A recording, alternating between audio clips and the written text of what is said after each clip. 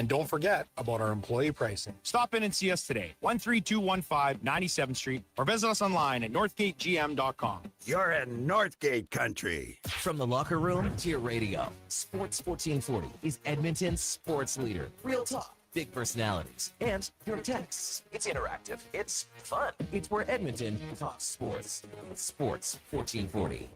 Do you know why people love working at GS Construction? It's honest work. It's work that needs to be done. And we're really good at what we do. That's why GS Construction has been in business for over 50 years. We won't be wearing a top hat and tails, more like hard hat and boots, because we're heading underground to keep the water flowing in and out of your homes and businesses in Edmonton. GS Construction is currently looking for experienced pipe layers and top men. Visit gsconstruction.ca/careers today. Yeah, it's me again. And if you're sidelined with a sports injury, you already know nothing's more frustrating than being told to just rest. At Leading Edge Physiotherapy, we get athletes moving sooner with our zero gravity treadmills. You can run, train, and rebuild strength with up to 80% less body weight, so your injury heals while your confidence comes roaring back. When your sports injury's yelling, whisper back. LeadingEdgePhysio.com, because life shouldn't hurt. Employee pricing is back at Nisku Ford. Pay the same as Ford Motor Company employees. Plus, get the benefits of being a Nisku Ford customer. You'll have the best selection of new Ford vehicles from our great lineup of SUVs, from Bronco Sports and Explorers right up to the Ford Expedition, and Ford trucks from the Ford Maverick, Ranger, F-150, and Super Duty. Ford employee pricing is the biggest event on the Nisku Ford calendar. But hurry, it won't last forever, and inventory is limited. Take advantage of employee pricing today at Nisku Ford. Above expectations.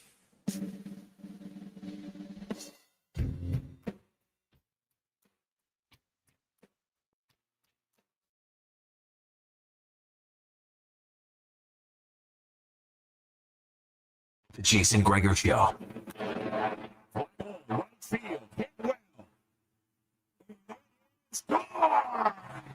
On Sports 1440.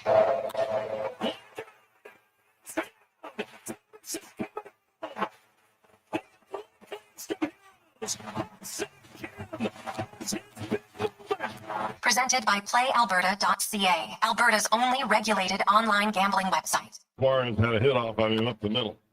This is in the air, pretty deep left side. Got a chance. Going to Gilbert against the wall. A grand slam for Emil Suarez, and somehow the Reds are within a run.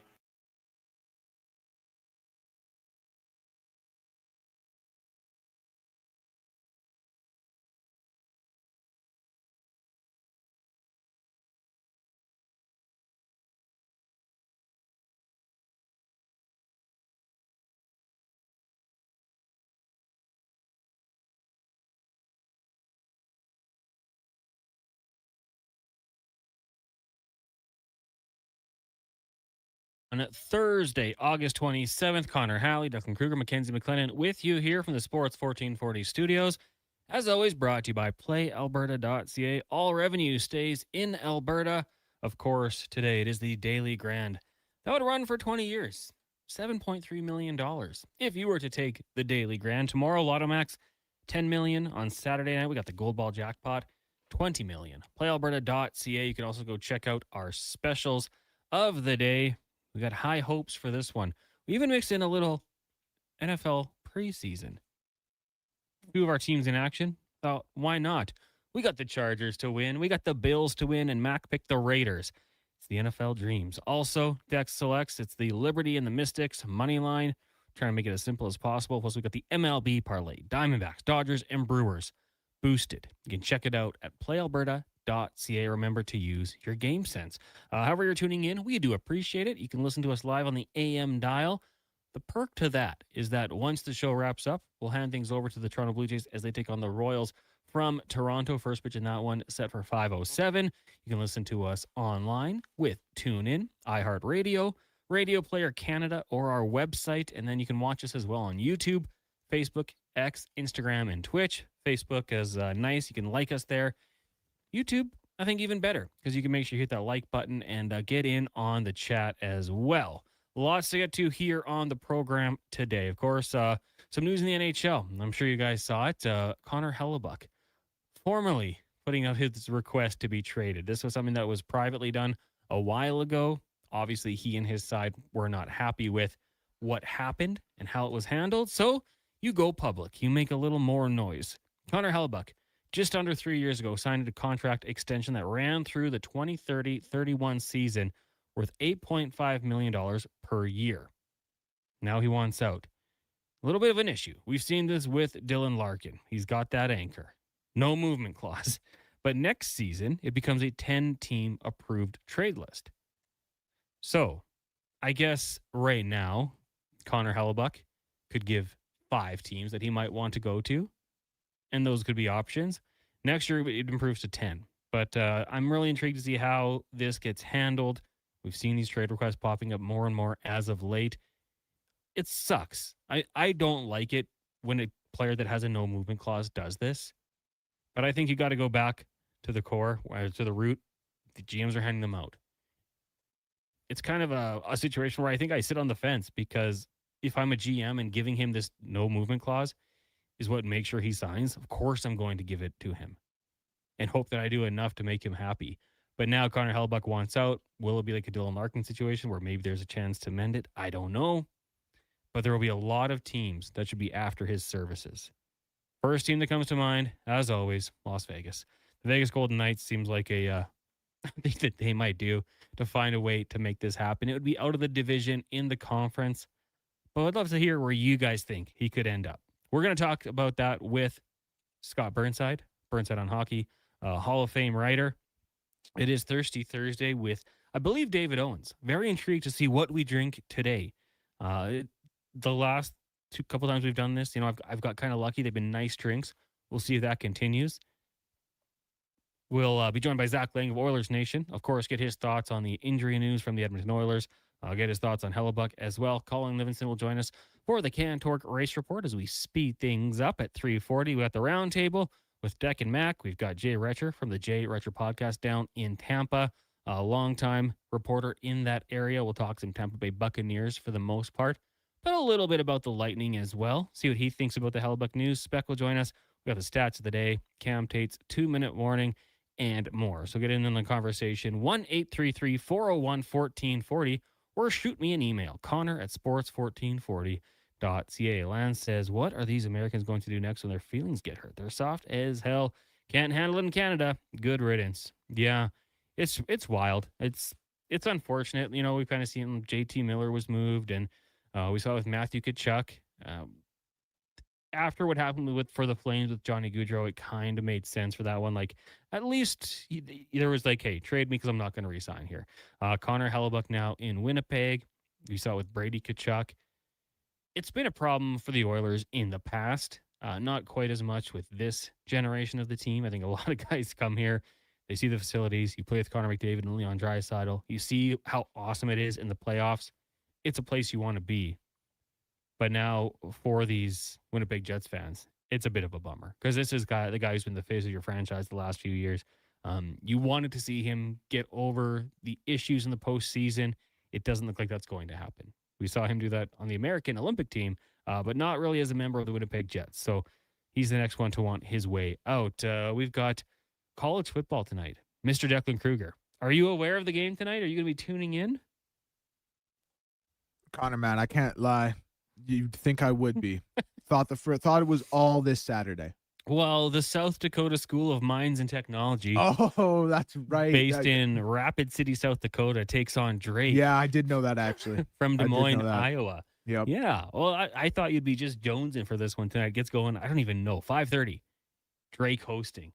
Man, I feel like a fraud, number one. I just immense amounts of shame washing over me. I did know that. I won't be watching. I'm not going to lie. I will not be watching, but great to have college football back. We should probably check in and see if that one is on TV. But I know then we got tomorrow as well. It's the smaller schools leading up till Saturday. But for those of you sickos like Declan, Drake, and I didn't know this school existed, South Dakota School of Mines and Technology. I guess it'd probably be like, it's one of those schools where they have the industry in the area, Texas A&M, South Dakota M&T, Minds and Technology. For those who care. Compro Evolution. Whereas Gregory's been off for 3 weeks, he is back next week. Little vacation. He doing some work as well. But yeah, he'll be back next week, Compro Evolution. Don't worry. Dylan says, would never happen, but Jari and 4 firsts for Hellebuck. Don't care if it's an overpay. Go get him. It would maybe be an overpay, but maybe not. Like if you win with him, then it's not an overpay. If you hoist Lord Stanley, it doesn't matter what you paid. You got the ultimate goal. Would Winnipeg want to roll this season with a duo of Jari and Stuart Skinner? A couple Oilers cast-offs. I don't know. The 4 firsts might be intriguing, but they'd be late firsts. Remember that. I'm curious who he'll want to go to. You know, he's probably going to have to submit a list. He's thinking about teams that are maybe a goalie away. Well, Kevin Woodley, just this week, and I'm going to go back in my notepad here, had in the Atlantic the Florida Panthers as the lowest ranked goaltending trio in the Atlantic Division. I'm not saying it's going to happen. I don't know if Winnipeg wants to help out the Florida Panthers, but could you imagine that? That would be something. Other contending teams lower down there on the list of goaltenders? Yeah, nothing too crazy. The Maple Leafs, that's where Kevin Woodley had the in the Pacific. It was the 7th spot. The good teams are already there, but would they take an upgrade? Of course you would. Connor Hellebuyck, when healthy, is one of the best goalies in the NHL. Play strong in front of him. Of course you would want him. So I understand that it would be frustrating. It would be a huge loss. But if you're the Winnipeg Jets, at some point you just got to cut your losses, I think, and get something. Whatever the best package would be. But you're, again, similar to what the Detroit Red Wings went through with Dylan Larkin, you're getting dealt just a terrible hand. Like, okay, thanks. We invested all this money in you, let you be the face of the franchise. And now you're in a position where you can control where you want to go. Thanks a lot. Appreciate it. Cat Dad says, something tells me he's not going to waive from Winnipeg to go to Edmonton. Cat Dad, I think you're probably right. I think he might want to go down south. But if you wanted to go to a team that has a couple good players and a chance to win, then Edmonton would be an option. I don't think it's going to happen. Jeff says, how about Hellebuyck for the Tkachuk brothers? Yeah, that would be a great deal for Winnipeg if they could make it happen to turn things around. Sham says, I think going forward, Canadian teams might want to second-guess themselves on drafting Americans. Not a good trend. Sham, I'm unsure. I mean, we got to look back at Connor Hellebuyck. He was drafted out of Odessa, Texas in like the 5th round. I think you're still going to take your Flyers on that one. I think there's probably some serious conversations with some players, like, do you see yourself playing in Canada for the next 10 plus years? And even if they tell you yes, I think you might have to be a little bit suspicious, because you're going to say anything in a pre-draft interview to get drafted as high as you can. I don't want to paint it with paint all Americans with that brush and say you can't draft Americans, but I think there has to be a little bit of a conversation. A lot of guys might want to play home. Conrad says, this generation of American hockey players are so ego-based. It's all about them. Big crybabies, too much wag the dog in society as a whole.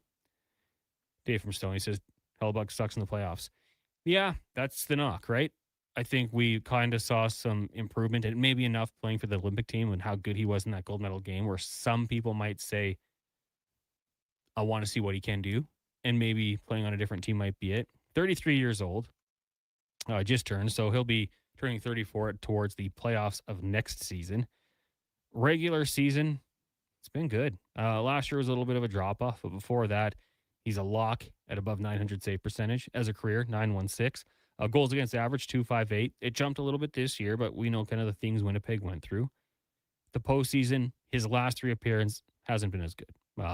Dropped off to sub 900 going back to 2022 through 2025. In 2020, 2021, he was really good. Didn't have the team success, but, won around. So his first 4 years in the playoffs, he was fine. It's really just been the last 3, and I think most notably probably 2023, 2024, when he wasn't very good at all. They were bounced in 5 games. His goals against average was above 5. So that's the one we're all going to remember. But if you have him in your team, and you bring him in, you're going to think that, hey, we can be the reason that these numbers turn around. We can be the reason it happens, despite the last couple seasons. Trailer Park Ryan says, hey guys, crazy trade thought, but how awesome would the San Jose Sharks look with Hellebuck? They have the cap space and the assets to pull off a trade like that. That's an interesting one. I mean, you do have to remember, like, they do have some players that they're going to have to pay in the next couple of years. And Connor Hellebuck's deal is north of $8 million for the next 5 seasons. So it'd be interesting. I don't hate the idea of that one. I think maybe he'd be good with it. If he's looking to go back to the States, there's a chance to kind of get on the rise there with San Jose Sharks, who we think are probably going to improve. On his head says, I hope Hellebuck goes to Vegas just to watch the Carter Hart crash. Well, he would be backup goalie all of a sudden if it were to happen. I don't know if Vegas, has the stuff to pull that one off. I'll slide into the cap space here and just see, because I think right now they're projected to be $8 million over the cap. So I don't know if that is going to involve any players been thrown on the LTIR. Some finagling there. I guess Pietrangelo would be the one. That gives them a little bit of cap space to work with, but it wouldn't be easy for them either. They got a lot of guys that they've brought in the last few years that they've paid and locked up.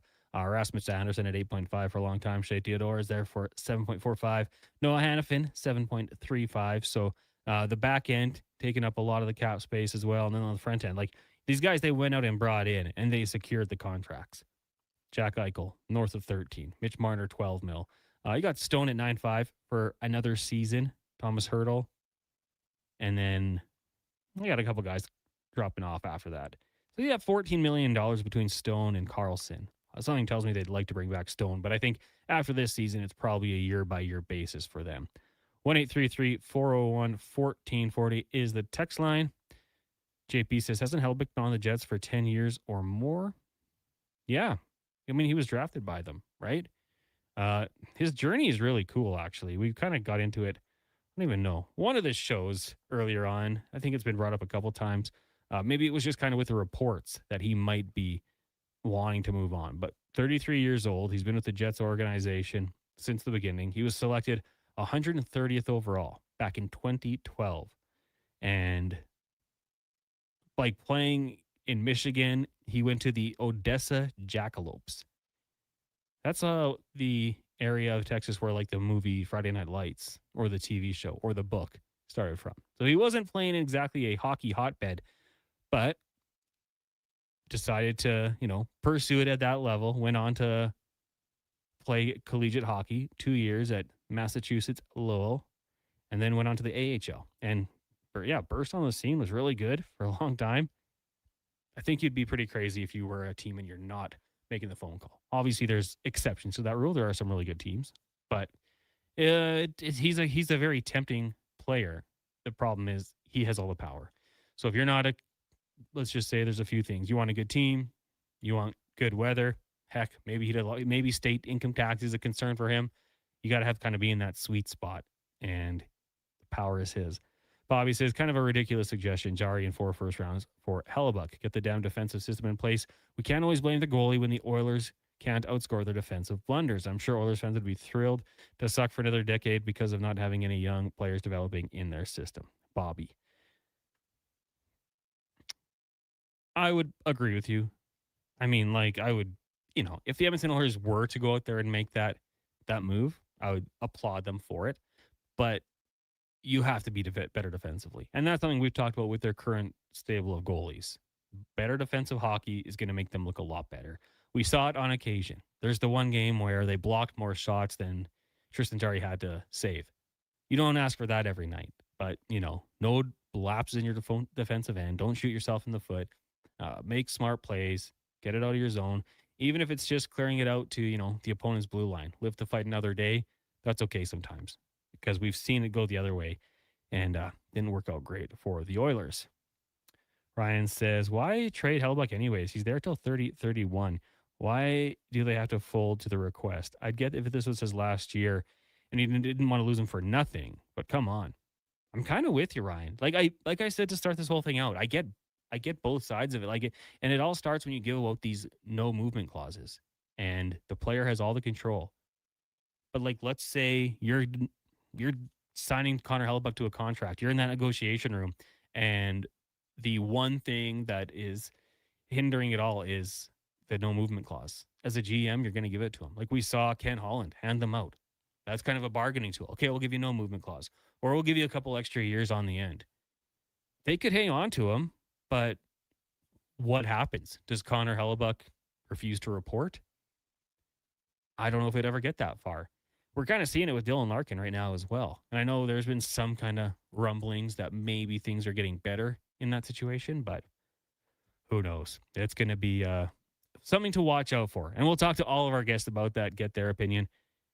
Kenneth says, best case scenario for the Jets, get Max return when he's in his prime. No bad press. And that might be it.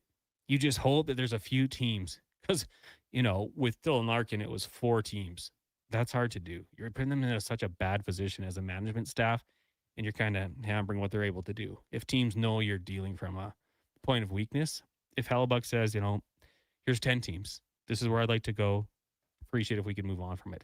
But it doesn't feel like it's been that smooth because apparently this was a private request that now they decided to go public with. So it could get a little bit messy out in Winnipeg. Hey, we're going to take a break here. When we come back, we'll talk to Scotty Burnside, get his thoughts on this whole fiasco and kind of the issue with giving out these no trade clauses and more. It is the Jason Gregor Show, brought to you by PlayAlberta.ca.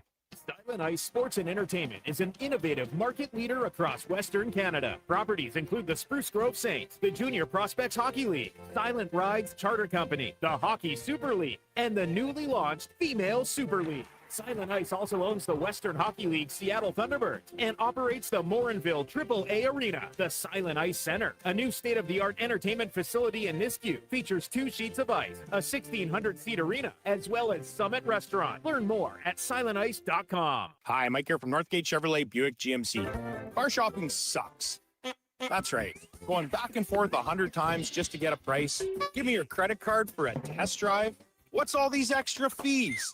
That sounds ridiculous. At Northgate, we do things a little differently. Good deals on new, pre-owned vehicles, good people, and a great selection. And don't forget about our employee pricing. Stop in and see us today, 13215 97th Street, or visit us online at northgategm.com. You're in Northgate country. From the locker room to your radio, Sports 1440 is Edmonton's sports leader. Real talk, big personalities, and your texts. It's interactive. It's fun. It's where Edmonton talks sports. Sports 1440. Do you know why people love working at GS Construction? It's honest work. It's work that needs to be done. And we're really good at what we do. That's why GS Construction has been in business for over 50 years. We won't be wearing a top hat and tails, more like hard hat and boots, because we're heading underground to keep the water flowing in and out of your homes and businesses in Edmonton. GS Construction is currently looking for experienced pipe layers and top men. Visit gsconstruction.ca/careers today. Action Electrical Solar Team is now making a play for sustainability and savings. They're specialists in powering up for a greener future. That's the strategy, designing and installing high-efficiency solar panels. They're helping homes and businesses combat rising utility costs by harnessing the power of the sun. A smart move for efficiency and the environment. Hire the Action Electrical team to bring home a win for your project. Visit actionelectrical.net. Whether you're a craft beer connoisseur or more of a wine aficionado, there's always something new to discover at Sherbrooke Liquor, a unique, family-owned, independent liquor store. The selection? Incredible. The non-alcohol section is also very impressive. Sherbrooke Liquor, expert, knowledgeable staff with a passion for unique finds. More than just a liquor store, we're a community. Alberta's best, the one and only Sherbrooke Liquor. Wine, spirits, and oodles of beer. Visit SherbrookeLiquor.com. Photographers, start your cameras. Vision Credit Union's annual photo contest is back. We're asking you to show us the people, places, and moments that made you glad you chose this rural life. Maybe it's the view from your farm, a walk down Main Street, neighbors pitching in, a weekend at the rodeo, or a sunset down a back road. Share your photo to show why life in rural Alberta is a choice worth celebrating. Enter and vote at whatsyourshare.ca. It might have been scraped by the snowblower, dented while door crashing, or crunched at the company Christmas party. At some point over the winter, your car was damaged and it's been hiding under a coat of winter grime. Then come and see Robertson Body Works. We can take care of the damage and the dirt. This week only, call and book a repair and get a complete auto detailing absolutely free. But you have to book your appointment before the week is up. Go to robertsonbodyworks.com. I'm Tim Robertson, and I fix cars.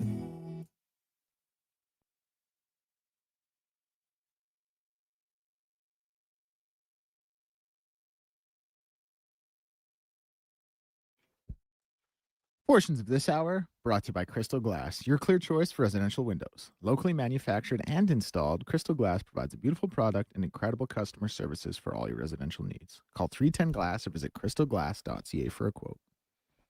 The Jason Gregor Show with guest host Connor Halley. This is Sports 1440. Brought to you by PlayAlberta.ca, Alberta's only regulated online gambling website.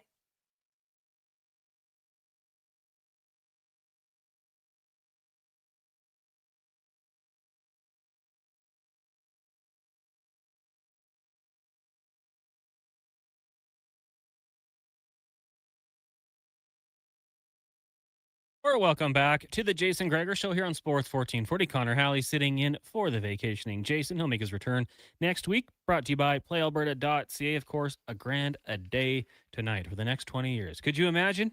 You got to buy your ticket at PlayAlberta.ca. Also got the Jason Gregor Show specials on the sporting side of things. Boosted as usual. Remember, though, to use your game sense. Connor Halley, Duncan Kruger, Mackenzie McLennan with you here right now. We are going to go around the NHL. Brought to you by McDonald's. The most wanted menu items from around the world have landed in Canada. Now the McDonald's World Menu heist at select restaurants. Hurry in before we have to give them back. Only at McDonald's as we bring in Hockey Hall of Fame hockey writer Scott Burnside. Also Burnside on hockey. Give him a follow on X at Overtime Scott B. Scott, good afternoon. How are you doing today?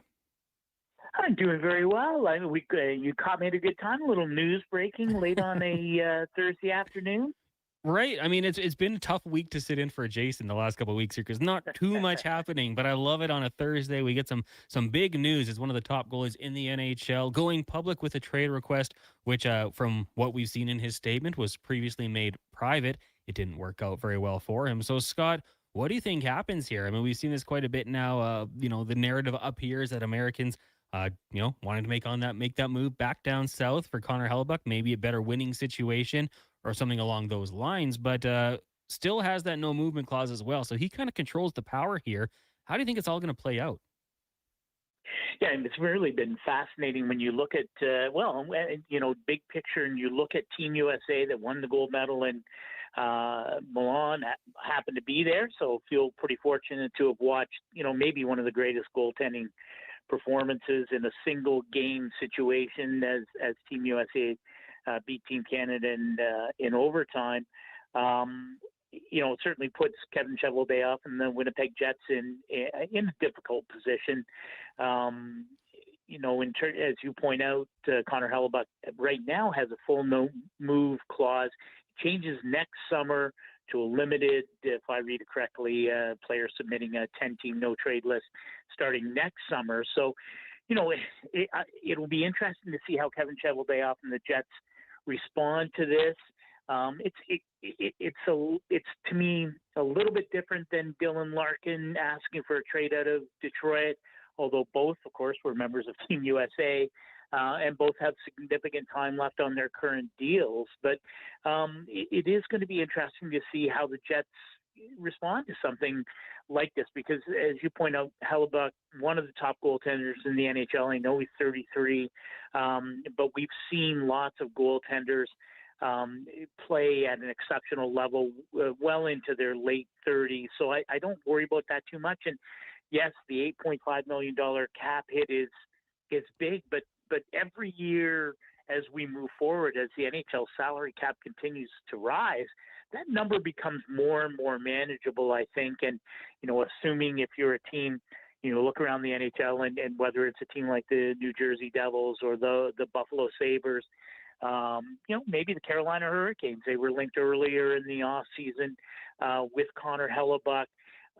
If you're a team that is in that window of winning a Stanley Cup, 2 or 3 or 4 years of elite Connor Hellebuyck is a pretty enticing option if that is, maybe what you feel is the last piece to your Stanley Cup puzzle. Right? Throw in the Edmonton Oilers. News in the last day or so that Frederik Andersen, not going to be ready for training camp. So, does that throw the Oiler goaltending situation, already a bit murky, into a different, situation for Stan Bowman? I can't imagine that Hellebuck fits there, but it's certainly, there are teams around the NHL who I think would be happy to have a player who I think it's fair to say right now is a future Hall of Famer, and Connor Hellebuck, former Hart Trophy winner, multiple Vezina winner, gold medal winner. So it is going to be interesting to see, how the Jets approach this and what kind of return they might expect, because as we all know, when a player wants to leave town, other NHL GMs are more likely to, as my friend Elliot Friedman sometimes says, toss you an anchor, not a life preserver. So it will be interesting to see what kind of return the Jets might realistically expect for a guy like Connor Halley, given that he does control his fate with the no-move clause. So you gave a couple of names there, teams that might be interested. We threw it out on our text line, and, the usual suspects popped up. Vegas, despite being in a kind of a tough cap situation, they could always find a way. And we had Kevin Woodley on our show from In Goal Magazine on Monday. We talked about the goalie rankings in division, and he had the Florida Panthers in the 8th spot in the Atlantic. So, with those two teams, would they be possible landing spots, you think, for Connor Hellebuyck? Would they have the assets to make the move? And is there any other teams that you think would be a good fit? Yeah, no, it's Florida, of course, with Bill Zito. Never say never with Bill Zito. And certainly there, it's, a team with Sergei Bobrovsky now playing in Toronto. I think Kevin's rankings are probably pretty accurate in terms of where the Panthers, are right now. Do they have the assets are an issue, and then how do you work the cap space? Vegas is, of course, a team with Kelly McCrimmon, who always seems to find a way to chase the big fish and to find a way to get them under contract. Although, again, I'm not sure. Again, Vegas will always be in the mix. I'm not sure their need. I think that when you look at Aiden Hill and Carter Hart, I'm not sold on that tandem winning you a Stanley Cup. But they certainly have capable goaltending right now. So I don't know that their need is as glaring as certainly is in New Jersey, where the Devils with a new GM there and Sonny Mehta, and I think Sheldon Keefe probably under a little pressure as the head coach there to get that team back in the playoffs, and really don't have. I don't think they have the kind of goaltending depth that a lot of people would look at and say, yeah, this is for sure a playoff team. And Connor Hellebuyck changes that pretty dramatically. And to me, the interesting team is Carolina. And of course, with Freddie Andersen coming to Edmonton on the 1-year deal, and the strange circumstances with him sort of departing the team in the middle of the Stanley Cup final, an integral part of the Canes Stanley Cup run. But Pyotr Kochetkov and Brandon Bussi, are they a goaltending tandem in Carolina that, gives you confidence that you could go back to back? Or does Eric Tulsky, the GM in Carolina, does he need to find a veteran goaltender a la Freddie Andersen, or of course, now with Connor Hellebuyck obviously looking to move, and it's hard to imagine that Connor Hellebuyck wouldn't want to be in Carolina, given how deep and exceptional that team is, and a great coach with Rob Brindamore. So that would be interesting to see, how that unfolds. Carolina has tremendous stockpile of young talent.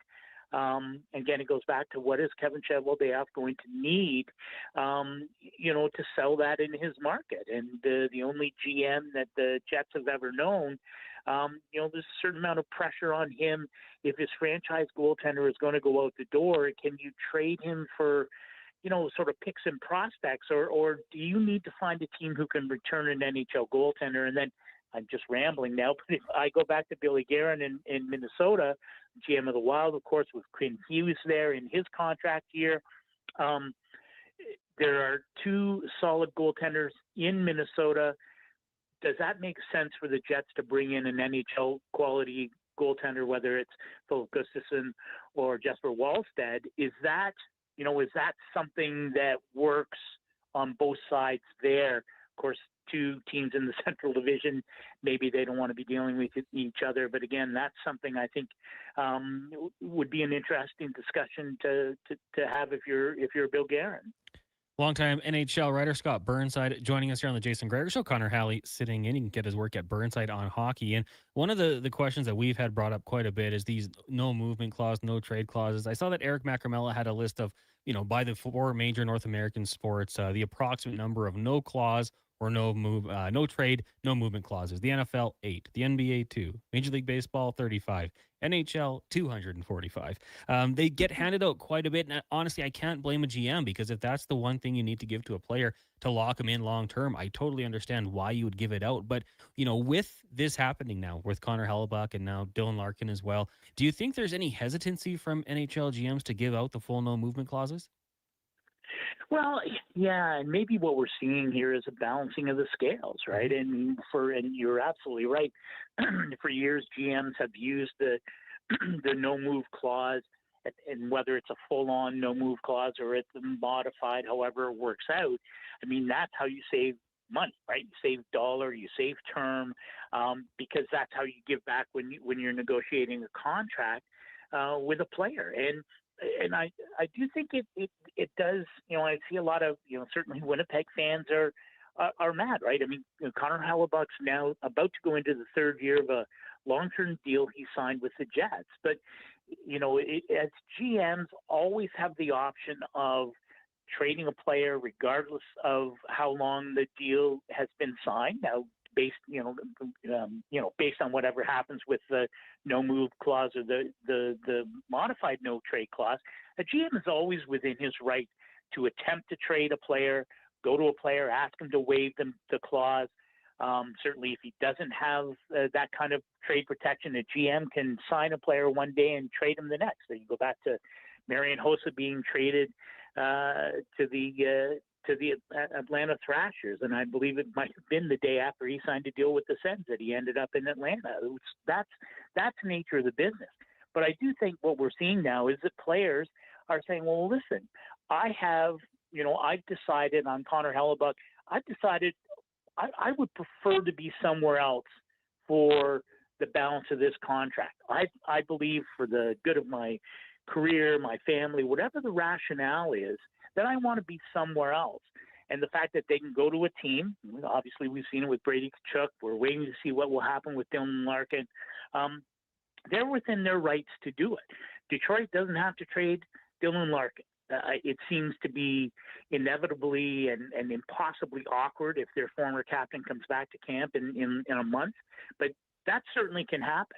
And Kevin Cheveldayoff doesn't have to trade Connor Hellebuyck. He doesn't have to trade him next week. He doesn't have to trade him at all. Connor Hellebuyck has made his wishes known, but if it doesn't fit for the Jets, then he remains a Jet, and that's just the reality. Now, when you get to this point, you have to balance the awkwardness. What's it like in the room? All of those factors that go into it. But I do think what we're seeing now is that players are exercising their right. Right? It's nothing wrong with Connor Hellebuyck asking to be traded out of Winnipeg. It doesn't mean it's going to happen, but I do think we're seeing now where players are more willing to and certainly more vocal about trying to take control of their own destinies, even though they've signed a contract with the team. And it may, leave fans unhappy, and it certainly seems to be happening where these players are, at least in some cases, Brady Tkachuk and with Connor Hellebuyck leaving Canadian markets. But, Dylan Larkin wants to leave an Original Six franchise. So I don't think it's specific only to Canadian franchises who have to deal with this possibility. I just think this is something we're probably going to see moving forward with players trying to exercise more control over their own destinies. Scott, over at Burnside on Hockey, you've got a really cool piece about when you even say it, too early look at Western Conference standings and a potential fatal flaw. We know there's lots to still fall out from it, but I don't want to give away too much about Edmonton because I want people to go check it out. But when you went through the Western Conference, was there a team that you thought, okay, this was the easiest to find their fatal flaw? And then on the opposite side, was there a team and you were like, kind of have to dig to find one with this group. Well, I did have to. I would say when you go to to me, like teams like Minnesota, Colorado, Dallas. Again, the top three teams in the Western Conference a year ago, and of course, all bunched up at the top of the Central Division. Those are really well-built, solid teams. But no team is without its flaw. And all those teams that we just talked about, Minnesota. What's going to happen with Quinn Hughes as he enters his contract year, that sort of thing. I will say the team that I'm most, I think, interested in are the San Jose Sharks. And looking at, of course, with the addition of Darnell Nurse, Jacob Trouba, really Mike Greer, the GM there, really changing the defensive complexion there. That's another team, frankly, I've been reading since the news of Hellebuck's asking out of Winnipeg broke. But, the Sharks' defense and goaltending, I think, are the biggest questions heading into this season. My goodness, they have so many good young players, and offensively, they're going to be off the charts. They, I think, just literally ran out of gas at the end of last season in an unexpected bid for a playoff spot, then jumped the queue in the draft lottery to pick number 2 overall. I mean, it's an embarrassment of riches there in San Jose. But do they have the goaltending and do they have the team defense? I really think that Darnell Nurse and Jacob Trouba are going to be nice fits there. I think they're going to be harder to play against. And I do think that that's a playoff team. And, the Pacific Division, to me, the weakest division in hockey, I think the Sharks are going to be a team that should be right in the playoff mix. And whether they slide into the third spot, maybe in the Pacific Division, maybe into a wild card spot. But I do think that they're a team that really is poised to be a playoff team next spring. Well, Scott, thanks so much for joining us today on the show. Really appreciate it. Love the rundown. And I recommend everyone go check out the article, Burnside on Hockey. Yeah, anytime. There you go. Scott Burnside, Hall of Fame writer, and really good rundown there. And good thoughts on the Connor Hellebuyck situation. Go check him out at Overtime Scott B. He's got the information for his website. You can go sign up there and get the good stuff. And not just hockey. He's actually, his most recent piece is about Ed Oliver and there's kind of the tragic story that happened there. So go check it out on X, like I said, at Overtime Scott B. We'll take a break here. When we come back, we'll be doing a little sampling. It's Thirsty Thursday. I think I heard the doorbell ring. I think someone's here. David Owen, Stephen Bazan. We'll let you know after the break. It's the Jason Gregor Show, brought to you by PlayAlberta.ca. Tap into the fun of Play Alberta's most popular casino games. From the fast-paced spins of Cash Eruption to the retro thrills of Sevens Wild, online excitement is always at your fingertips. Spin through your choice of popular slots or discover Alberta-exclusive games you won't find anywhere else. Visit playalberta.ca/Gregor to learn more. That's playalberta.ca/Gregor. Must be 18 plus to play. If you gamble, use your game sense. Are you a skilled laborer? All-Star Construction wants to talk to you. A heavy equipment operator with Traco or backhoe experience? All-Star Construction wants to talk to you, too. With work in and around Edmonton for local land developers, All-Star Construction offers year-round employment. Whether it's power, gas, or telecom, developers rely on All-Star Construction to get the job done. So if you're a skilled laborer or a heavy equipment operator with Traco or backhoe experience searching for work, search All-Star Construction on Indeed. Got a car you're ready to part with? Find out what it's worth, fast, easy, and totally free at Go Auto. We're talking top dollar trade-ins, whether it's a little worn or still rocking that new car smell. Just a few clicks, and boom, you've got your value. Text value to 780-777-7777 to start. That's value to 780 all sevens. Why guess what it's worth? Let Go Auto show you the money. Scott McGilvery here, HGTV host and renovation expert. The one upgrade I know homeowners will love: better, fresher Culligan water straight from the tap. Culligan's Aquasential reverse osmosis filtration system takes your water to the next level. With up to 7 stages of filtration and 14 filter options, they're certified to reduce over 90 contaminants.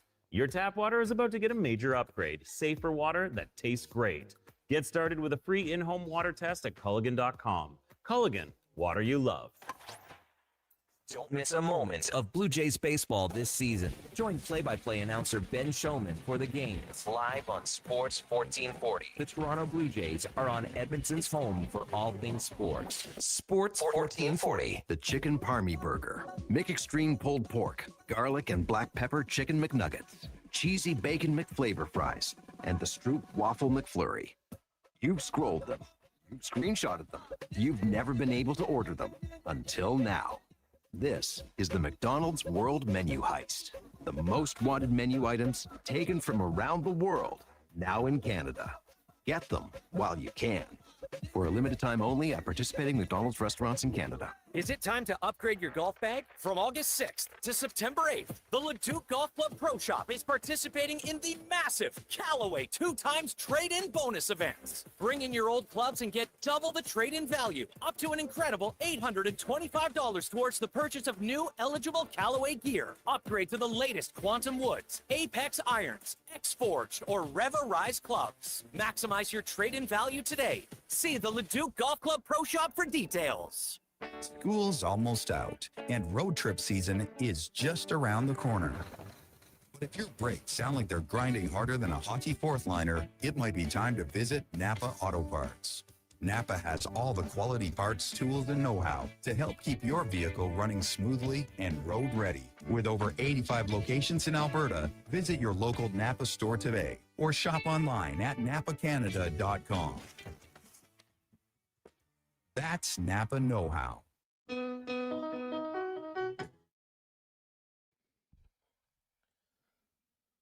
Portions of this hour brought to you by Emerald Equipment. Emerald Equipment is Edmonton's newest dealer for Yanmar compact equipment. Machines built tough for the jobs that don't quit. Get your new Yanmar compact track loaders with ASV Posi equipment at Emerald Equipment. The Jason Gregor Show with guest host Connor Halley. This is Sports 1440. Brought to you by PlayAlberta.ca, Alberta's only regulated online gambling website.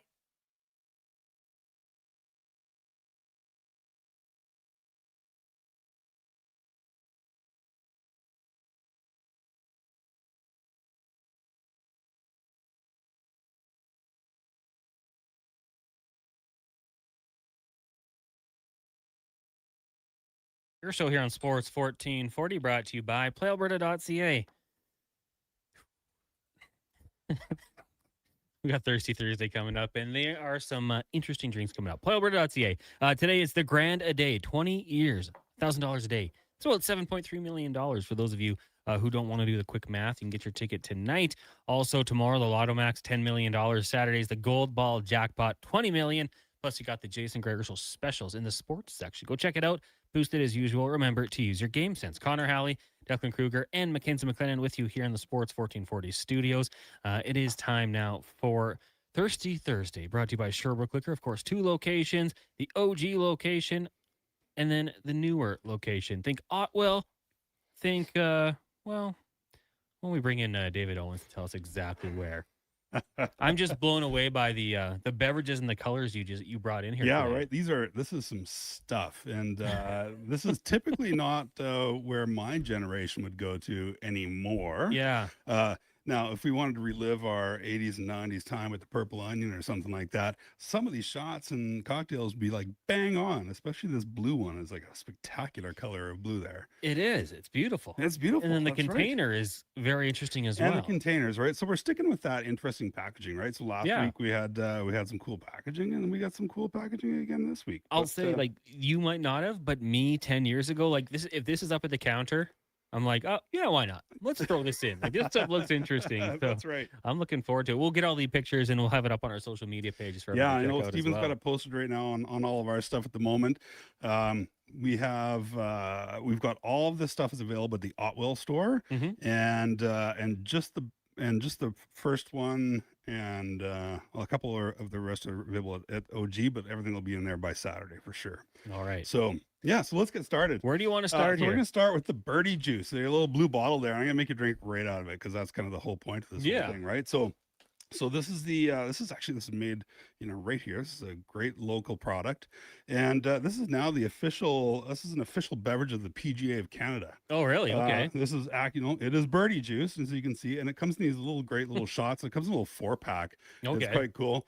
And they come in like a 375, a 750, and apparently it also comes in a big like 2-liter tournament, size for the good golfers out there. That's right, for all you golfers out there, right?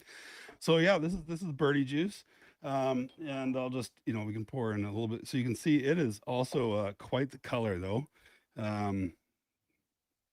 quite the color. Yeah. This is a very sugary style. That means great. You make some birdies. See, I don't make a lot of birdies, so typically this isn't really a thing for me, but 20%. So for those of you who are, 7, 8 around, that's right. You'll be okay. Yeah, all right. So we give it a go. Let's give it a go. Cheers. Well, that goes down easy. It goes down pretty easy. I don't know what I would say the flavor is.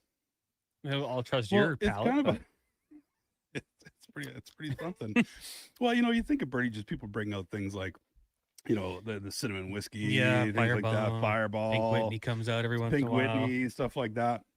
This is going right in there, but we're staying full on sugar. See, I'm saving Gregor here right now. He's not doing all these big sugary things, right? Yeah, go crazy. Let me take this one. That's He right. can take the tough stuff. I'll He'll do take this the tough stuff. You're taking the heat on this one. That's right. But it's interesting. You got a little bit of that like cough medicine thing going on. Yeah. To it right off the bat, but kind of that, I get to stay home from sick school today, cough medicine. This one's not so bad. Yeah. This isn't your bad Buckley. That's for sure. No, this would definitely, we didn't go crazy or anything, but you could put that down pretty easily, I think. Put that down pretty easy. Exactly. Yeah, that's right. Wouldn't deter me. That's right. Maybe a little motivation to sink that putt, right? That's right. That's right. And then next up, we got these, we have these buzz bombs. I don't know if you can see that in there. But this is there's some other products that are out there that some people might be aware of. But these are what we can get, and they're pretty cool, these buzz bombs. And we've got a Paloma, and we're also going to try the margarita. They're Margarita Madness, and this is their Paloma Palooza. So let's give it a go. It's the all pink right. one there. All right. Smells nice. Smells like a Paloma. Yeah. It's grapefruity. Oh yeah. That's not bad. Yeah. Nothing wrong with that at all. I will say this tastes better than the other ones that people may have heard of. Okay. I had one way back in the day in Las Vegas, and I will tell you, had to leave the bar a little early. A little early, yeah. The stomach pain, it was a little tough. Yeah. This is quite nice. Good. I'm actually. impressed. It's not crazy sugary either, right? Mhm. And so yeah, you throw these on ice and just pull them out. You could drink it right out of the bomb if you wanted to. Throw it over ice if you That's wanted to the add a little key. bit more soda to cut down a little bit more of the sweetness to it. Yeah. Put a little a little salt around the rim or just a little pinch in there. You got a great little cocktail all of a sudden. 100%. Yeah. Easy to carry around too. Easy to carry around, and they're stackable. I don't know if you can stack these.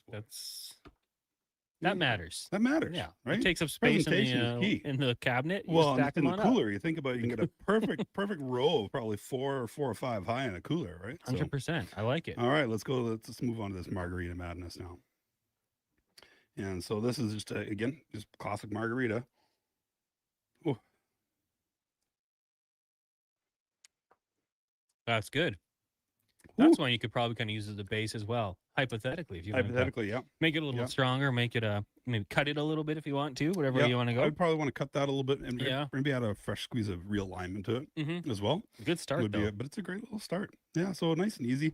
We're getting into those dog days of summer now, right? And Yeah. we're having a great weekend coming up, so you need some fun things to have, and well, here's some great things for Yeah, it. it's gonna be a beautiful weekend too. Gorgeous weekend. So these are perfect for that barbecue. And That's get what you together. do. You show up and you bring these things. Now, are we gonna get to the bag here? We're gonna get to the bag now. Okay, so you show up with this at the You show up barbecue. to this at the barbecue. This Everyone is a wants boozy in. bag.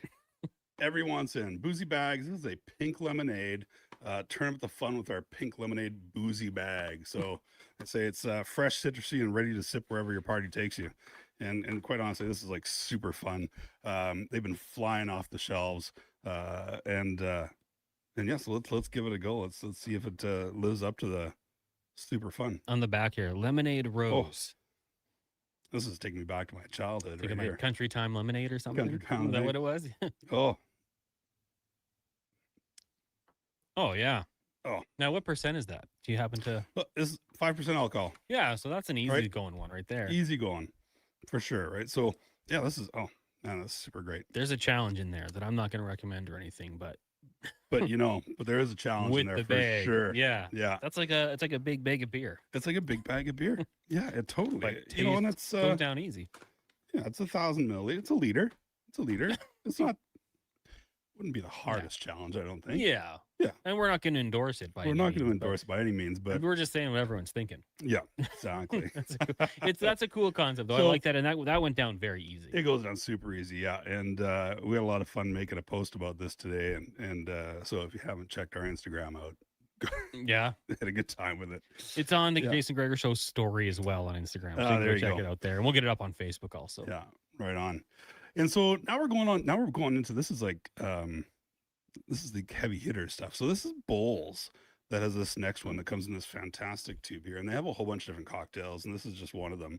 But this is their Margarita Azul, and as when I poured this here, that was when you kind of paused at the beginning because Yeah. that is electric blue. It caught my eye, and I was mid-liner, and I thought I got to stop and rethink about this one. It looks like a Powerade. It looks like except like even deeper, right? Like that is insane blue on that sort of thing. But Bowls is a company they've been around for a long time. They make all sorts of. I mean, you think about any of your bar shots that you've ever had with all the different colorful stuff. Yeah. Bowls is probably who's made it all. I thought that the name is familiar. Yeah, and they also do a Genever, which is almost it's a gin like, but not gin at all. The great folk in Amsterdam and so on would get mad at us if we talked and called it gin, but it's a really cool company. And this is a Margarita Azul. This is a little bit more oomph to it, so it's 14.9%. But let's give it a go.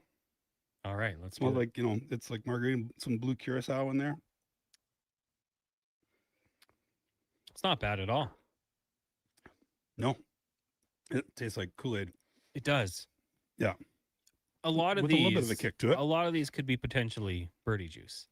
A lot of these could be use birdie these juice for sure. For yeah. that, they all kind of go down easy. And This one would be great with like over some soda water. Mm-hmm. Or if you wanted to really elevate it, you could put it into some prosecco or something like There that. you go. Sparkling white Classy. wine. Probably make a very nice color. Make a very beautiful color to that, right? Charters powder blue. I'm Perhaps. not sure what your tongue's going to look like after you drink a whole bunch of this stuff, but Yeah. that might be a concern. That might be. But like one of those blue whales, so the candies, right? Yeah. That perfect garnish for something like this. That's it. So you can have a whole bunch of fun with these things, right? Now we're talking. Now we're talking. Okay. And now what's this? All one? right. Last but not least, my wife was really excited about this one here. This is the Bartender's Bananas I'm Over You. And it's a ready to drink dairy cream, fresh banana, fresh premium rum, banana, and some other natural flavors. And it, she's going to make a slushy about this when we get home. She wants to give it a go. And so I imagine we're going to be having a banana slushies when we get home That tonight. sounds awesome. But so let's give it a go. It's When you look at it, like I don't know, I was a kid in the 90s. Yeah. When you got sick, you got like either the pink or the banana medicine. That's right. That's what this looks like. Kind of smells like it. So Yeah. we'll give it a go here.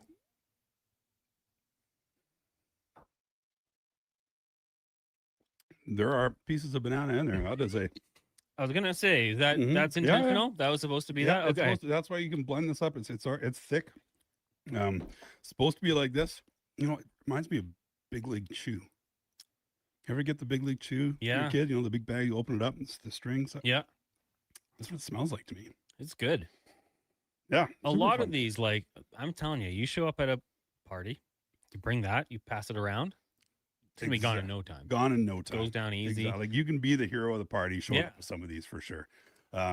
We've actually got one this weekend, a friend of ours' birthday party, and I think there's a couple of boozy bags already ready to go over there, and, Yeah. and so we're going to be having a lot of fun with it also. One of those ones where you could say, "Okay, put your hand in and pull one out," and you'd stick your hand, and you're like, "I don't know what I'm touching, but I don't know what I'm grabbing, but okay, that's right. I got a boozy bag. There we go. Super fun, yeah. That's awesome. Yeah, so there you go. Lots of great things, and again, all these things they're for fun, right? This isn't serious stuff, but it doesn't always have to be. And take these, enjoy it, go to a party. You could totally modify them a little bit if you want. Like I said, Yeah. and I think a lot of people, will love it just exactly the way it is, and others will need to cut the sweetness a little bit, and soda water is spectacular for that. And you guys have more things like this in stock. Exactly. We couldn't drink it all. We'd be on No, our that's backs, right. And there's but- all things coming and going all the time, with these sorts of things. But yeah, some other great options. I mean, they've got a the Bowls one. They've got they've got a Negroni, I believe, and an old fashioned. And I think they're Geneva based. And then the F bombs. These are two that I know for sure that we've got right now. The bananas is brand new, so it was fun to give it a go here.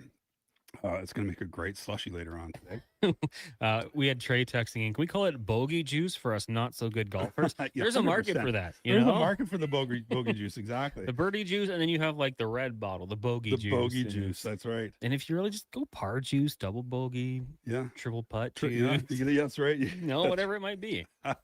the triple bogey packs. Oh yeah, I'm really good at those sometimes. Yeah, me too. I'm Yeah. golfing this weekend. We're doing our fantasy football order on the par 3 holes. Oh, yeah. So the chat has already been talking about. We got the birdie juice ready. We're good to go. Might have to stop in at Sherbrooke and grab a Yeah. couple of these instead. Come get a few of these. These are fantastic. for Change sure. it up a little bit. So, like you said, location, the Otwell location has all these. Otwell's got everything right now, and then by Saturday, the OG store will have everything as well for sure. Beautiful, perfect way. Swing in there, then get out golfing. David, thanks a lot for doing this. Yeah, thanks for having me. There you go, David Owens of Sherbrooke Liquor. Every Thursday here at 2:40, we get into Thirsty Thursday, and I've been fortunate. The last couple of weeks have been quite nice, really. These ones are quite tasty. Check out on social media. Go to the Jason Gregor Show Instagram and Facebook. We'll make sure we put these up there so you can go check it out as well. Lots to get to still on the Jason Gregor Show, but right now, let's get to a Sports 1440 update with Declan Kruger, brought to you by Go Auto. Shop over 17,000 vehicles at goauto.ca with 31 new vehicle brands and 73 locations to choose from. Find your car at goauto.ca. This is a Sports 1440 update. Some news from around the sporting world is Green Bay Packers star running back Josh Jacobs charged with 2 misdemeanors, including battery and criminal damage to property. Connor Halley officially requesting a trade out of Winnipeg as the Jets star goaltender looks to move his career elsewhere, and the Raptors raise Kyle Lowry's number 7 to the Raptors on January 10th. MLB Finals today saw the Nats over the Rockies 7-1 and the Cards over the Orioles 7-5. Jays will be in action at 5:07 with Arrighetti on the mound. NFL preseason tonight at 5 o'clock, Steelers and Bills. Then at 6, Patriots and Browns and 49ers Raiders. 8 o'clock, we'll see the Rams and the Chargers. Finally, in the WNBA, we have the Golden State Valkyries in New York to take on the Liberty at 6, and at 8, the Washington Mystics and Phoenix Mercury. I'm Declan Kruger. This has been a Sports 1440 update. 1440, a Stingray radio station broadcasting on Treaty 6 territory. Download the free iHeartRadio app and listen to CKJR wherever you go. And now Action Electrical's testing team is on defense duty. They're the guardians of safety and compliance, a critical part of any lineup. Precisely. They perform rigorous safety and code compliance testing for commercial operations.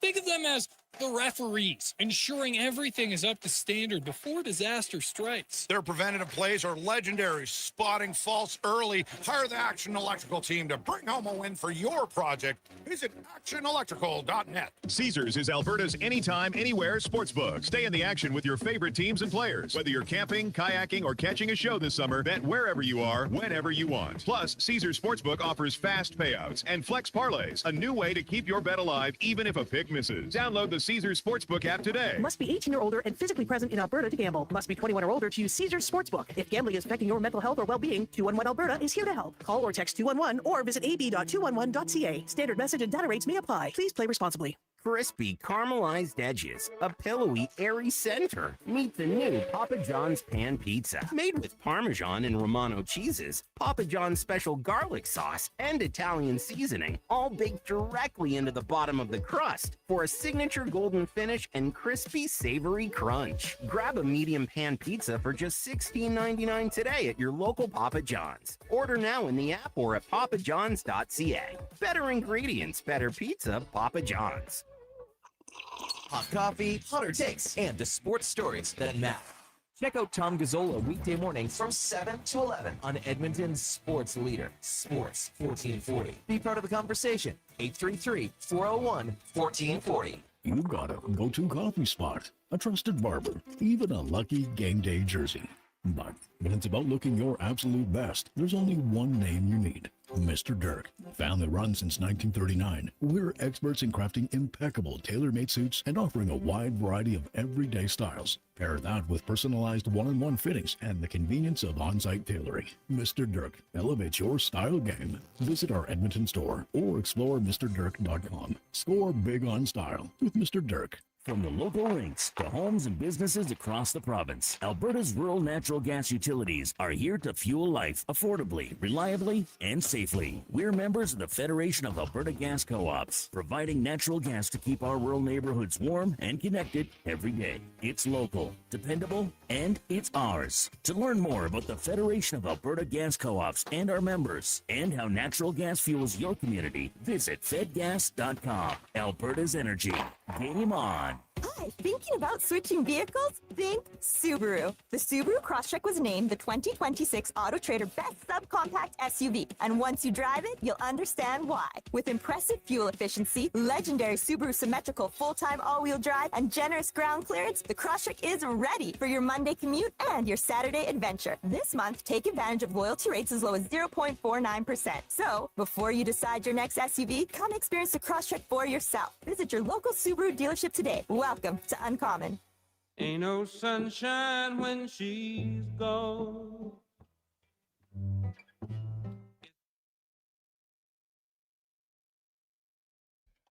Portions of this hour brought to you by Leading Edge Physio. We treat pain and injuries head to toe and some other issues that might surprise you, like incontinence, vertigo, neuropathy, and cognitive issues. We invest in the technology, techniques, skills, and people who know how and what to fix. Life shouldn't hurt. LeadingEdgePhysio.com. The Jason Gregor Show with guest host Connor Halley. This is Sports 1440. Brought to you by PlayAlberta.ca, Alberta's only regulated online gambling website.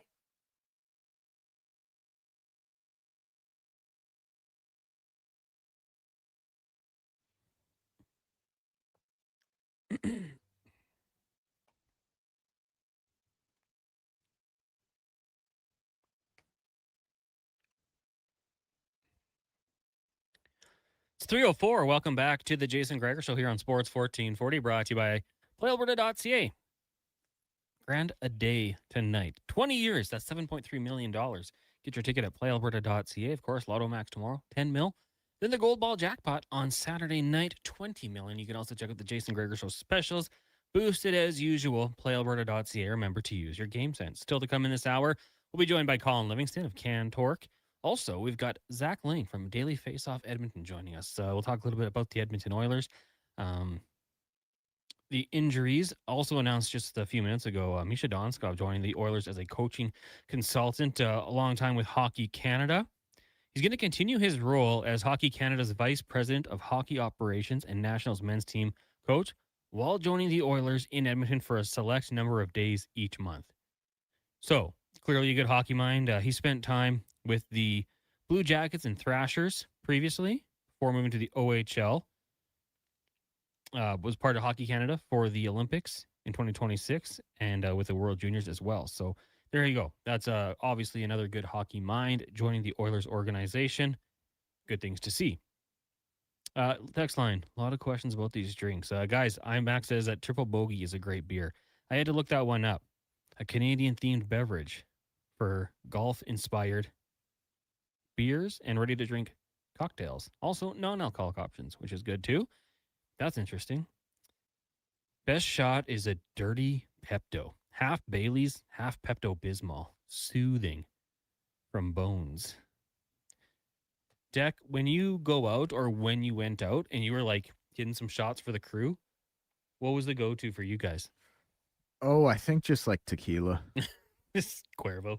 Yeah. Keep it chalk. Lime or no lime? Yeah, lime. See, I go no lime. I took a lime once and I felt worse. Really? Yeah, maybe I had a bad lime, but I With was just the like, salt too. You do the whole thing? Yeah. Yeah, not me. Make it an event.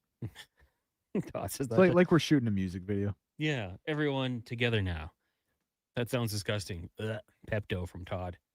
That was my sound of the emoji he sent. Mackenzie, how about you guys? The crew goes out, you're buying around. Anything special, or you just like Deck?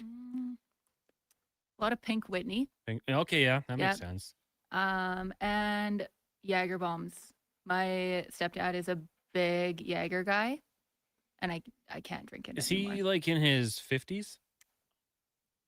Almost. Sounds like he's Almost? 31, man. Well, no, because like my generation was Jaeger bombs. So I'm thinking like, Yeah, he'll be 50 this year. yeah, I okay. think. So yeah, he's gonna be so mad at me that I don't know. Is he listening? Probably, maybe, Potentially. maybe not. Well, either way, I was gonna say like people of my age range, I feel like Jaeger bombs was a thing. Yeah. Deck, did you do Jaeger bombs? You sounded a little grossed out by that one. No, we You did did Jaeger Jaeger bombs. I don't mind a Jaeger bomb. I don't like now I would dude, if I'm doing a Jaeger bomb, I'm doing it at 1 p.m. because there's no way I'm drinking a Red Bull past 2.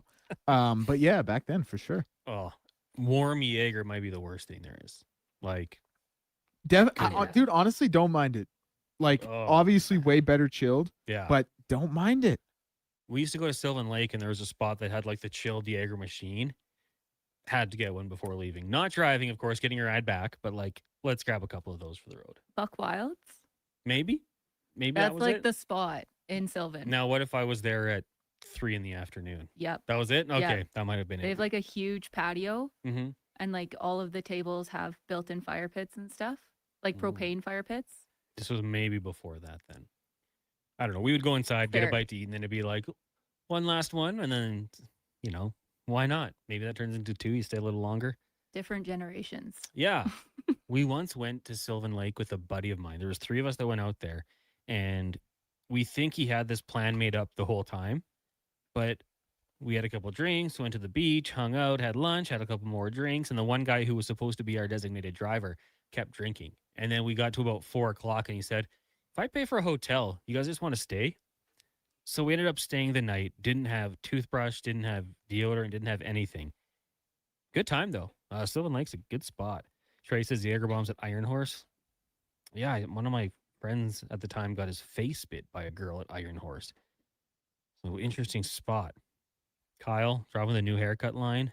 Good line. I don't see that's like a generational thing. I think a lot of people probably won't understand that one. IMAX says, first place I had the triple bogey was at Coal Creek 5 to 6 years ago. Only store that sold it was Sherbrooke. Well, not a surprise. Sherbrooke kind of does their thing. They got it all. A lot of these drinks are just kind of calling me. I'm trying to pass on to the people in the studio here. We'll see if they grab any. Text lines 1-833-401-1440. Of course, the news earlier today, Connor Halley formally putting it out there. I want to be traded. He wants to move on from the Winnipeg Jets. Obviously, this was something that had been brewing for a little while here, something that was private per the statement, and now they're going public with it. Gord Oil says, the more I think about it, the more Philadelphia sounds like a fit for Hellebuyck. That'd be interesting. I mean, that's a team, obviously, like the expectation has now been set. Playoffs. That's where they want to be. Top-tier goaltender, like he would help that quite a bit. Doug Jones says, this talk that Hellebuyck controls his destiny is ridiculous. Winnipeg is in control. He's under contract until 2031. If Winnipeg doesn't get what they want, he has to stay there and play till 2031 if they wanted to. Well, yes, of course. I mean, they could do that, but also Connor Hellebuyck can, like, if Winnipeg goes out there, finds a deal, he can shut it down. So, I mean, will they get to a point where it gets that difficult and Hellebuyck, is stopping deals?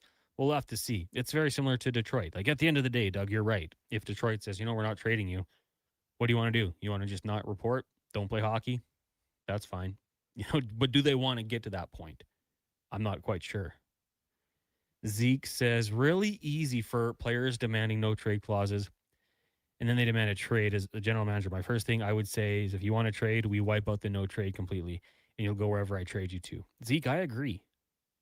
I like, at least, if you want to find some like kind of spot in the middle, the 15 trade or 16 team trade list. Like, you have to give us at least half the league. We'll do our best to accommodate you, but none of this 3 teams, because then it's so much harder to get the job done. And those 3 teams know there's not that much competition there. They can try to lowball you. You're dealing from a position of weakness, and those GMs will try to take advantage of it. So I would be with you, Zeke, and I'd have no problem. I think a lot of people would probably agree with that. Like, if you're agreeing to a deal with a no trade, if it gets to that point and the relationship cannot be fixed and you demand a trade, like, open it up. You can't, none of this 3 team, 4 teams, like what happened with Dylan Larkin. Rod in the Valley says, could Dallas flip Otter for Hellebuyck?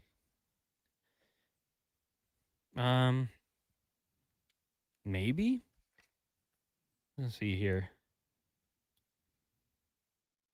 I'm curious. Like, I mean, I feel like we know that Hellebuck played in Texas for a bit. Would Ottinger want that? I just want to go check out his contract and see if he has a no movement clause, because I'm assuming he'd probably rather stay with the Dallas Stars. Obviously, a better team the last few years here. Good future. We know the benefits of living there. Yeah, Jake Ottinger has a no movement clause as well. And it's full no movement through 2031. So I would say the chances of that happening are 0. There's not a 10 team or anything like that. Ottinger, I would say, is probably going nowhere unless something really went downhill. But I don't foresee that happening. Slurpy Sean also chiming in just about the no trade clause. If you request the trade should go out the window. Yeah, I think a lot of people probably would agree. Like, it just seems weird. Like, you're so committed to a team. You sign 7 years. They're paying you handsomely. You want that, security. You guys cannot trade me. And then all of a sudden you want to be traded, but you're only going to present 3 teams. You're making it pretty tough. So, yeah, it's one of those things where it's a tough situation. I would love a modification in the next CBA where if you do that, fine. But it's going to be half the league. None of this 4-team stuff. Austin and Flin Flon says, how about a green tea? Jameson whiskey, peach schnapps, shake over ice with a shot of fresh lime. Almost sounds refreshing. Gladiators from Cowboys. Chester Fields. That's not the name we have in the system for you, but we'll change that up right now. Update it. Cowboys, what was a Gladiator? Was that the one in orange juice? I'm not sure. But I definitely had those, and probably had a couple from Cowboys back in the day. R.I.P. Mighty Cobra says, why would Dallas want Halley? Yeah, that's what I'm kind of with you. They got a pretty good goalie there. They got him locked up. They have him on a no movement clause. That might have just been a solution where Connor Hellebuyck might want to go, but I don't foresee Dallas making that move, and I don't foresee any situation where Jake Ottinger would say, time to move on. I don't think that's something that would happen. Text line is 1-833-401-1440. In case you guys did miss it, we brought it up earlier on in the hour here. The Edmonton Oilers adding Misha Donskov as a coaching consultant. Obviously, he's a big part of Hockey Canada, working with the national men's team, the junior team as well. Now, he's only going to be in Edmonton for certain days, each of the months. So I'm curious as to, what kind of role he will have, getting in there, offering some insight. He was an assistant with the Dallas Stars from 2023 till 2025. He was the Golden Knights director of hockey ops from 2016 to 2020, and an assistant coach from 2019 to 2023, where he did win a Stanley Cup.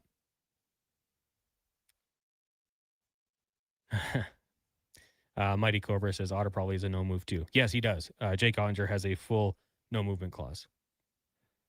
Hellebuck's next year turns into a modified 10 team. Otter does not have that. Jake Ottinger will be likely staying in Dallas the whole time. Has Hellebuck said how many teams he will go to from Jane Victoria? No, not yet. Like, we just got the statement from his agent who had put it out.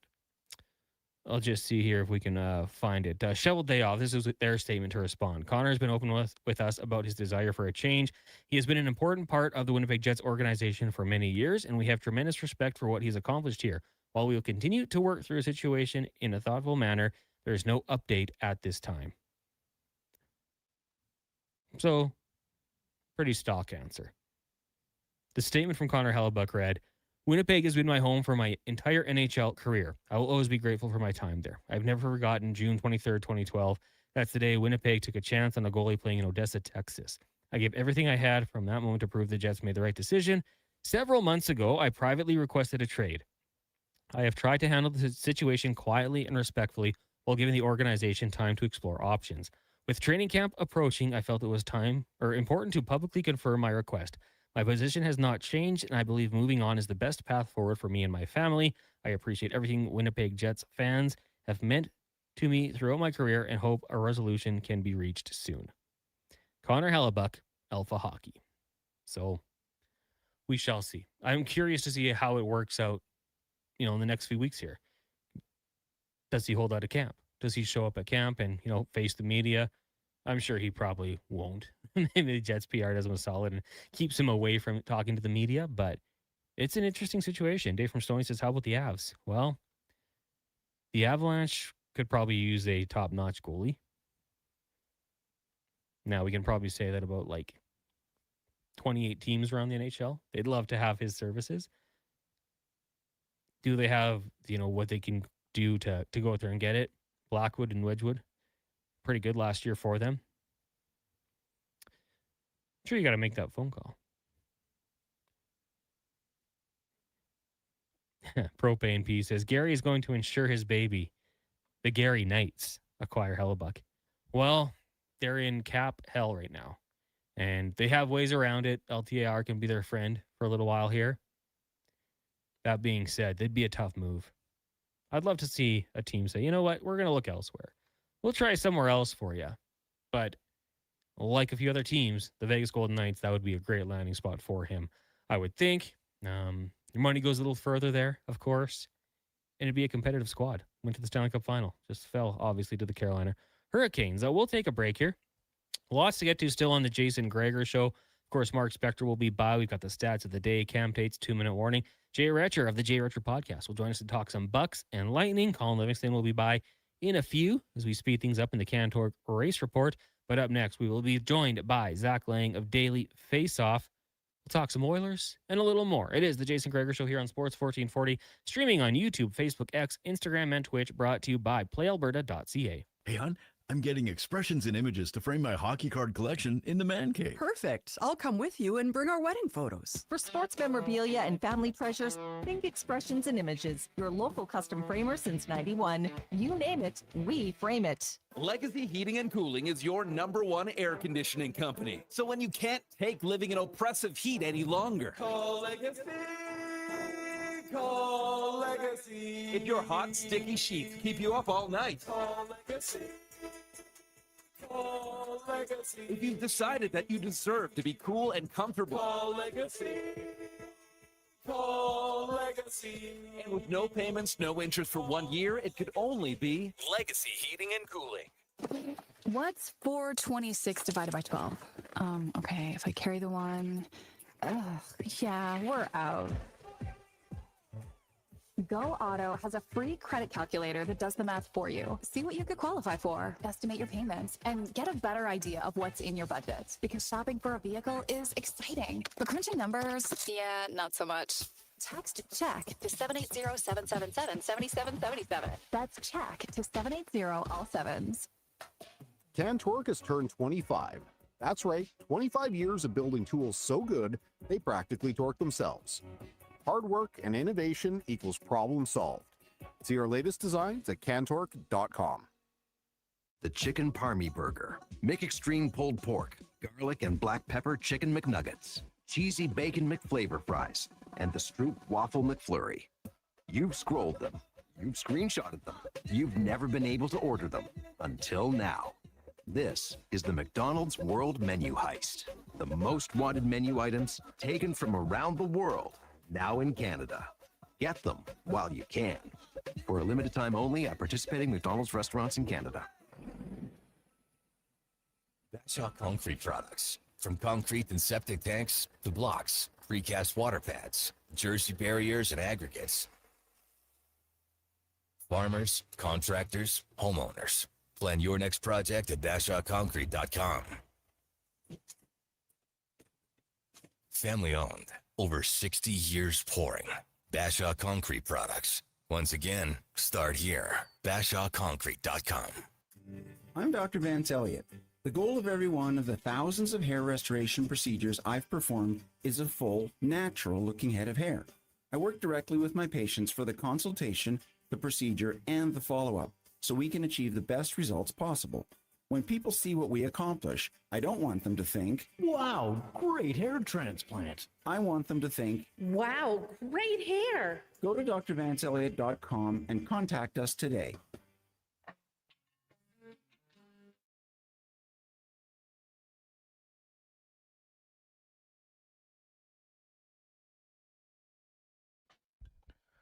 Portions of this hour brought to you by Sherbrooke Liquor, the best place for wine, cocktails, and beers from all over the world. Plus, variety of excellent non-alcoholic options. See more at SherbrookeLiquor.com. The Jason Gregor Show with guest host Connor Halley. This is Sports 1440. Brought to you by PlayAlberta.ca, Alberta's only regulated online gambling website.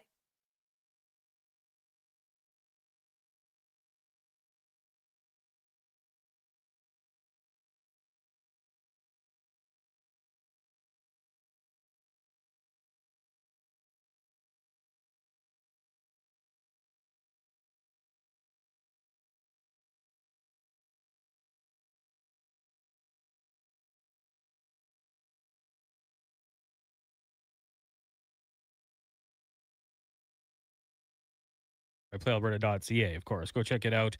PlayAlberta.ca, head to the sports section. Check out the Jason Gregor area. The specials boosted as usual. Connor Halley, Doug Kruger, Mackenzie McLennan. Right now, we'll get to the big guest of the day, brought to you by Silent Rides, one of Alberta's premier bus charter companies with state-of-the-art motor coaches taking you and your team or group to your next destination. Book your ride at silentrides.ca. We bring in Zach Lang from Daily Face-Off Edmonton. Zach, good afternoon. How are you doing today? Hey, good morning. I'm doing well, thank you. I'm doing well. Oh, it's good to have you on the show here. Lots to take a look around. I know you're pretty versatile when it comes to the whole sports landscape. But let's start off with the Edmonton Oilers. The announcement just coming down here officially. We got the notification. The Oilers adding Misha Donskov as a coaching consultant. Obviously has a history with Hockey Canada. He was an assistant coach with the Vegas Golden Knights when they won their Stanley Cup here. So another good ad, I would think. A guy, they say in the press release here, he'll be spending just a certain amount of days in Edmonton with the team. He'll still be working with Hockey Canada. What were your thoughts about this addition? Yeah, I think this is a really fascinating move. I mean, Misha Donskov is a guy who's kind of been rumored to be, somebody that teams have been looking at to become a head coach in the NHL here. Obviously doing great work with the Hockey Canada team over there. But I think it's really fascinating. Gets him some experience with an NHL team here again in Edmonton. And it's interesting to see the news that we're seeing about the Oilers these days. So, one thing that I think is kind of really fascinating in this whole coaching situation for the Edmonton Oilers. This is something my colleague and I, Michael Menzies, have talked about, quite a bit between the two of us. We still haven't really heard about how long Mike Babcock's contract is with the Edmonton Oilers, right? We all know he was signed. He is going to be the new head coach, but we still don't know how long, that's going to be. And now, you not only have DJ Smith, a guy who has head coaching experience in the National Hockey League, but also now Misha Donskov joining the coaching staff with somebody who, could be an option down the road whenever Babcock's tenure is done with the Edmonton Oilers to take over behind the bench. You brought up DJ Smith there, and when they spoke to the media, he was someone who really stood out to me. Kind of feels like he'll be that perfect, in between for Mike Babcock and the players. As you mentioned, has head coaching experience with the Ottawa Senators. Didn't necessarily go the best way, but then got to take over for a little bit with the LA Kings. How important do you think his role is going to be with the team this upcoming season? Oh, I mean, I think it's going to be crucial. I mean, he's taking over, the defensive ranks of this team, and that's been an issue for the Oilers, the last couple of seasons here. Obviously, Paul Coffey did great work with the team kind of coming in, but, you look at what happened last year and the fact that Coffey had to rejoin the coaching staff coming out of the Olympic break. It was really an ugly look for this team and kind of an indictment of Mark Stewart and his inability to get the most out of this defensive group. Now with DJ Smith in there, I'm really intrigued to see what he can do with his team. He's talked highly of Evan Bouchard and Bouchard's ability to play. Obviously, he's going to be a key cog in this. Hopefully he can find a way to limit some of these, major mistakes that he makes, because the rest of Bouchard's game has really developed and flourished in a really nice way. So, yeah, it's going to be really interesting to see the impact that Smith has on this team. For sure, as we're joined here by Zach Lang of Daily Face-Off Edmonton on the Jason Gregor Show, Connor Halley sitting in. And we saw the reports from Ryan Rishaug yesterday kind of adding on top of the Oilers injury news that it looks like Matt Savoy and Freddie Anderson will be available late October. For Anderson, I guess that's an opportunity for the other goalies to take a step up here. But the Edmonton Oilers top six now missing a guy who I think others were expecting to take a bit of a jump. Who do you think kind of fills that void in the meantime? Oh, man, that's a great question. Kind of makes me wonder if we see Ryan Nugent-Hopkins back up on the top line, with Connor McDavid and Zach Hyman. That's kind of where I'd been penciling in, Matt Savoy. And the fact that he's going to be missing training camp and, roughly a month of the regular season as well, that's really concerning. I mean, this is a time of year where you do not want to be behind the eight ball. And we've seen it time and time again when guys miss early parts of the season. It's really difficult for them to kind of find their game later on in the year. I mean, look at what happened with Jake Wallman last year. I think it's a great example, right?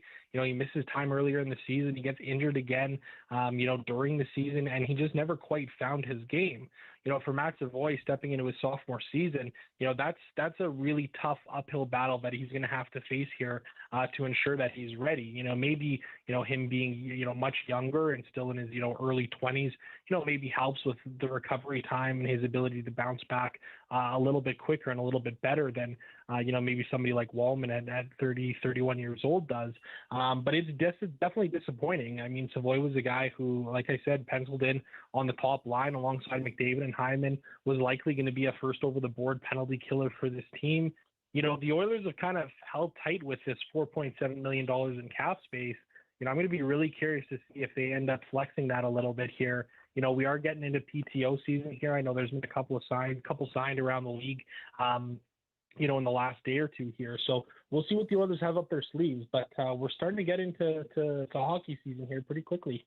We had Yaremchuk on last week, and we kind of got into that little discussion about PTOs. Hey, on the Frenzy this morning, someone threw out the name Ryan Reeves. I don't know if I'd be going that route, but does anyone stand out to you as potential PTOs for the Oilers?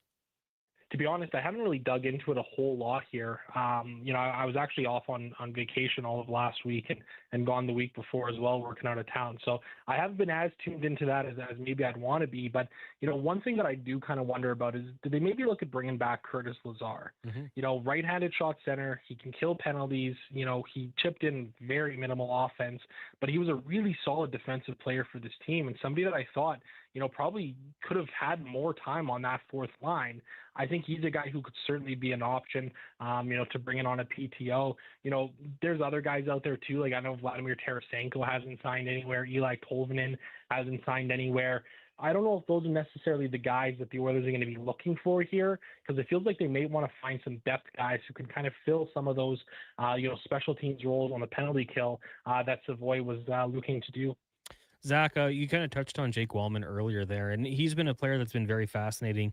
Obviously, has to stay healthy on that second pairing there with Connor Murphy. I feel like that's a really good stabilizing presence there for him, but got that big contract extension. And to me, it kind of seemed like it was early. I didn't know if there was as big of a rush. Obviously, his camp would have been eager to sign, but what are your hopes for him this season? My hopes is that he can play an 82-game season for the Oilers. The brief time we saw him after the trade, 2 seasons ago was tremendous. A guy who was had some offensive punch, could move the puck up the ice, not afraid to throw his body around, at times maybe a little bit sloppy in his own zone, but a really effective puck mover. And I think he's somebody who can help balance Connor Murphy in a really big way. Murphy can really be that strong shut down, stay-at-home defenseman that the Oilers have kind of been looking for since Adam Larson left town, however many years ago now that it was. For Wallman, I think staying healthy is going to be the biggest thing for him, because that'll give him the opportunity to kind of play his game. And when he's on. He can be a really, really effective player. I do agree. I do think that they jumped the gun with that contract extension. $7 million isn't going to be the worst number in the world, especially with this rising cap that we have now in the NHL. It's really a whole different league. So, what $7 million today is, maybe it was 9.5 a couple of years ago. But I think that's a deal that, is going to keep him here for a while. So he's got to figure out a way to be able to remain on the ice for this Oilers team. Zach Lang of Daily Faceoff Edmonton joining us here on the Jason Gregor Show. Connor Halley, Declan Kruger, Mackenzie McLennan with you today. Around the NHL, big story out of Winnipeg today. An unfortunate story for Jets fans is Connor Hellebuyck taking his private trade request public. It's kind of sparks a whole debate about a lot of different things. Americans wanting to play in Canada, the no movement clauses being handed out. What were your initial thoughts on this news? And are there any landing spots that you think make sense for both sides? Yeah, definitely surprising to see it go public. There had been rumors earlier in the off season, but it kind of felt like, it was something that a lot of people kind of forgot about, but evidently he mustn't feel that the Jets are really serious about looking to move him. And who knows, maybe this opens up some teams to try and reach out to Winnipeg. and get a deal done before the season starts. What I think is really interesting too with Hellebuck is if you look at the way that his contract is structured, he has a full no movement clause through the remainder of this season. But the final 4 years of his contract, it opens up to a 10-team approved trade list. So, certainly you'd imagine that those 10 teams, if it gets to that point, would all be, south of the 49th parallel. The Carolina Hurricanes were a team that were rumored to have, put in an offer for Hellebuck earlier in June. I think it was Frank Saravalli who had reported that, the deal surrounding Alexander Nikishin, a restricted free agent defenseman who the Hurricanes have yet to sign still. So, I kind of think Carolina makes a ton of sense. Like, they've got a ton of cap space right now. They are looking for, a guy who can be the guy in the crease. Obviously, losing Freddie Anderson probably stings a little bit. He was great for them through the start of the playoffs before he got hurt. Brendan Bussey is a great story, but, does he really have the ability to carry this Hurricanes team for a significant amount of time? Possibly, but I don't know if they're willing to bet on that. Peter Kochetkov has kind of been up and down and struggled, to kind of stay healthy and available for them. You look at them, they got a ton of cap space. They got tons of draft picks. They got a young defenseman that they could potentially move back in a deal. I think that would probably be the most likely landing spot that I would say right now for Connor Hellebuck. Zach, if we were to turn our attention to the Edmonton Elks and the season that they've had this year so far, obviously 8-3 on their bye week, waiting for the Labor Day Classic with the Calgary Stampeders. I think we all thought they'd be improved, but I didn't see them being this improved and being where they are, top spot in the West. What has stood out to you so far the most for the Elks this season? Man, it's been a really impressive season that they've had. I've had an absolute blast covering this team, for elksnation.ca. And watching the way that they've kind of come to, through training camp and into the regular season has been really impressive. Head coach Mark Killam is, a player's coach. You can see the way that he motivates these players to get ready every single week. And I think what's really impressed me most is just how complete this team has looked. In all three facets of the game, offensively, defensively, and on special teams, they're getting massive contributions on a weekly basis. Somebody stepping up, with a massive game, whether it's, the kicker Vincent Blanchard with a couple of walk-off field goals for the team this year to secure some big wins, whether it's Cody Fajardo, having an absolute shootout a couple of weeks ago and carrying the team, or whether it's the defense who lead the CFL in interceptions, finding big moments to kind of change the tide in games. It really feels like a cohesive unit, and I don't know if anybody was really expecting, this team to click the way that they have so far this season. Yeah, I mean, I'll say for sure. I think I had playoff team, and I said not crossover. So that didn't necessarily mean hosting a playoff game. Didn't mean a bye week. Just getting into the postseason, and it's been fun to watch, and the fan support growing as the season rolls on here. I know you're a big Chicago Bears fan as well. That division mighty tough. How are you feeling about the Bears going into the year? Oh man, the hype trains are rolling here. Let me tell you, I'm ready to roll. I mean, I'm really excited about this Bears team heading into this season. I think defensively, there's still some question marks, especially on the the defensive line and the linebacking group. I still think is a little bit on the weaker side. But if the secondary can stay healthy, that's going to be big for them. And then obviously the big story is going to be how this team is able to do offensively. Caleb Williams now stepping into his third year in the NFL. I think there's going to be a massive jump in his game this season. He really impressed me down the stretch run of the regular season last year and in the playoffs. Had a couple of really big games.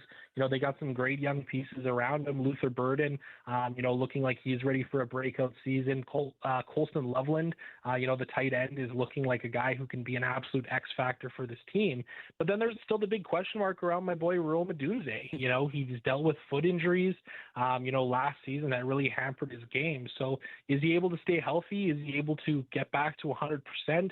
I know there's been some concern about that ankle or that foot problem he had sort of being something that might linger and change the way that he plays. So certainly concerning there, but with Ben Johnson at the helm, I am very excited about what this team can do. Now, are you a big fantasy football guy as well? Oh yeah, big time. I've got my first draft of the year tonight. I've got another one on Sunday, and then we're trying to figure out the Nation Network HQ one sometime for next week as well. So let me ask you this, as a Bears fan and a fantasy football fan as well, how do you feel about Odunze, Burden? Let's throw DeAndre Swift and Colston Loveland in there. Are those guys you're looking at selecting, or is there a little caution with them? Yeah, I think there's some caution with some of these guys. I mean, when you look at a guy like Luther Burden, he hasn't really done it yet, right? So, if you're drafting him in that 4th or 5th round where he's kind of projected right now, you're kind of hoping that he finds a way to really break out offensively this season, which I really do think he's in line for.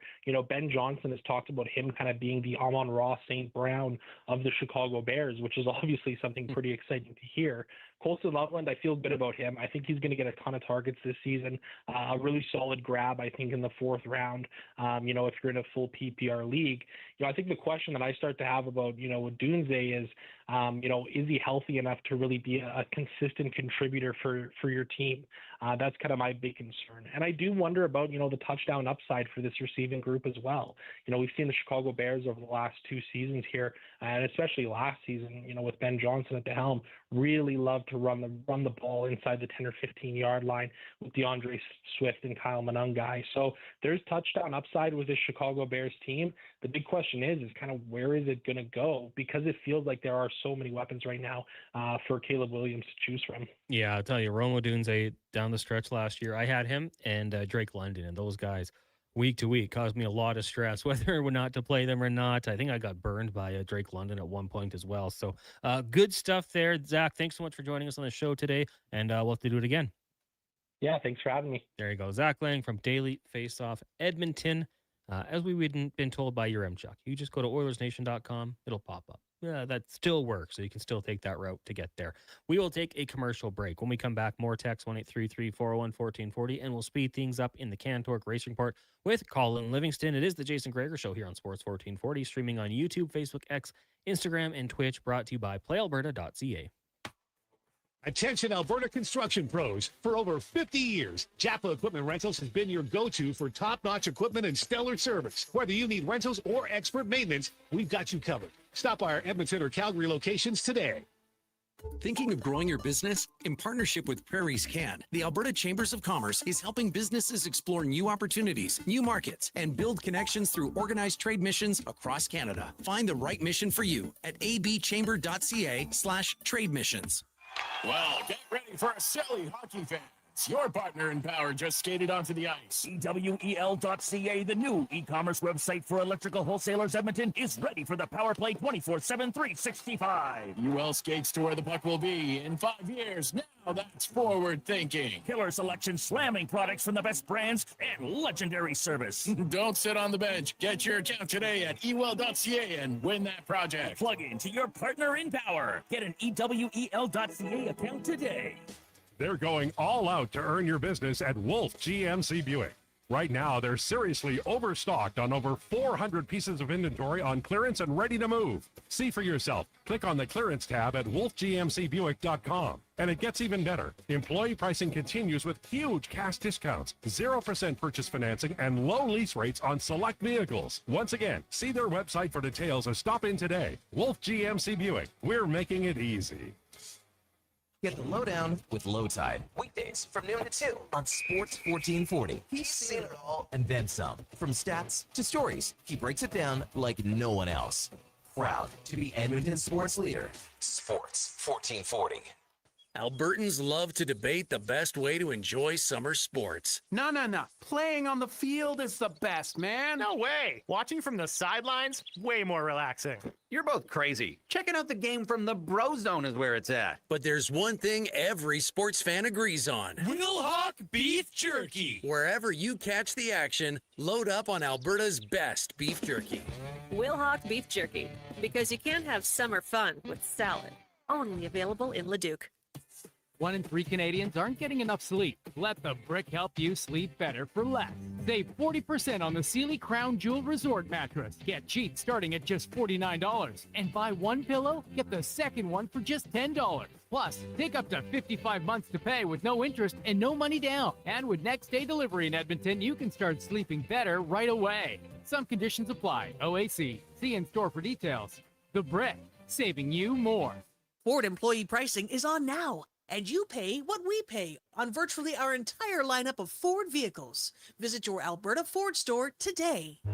This summer, cheer on your favorite teams at Sully's Sports Bar and Lounge. Never a bad seat in the house with tons of big screens. Plus, Sully's Big League menu has it all. Small bites and big bites, game day food and drink features, something for everyone. From the gridiron to the diamond, this is the place to catch all the action all summer long. Sully's Sports Bar and Lounge at all 3 Century Casino locations, Edmonton, St. Albert, and Century Mile. Every day is game day at Century Casino. I missed one payment, then another. Now I feel behind on everything. I can't keep up. Falling behind happens to more people than you think, but there is a solution. My name is Parveen Middleton. I'm a licensed insolvency trustee at BDO here in Edmonton. Together, we can create a plan that fits your situation and helps you get caught up and back in control. Call 1-833-BDO-TALK or visit bdodebt.ca to book your free consultation and discover your debt-free future. Commissioner Allen Auctioneering's Calgary, Edmonton, Winnipeg Public Unreserved Equipment Auction is this Friday at 9 a.m. featuring articulated dump trucks, backhoes, dozer, excavators, forklifts, graders, loaders, man lifts, packers, skid steers, telehandlers, turf mowers, plus commercial trailers. Info at maauctions.com. Hi, Mike here from Northgate Chevrolet Buick GMC. Car shopping sucks. That's right. Going back and forth 100 times just to get a price. Give me your credit card for a test drive. What's all these extra fees? That sounds ridiculous. At Northgate, we do things a little differently. Good deals on new, pre-owned vehicles, good people, and a great selection. And don't forget about our employee pricing. Stop in and see us today, 13215 97th Street, or visit us online at northgategm.com. You're in Northgate country. For all your welding supplies, think AWS Welding. Located in Nisku, their readily stocked storefront carries a wide variety of welding glasses, cylinder rentals, plus welding rod, wire, and consumables. Same-day delivery is always available. And if they don't have it, AWS Welding will find it for you fast. Visit their online store today at awswelding.ca or give them a call or text at 780-979-0470. AWS Welding. They make it happen.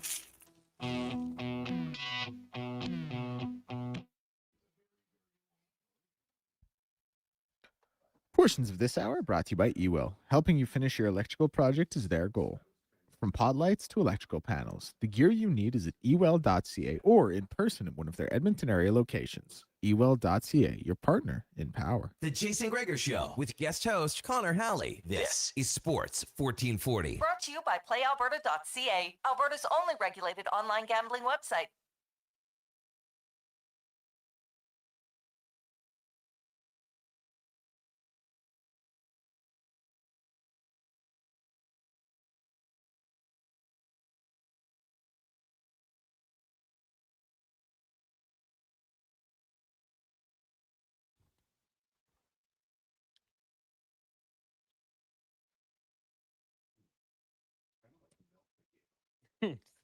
It's banana-y. 3:45. Welcome back. It is the Jason Gregor Show here on Sports 1440, brought to you by PlayAlberta.ca. Connor Halley, Declan Kruger, Mackenzie McLennan with you here, rolling through the Thursday, August 27th edition of this show. Hope you guys are having a great day so far. Coming up still, talk some Tampa Bay Buccaneers and Lightning. We've got Spec on the program, Cam Tate's 2-minute warning, roundtable, 5 questions, stats of the day. Lots to get to still, but right now we'll speed things up in the Cantor Racing Report. Brought to you by Cantork, made in Canada, made for Canada, where extreme isn't theoretical.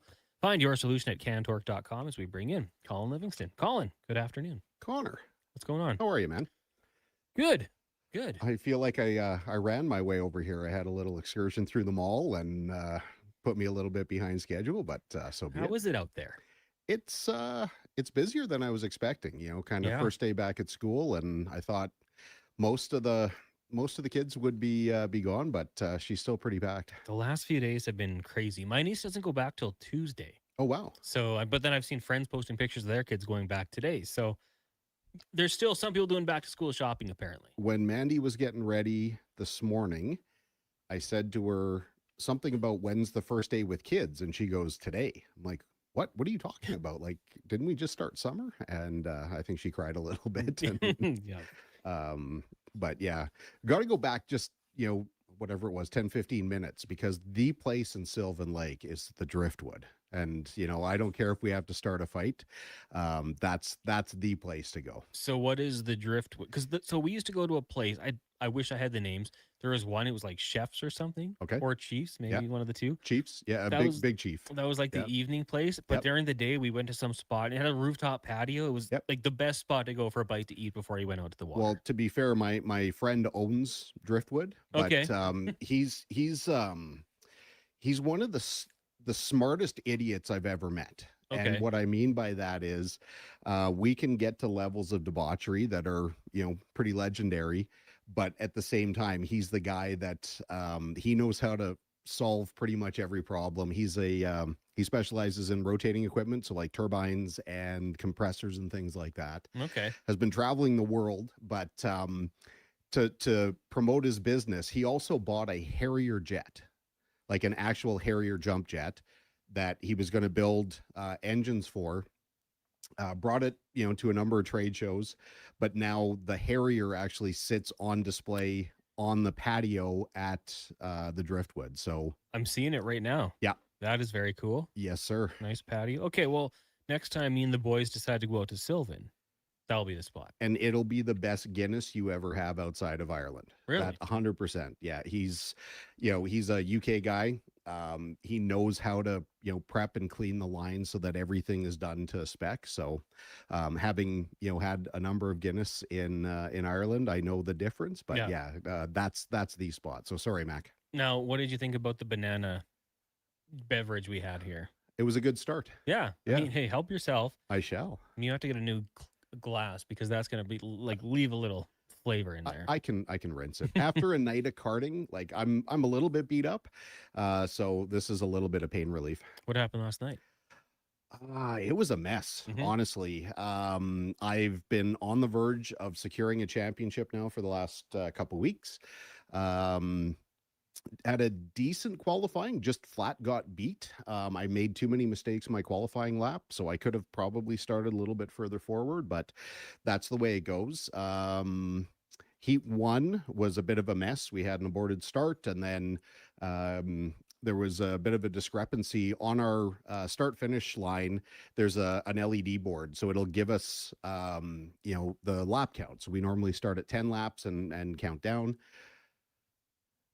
Our lap board went from 3 laps to go to 1 lap to go, but it counted the one to go twice. And some people kind of aborted their last lap. And, most of us who've been around for a bit, we know that until we see the checkered flag, we just keep going. And, if you do 1 extra lap, it's not a big deal, especially when you can show that was going on. But had some contact with another driver who, I don't think he was paying attention. He thought we were done. And I went to make a move. He heard me and then saw me. When he actually turned right into me, which didn't sit very well with me. I messed up my cart a little bit. Then second heat, my bumper came off. Not really sure how. One of the nuts that I spent I spent a bunch of time on Tuesday night before the race servicing my stuff. I touched every nut and bolt on the cart, made sure everything was tight, everything was the way it was supposed to be, and somehow it just backed right out.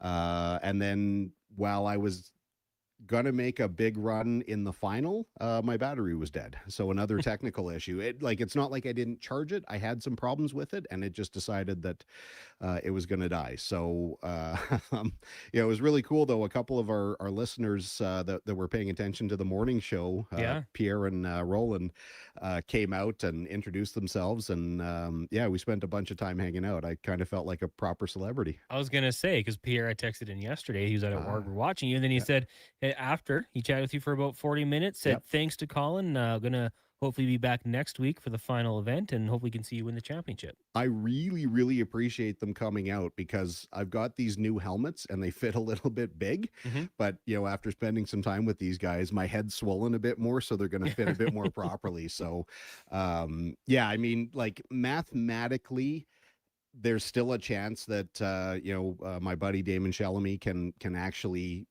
beat me. It would require him having an absolutely perfect night. So he would have to win pole position first in all 3 heats with the fastest lap, and make the most passes in the final, because that's another 5 bonus points.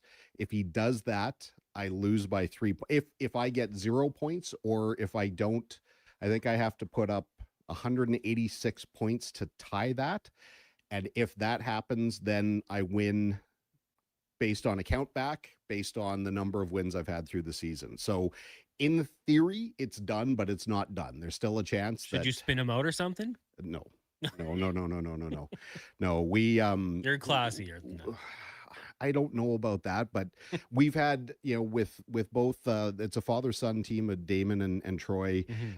I think I've raced with Troy now 20 years. I think we've made contact once in 20 years. I don't believe I've ever made contact, or Damon's ever made contact with me.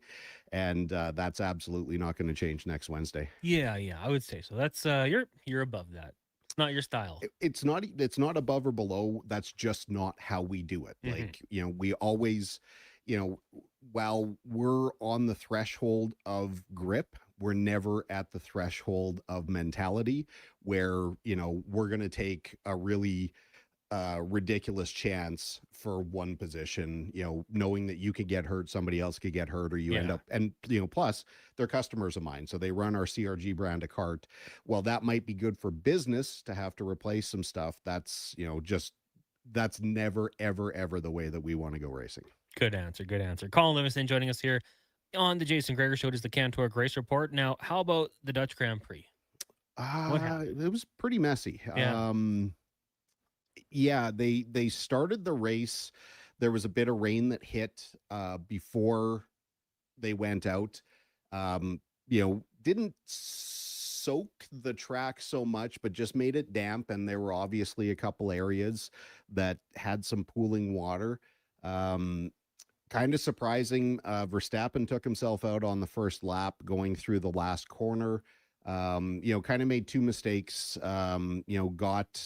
Got a little bit too low and got back to the throttle a bit too early. Lost traction, turned himself up into the wall. It's really surprising because Max is typically the guy, between Max and say Lewis, they're the 2 best at driving in adverse conditions, driving in water. And what I haven't been able to figure out, I mean, I saw what he did, but what I don't understand is before the race, they do surveillance laps. They do recon laps. So they start on pit road. They can put on any tires they want. They do, the only place they don't drive is the front straightaway. So they come out of the pits, run around, they come through this corner that Max crashed at, and then they tuck back onto pit road. So he did a number of surveillance laps. They do a formation lap. So he would have seen where the trouble was. He would have known exactly where you don't want to go. And somehow he put his car there. Like, it's beyond uncharacteristic for him to make that mistake. Does that happen often with other drivers? Or is that just like in general, something that's kind of rare to see? That they make a mistake like that? Well, yeah. To know, like, this is where you want to avoid, and then during the race it happens. Once you get into the race, anything can happen, and sometimes even the best, their memory slips. You can have the best of intentions, but you're not so much thinking about driving the perfect line once you get into the race. You're trying to figure out where you're going to pass the next guy, or where you're going to kind of block the guy behind you. That being said, again, it's just very uncharacteristic of Max, and unfortunately this was the last Dutch Grand Prix, his home race. So, he wasn't able to go out with the bang. But even with that, I don't think they had the pace to compete, but it sure would have been nice for him to finish. Now off for a couple of weeks before Spain? Just this weekend, and then Monza. Okay. Yeah, next weekend. Looking forward to it? No, because Monza's going to be, I think it's going to be the biggest test of this new 50-50, hybrid system, because Monza is almost all wide open throttle. There's, 2 chicanes and, a couple big sweeping curves. So, this is the track where an F1 car is going to spend the most amount of time at wide open throttle, which means there's not going to be time to recharge the battery. So they're going to be spending a lot of the lap time with half power, or just over half power. So depending on how drivers manage and deploy and recharge and all this other goofy nonsense, there could be a bunch of these seesaw passes where you go back and forth depending on where you're at in your charge state, but I don't think it's going to be a great race. I've said that a few times this year and I've been wrong, so I'm hoping I'm wrong, because we need to start seeing some decent racing for a change, and away from these team orders of Ferrari and Mercedes and all this stuff that we're seeing teams fight. But yeah, I mean, it'd just be good to have like a proper slugfest between, say, Norris, Antonelli, and Hamilton, the top three of the top three kind of thing, and see who can come out on top. Now, for NASCAR with tags on Saturday, heading out to Montreal? Yes, sir. When do you fly out tomorrow then? Yeah, this is going to be, we're in such a busy stretch. Like we did, I had last weekend off, but we did the 2 weekends before that in Quebec and then Markham. But now we start 3 weeks in a row. So, normally I'd go out kind of early on Friday. We'd hang out. I'd fly back kind of midday Sunday. But yeah, I fly out tomorrow afternoon. I don't remember what time we have to be at the track, probably 9-10 o'clock in the morning. The green flag is at 5:30, which means we should be done about 7. I'm going to have a car waiting to take me straight to the airport for a 9:30 flight. Oh, really? And then right back home Saturday night. I'm going to go out to the track on Sunday and, make sure that every damn bolt, every bloody thing on my cart is as good as possible, and try and be ready for next Wednesday. But yeah, we've got a big race to win on Saturday at Circuit Icar. Next Wednesday, that's a big one then. Hey, next Wednesday's it. That's it. That's the last our last race of the karting season. Yeah, and again, it's not the championship is really neither here nor there. It'd be cool to have that, but considering last year I could hardly walk after an injury in Europe, where I really damaged my ankle, my knee, and my shoulder, I was just happy to be able to put in a full season. Yeah. So no matter what happens next week, 6 wins, 6 nights with the fastest lap.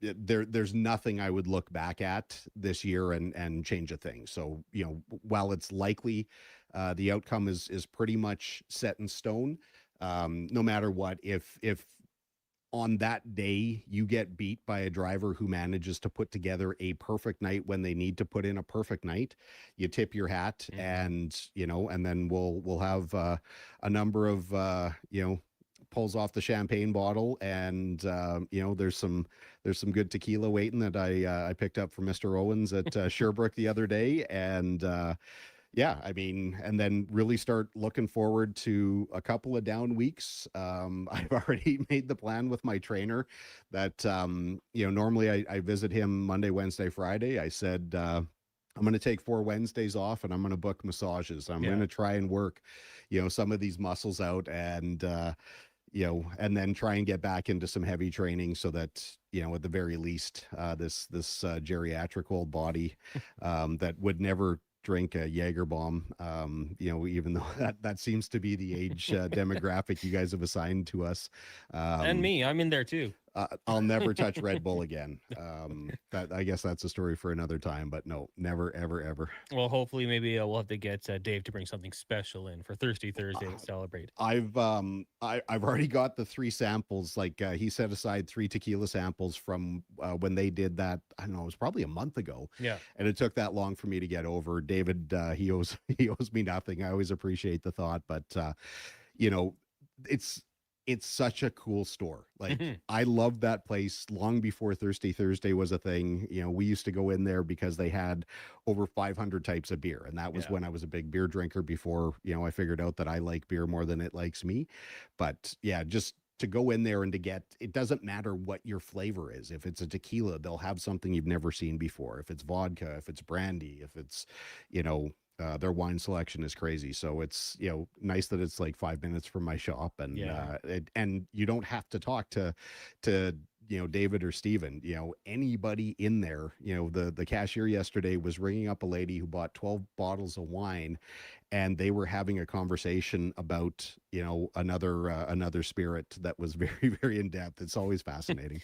I will say there was a legacy about that place. I was like, oh, you got to go to Sherbrooke. Like for a long time, like, Well, I'm just gonna get a 6-pack of Canadian. This is young Connor. Like I'm okay. And then you get a little bit older, and it's like, okay, let's go there and let's get something a little bit better. So you nailed it on the head there, Colin. Well, thanks for doing this. Good luck Wednesday, and we'll talk to you next Thursday. Hopefully, we see a few more folks out. 100%. That's Colin Livingston with the Cantork Race Report. Right now, we'll get to a Sports 1440 update with Declan Kruger, brought to you by HireGood. We solve real problems for businesses while creating real impact. We reduce issues on your property, keep spaces safe, and take pressure off your team. Go to hiregood.ca. HireGood, stable jobs, create stable lives. This is the Sports 1440 update.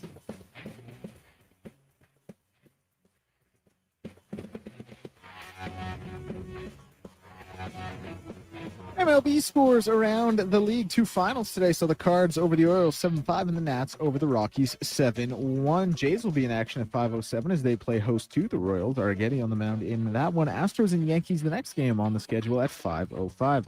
No Canada today in the Little League World Series, but it was Japan over Nicaragua 4-1 and Ohio over Iowa 7-1. WNBA action sees 2 games, Valkyries and Liberty at 6 and Mystics and Mercury at 8. NFL preseason gets going at 5 with the Steelers and the Bills, Rams and Chargers at 8 and 2 games at 6 o'clock.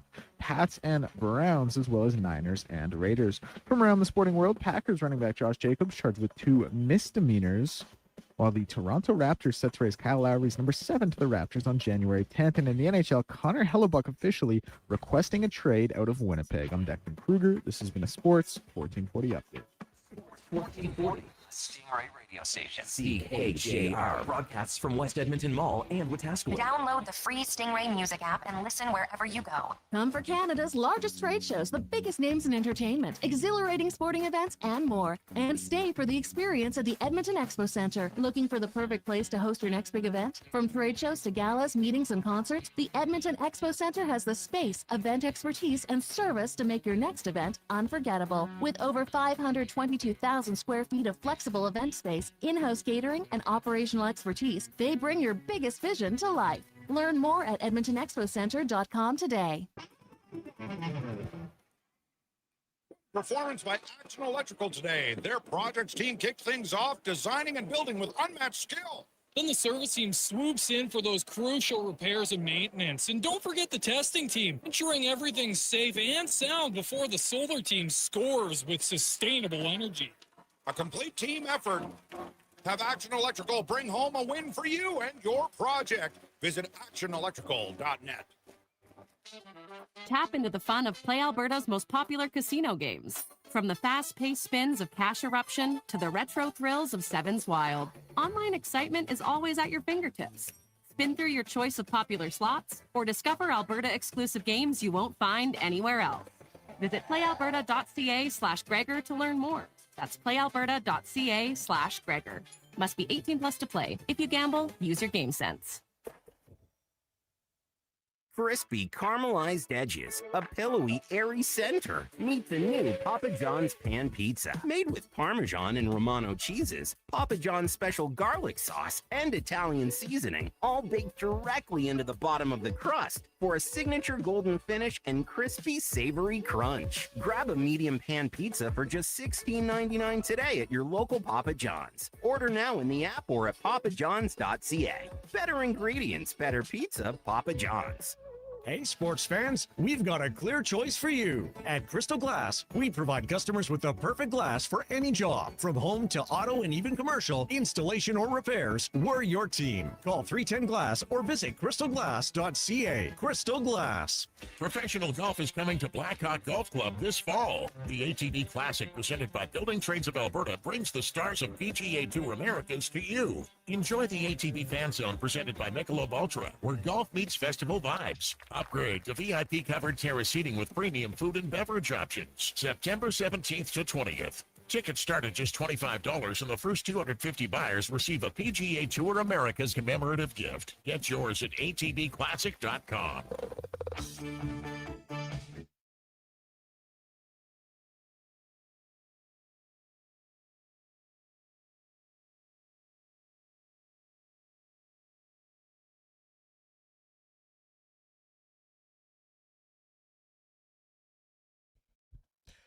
Portions of this hour brought to you by Elks Nation. Check out elksnation.ca. Articles, podcasts, and more breaking down the green and the gold. The most in-depth W football coverage online, elksnation.ca. The Jason Gregor Show with guest host Connor Halley. This is Sports 1440. Brought to you by PlayAlberta.ca, Alberta's only regulated online gambling website.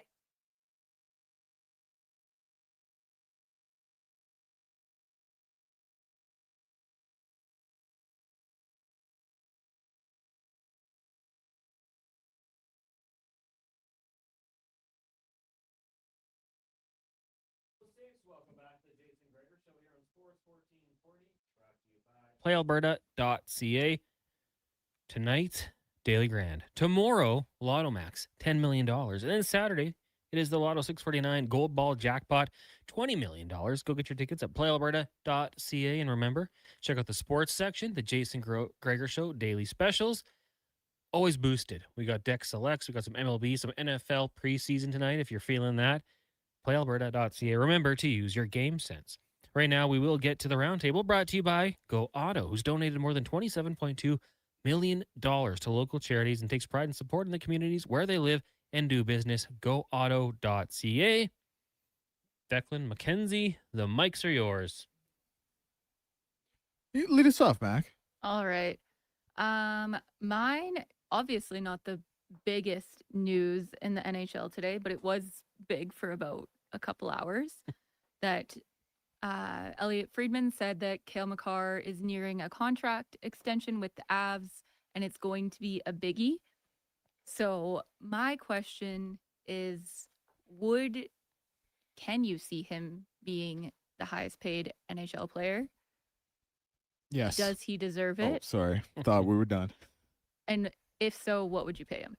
I can see him being the highest paid NHL player just because it's how the market works itself out. Like, he may not be the best, he may not be the most deserving, but if you get there when the time is right, you get the biggest money. We saw it with Kirill Kaprizov. We've seen it with Leo Carlson, and this is a guy who I think adds more value at his position than those two, and just quite bluntly, better overall player. So I absolutely could see it. I personally would not pay him $20 million a year, but I wouldn't be shocked if that AAV starts with a 2 and the Colorado Avalanche give him that AAV starting with a 2. And then what was the final part of the question? I think that was it. Does he deserve it? I mean, deserve is such a tough one. It's like I said with the first thing, like the market, dictates what you get when you get. You just got to get there at the right time. And I always turn it back to this. Like, I don't know if you guys remember, I think it was the summer of 2015, Mike Connolly, great player for the Memphis Grizzlies, had never made a all-star game, anything like that, but had some good career averages, nothing outstanding. Got a 5-year, $150 million contract just because that was when the cap really jumped like that. And I remember people being like, myself included, how does this guy get $30 million a year? Like, sometimes you strike while the iron's hot.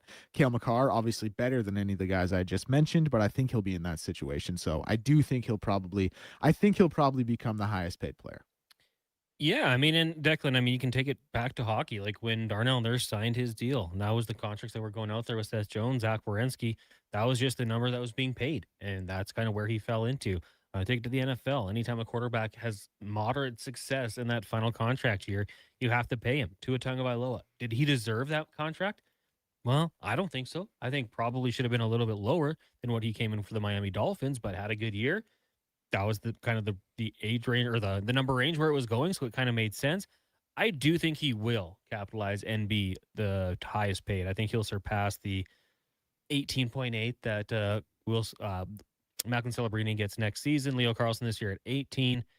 I don't know how long it lasts because Connor McDavid's going to get a new contract soon, but it would not surprise me at all to see $20 million for Cale Makar. We know how good he is with a puck on his stick. He plays a lot of minutes. He's out there in all the situations. So, yeah, I would agree with you guys. It's going to be a biggie. I'm going to say like 19 mil minimum. Yeah, I don't know if he'll get up into that 20 million range. I could see it. I really could, especially with how the cap is going and just how much everybody's been paid this summer. Someone worked it out. Like the percentage of cap that Leo Carlson got at 18 million versus Crosby when he signed at 18.7. It's like fractionally bigger. Like It's a we're talking percent like off. like tenths of a percent. Yeah, it's like even. 15 Now- something to 16. Yeah, like now, granted, not as good of a player as Sidney Crosby, obviously, and I'm not saying Cale Makar is Sidney Crosby either, because I think Sidney Crosby is absolutely one of the elite players in league history. But Cale Makar is certainly more in that mold than Leo Carlson, and that was the deal Leo Carlson got. So, is it my turn? Yeah, go ahead. My topic I wanted to bring to you guys is I think the idea of Americans requesting trades little overblown. We have some obviously recent examples with it, with Brady Tkachuk wanted to go play with his brother. Dylan Larkin wants out of Detroit, still there by the way, and now Connor Hellebuck in Winnipeg. But like, I get that there's a bit of a recency bias to this, and I get that this is on the back of NHL players being able to return to the Olympics, and so there's now some camaraderie with their fellow countrymen. They obviously win the gold medal. I can point to examples over the years of Canadians doing this as well. And by the way, there is a Canadian who was playing on an NHL team who was in a Stanley Cup window with two of the top 5 best players in the world, whose weddings he was groomsman in both, who just requested a trade out of here. So to act like this is now, yeah, obviously 3-1 in terms of these 4 recent examples. It's happened with it's happened for more Americans, I guess, but I think it's a little overblown. Your counterpoint is Darnell Nurse? Well, I mean, just recently, Guy but gets cooked daily on radio stations. okay, and social I'm sure media. Connor Hellebuck's getting cooked daily Yeah. too in Winnipeg. Like that's the point I'm making. Like it's not specific to being American or Canadian. Like you think first of all, Connor Hellebuck's about 15 times the player Darnell Nurse is. Yeah. He's been the reason, in large part, that Winnipeg has not had success in the playoffs. You outlined some of the numbers in the opening segment. Like he just happens to be born south of an imaginary line we all made up. You know what I'm saying? Like, Yeah, I get what you're saying, because I think like to say it's just Americans would be not accurate, because it goes both ways with these sorts of things. But as of late, we're seeing it from Canadian teams to American, and Brady Tkachuk, obviously, Hellebuck. We saw with Dylan Larkin; he wants to get moved as well. Matthew Tkachuk going back to a few years ago as well. didn't request it though. Well, informed the Flames he wasn't re-signing, essentially. So that was like a polite way to do it, I think. Like, I'm not coming back here. You can get me for something, or you can lose me for nothing. Make your decision. But maybe not a formal one. Also, we had the number. What was Hellebuck's deal? That was less than Darnell Nurse, isn't it? Yep. I think it's 8-5. 8-5 versus 9-2-5. So a little more for Darnell. Yeah, I mean, here's the thing. I think if you were born in the States and you're playing hockey and like you get the option to go back down to a place where you're not living in a fishbowl, like it's for a long time we've noted the downsides of playing in Canada, right? You are monitored a whole lot more. There's a little bit more pressure on you. Like I've said for a long time, if I was at a certain point in my NHL career and I could go play in Anaheim where nobody knows me, I just make good money, versus playing in a place where you're always, being needled and your games being picked apart. Like I understand why players at some point do want to go to a different spot. So yeah, I'm like 90% with you, Deck. Like I think it is being overblown, but I think there is a little bit of, fact in it as well.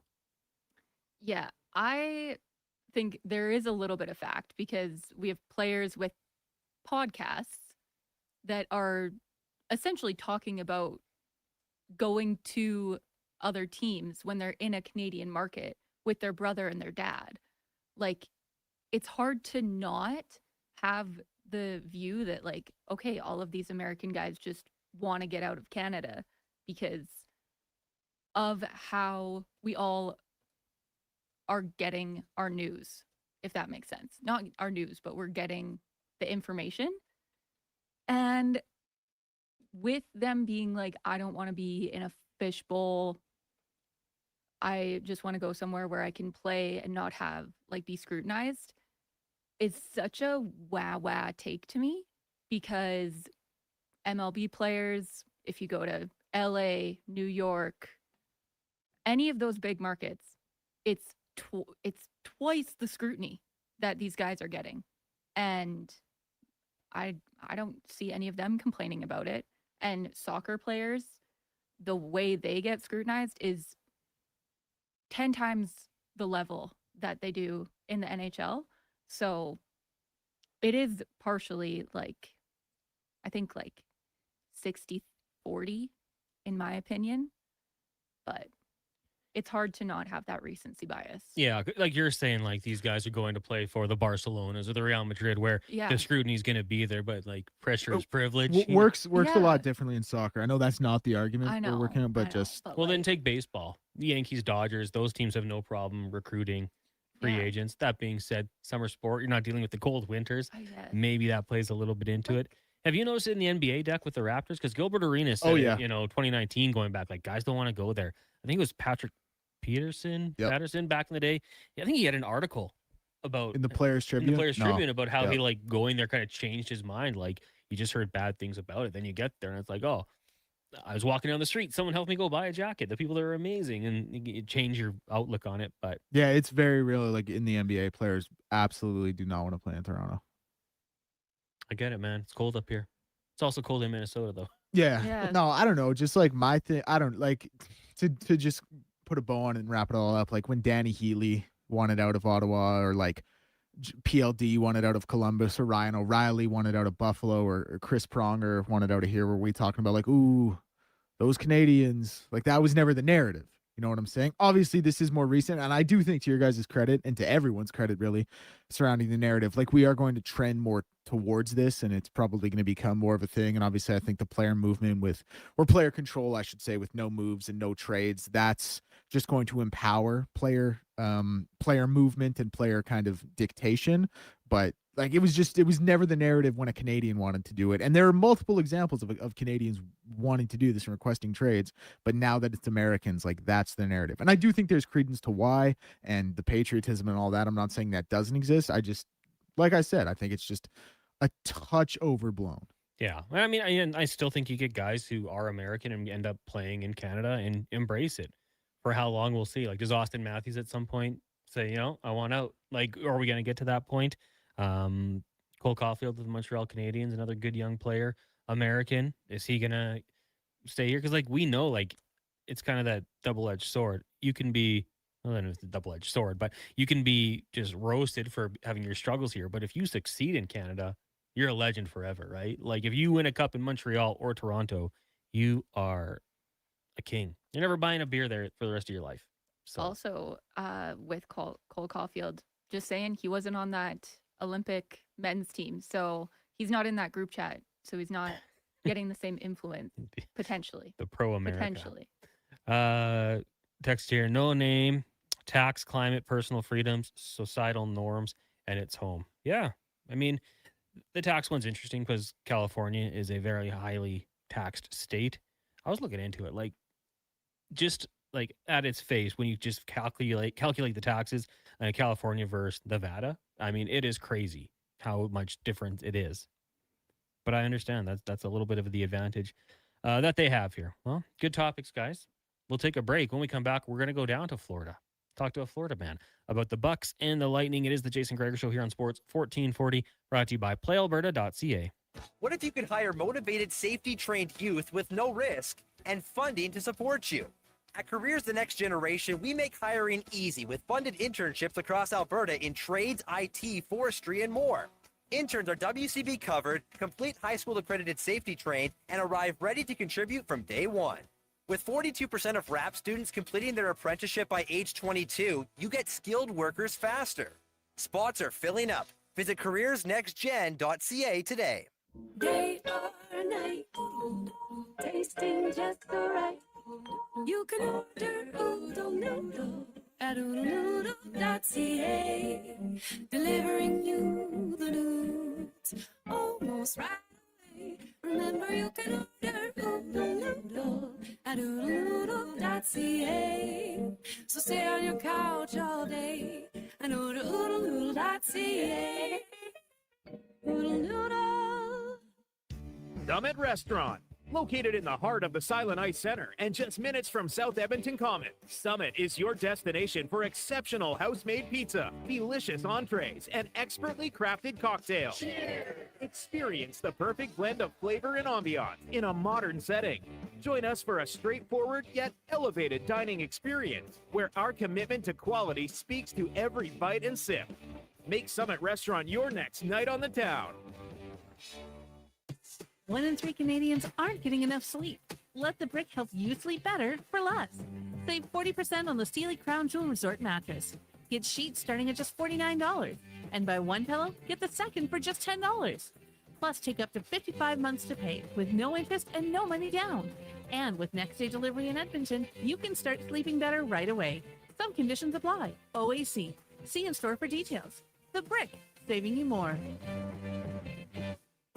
Big guests, bigger takes. Jason Gregor brings the names you know and the stories you don't. Weekdays, 2 to 6 on Sports 1440. Don't miss a minute of the action on Edmonton's sports leader, Sports 1440.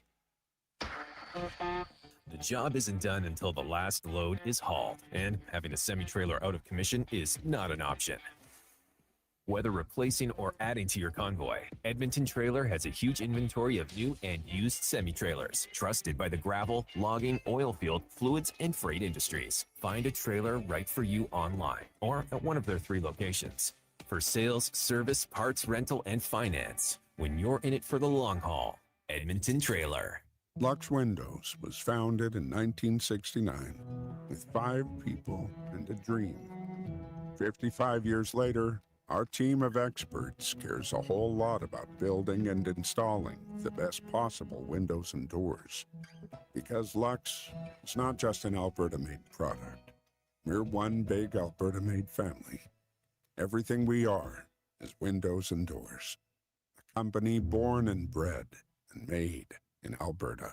Edmonton, thinking about your next SUV? Think Subaru. The Subaru Forester has earned an IIHS Top Safety Pick or higher for 20 years in a row. Add legendary Subaru Symmetrical Full-Time All-Wheel Drive and the 2026 JD Power Canada Best Residual Value Award among compact SUVs, and you've got an SUV that's built to protect today and hold its value tomorrow. This month, take advantage of loyalty rates as low as 0.99%. Come test drive the Forester at your local Subaru dealership today. Welcome to Uncommon.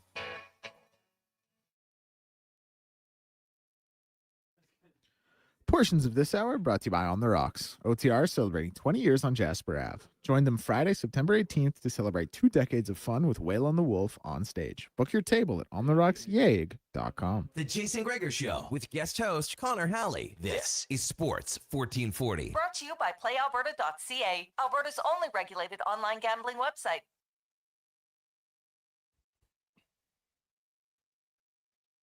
423, welcome back. It is the Jason Gregor Show here on Sports 1440.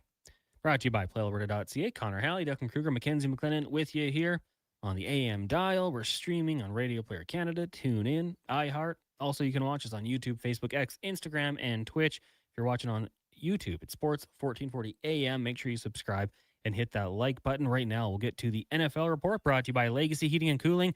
Legacy Heating and Cooling, the home of the no payment, no interest for 1 year on your furnace or AC.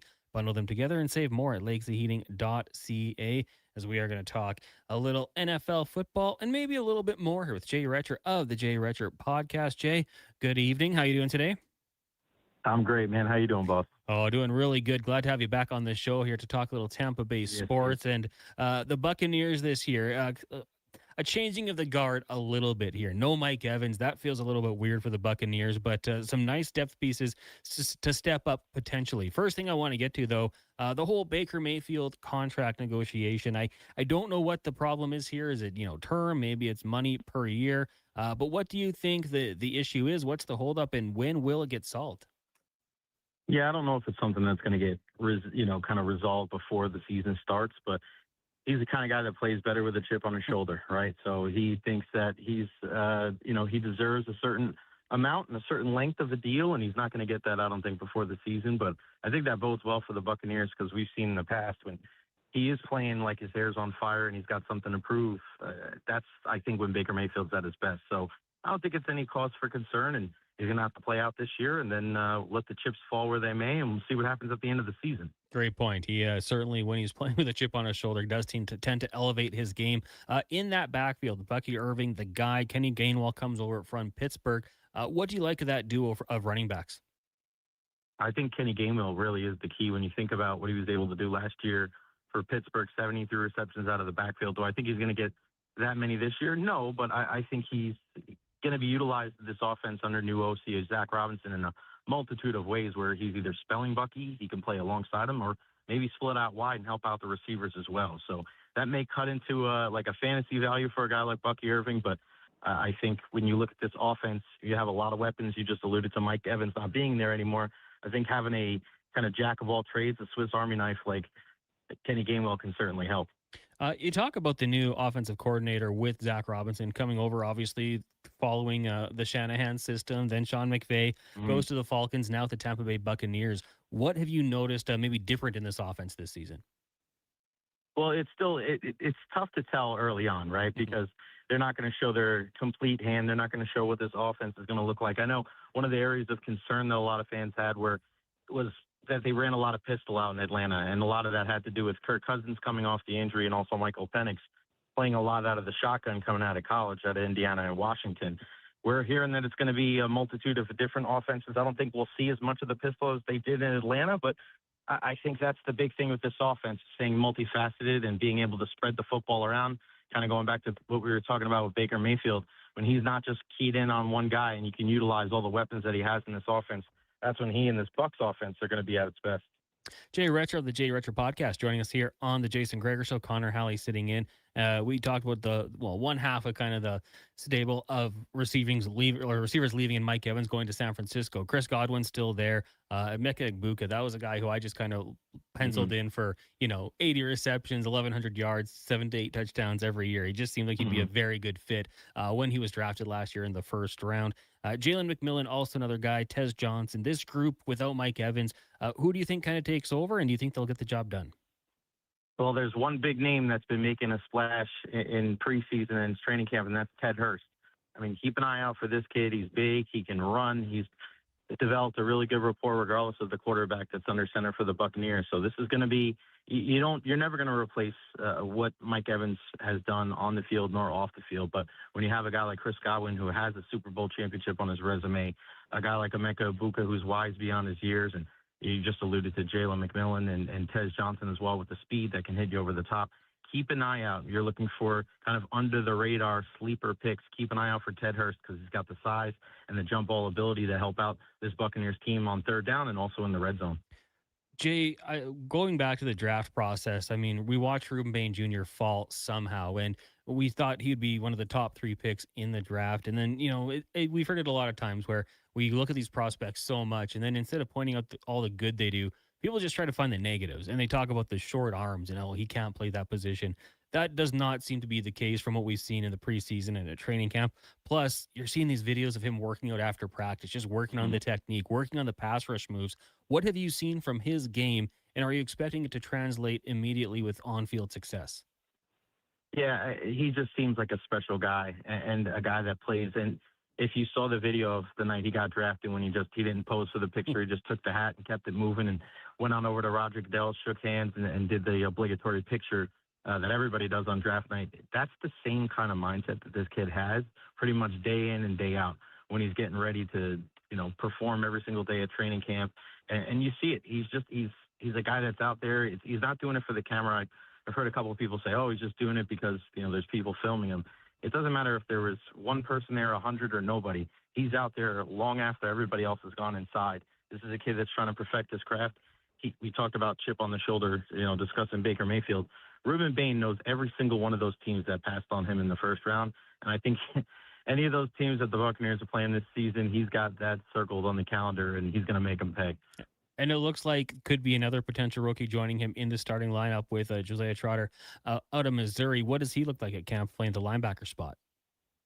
He's a guy that, he's a thumper. He's a downhill guy, but he's been making some plays in the pass protection or the pass coverage game as well. Big interception and joint practices against the Jacksonville Jaguars here the last couple of days. And I'm a big fan of legacy picks. If you know what it entails to be a professional athlete, to be an NFL player, we saw it here with Antoine Winfield Jr. when he was a rookie back in 2020. I think this kid is destined for success, and I wouldn't be surprised if he starts alongside Alex Anzalone week 1 against Cincinnati. Man, Antoine Winfield Jr., great player. His dad was so good for me in individual defensive players fantasy football. That guy used to just rack up the tackles. He was very good, I think, with the Vikings and then the Bills maybe. But yeah, there's some fun players on this Bucs defense. And a couple more I want to ask you about. Well, Vita Vea, I thought for sure he'd be on the move the way things were going here, saying, California or Nevada, maybe where he'd like to end up.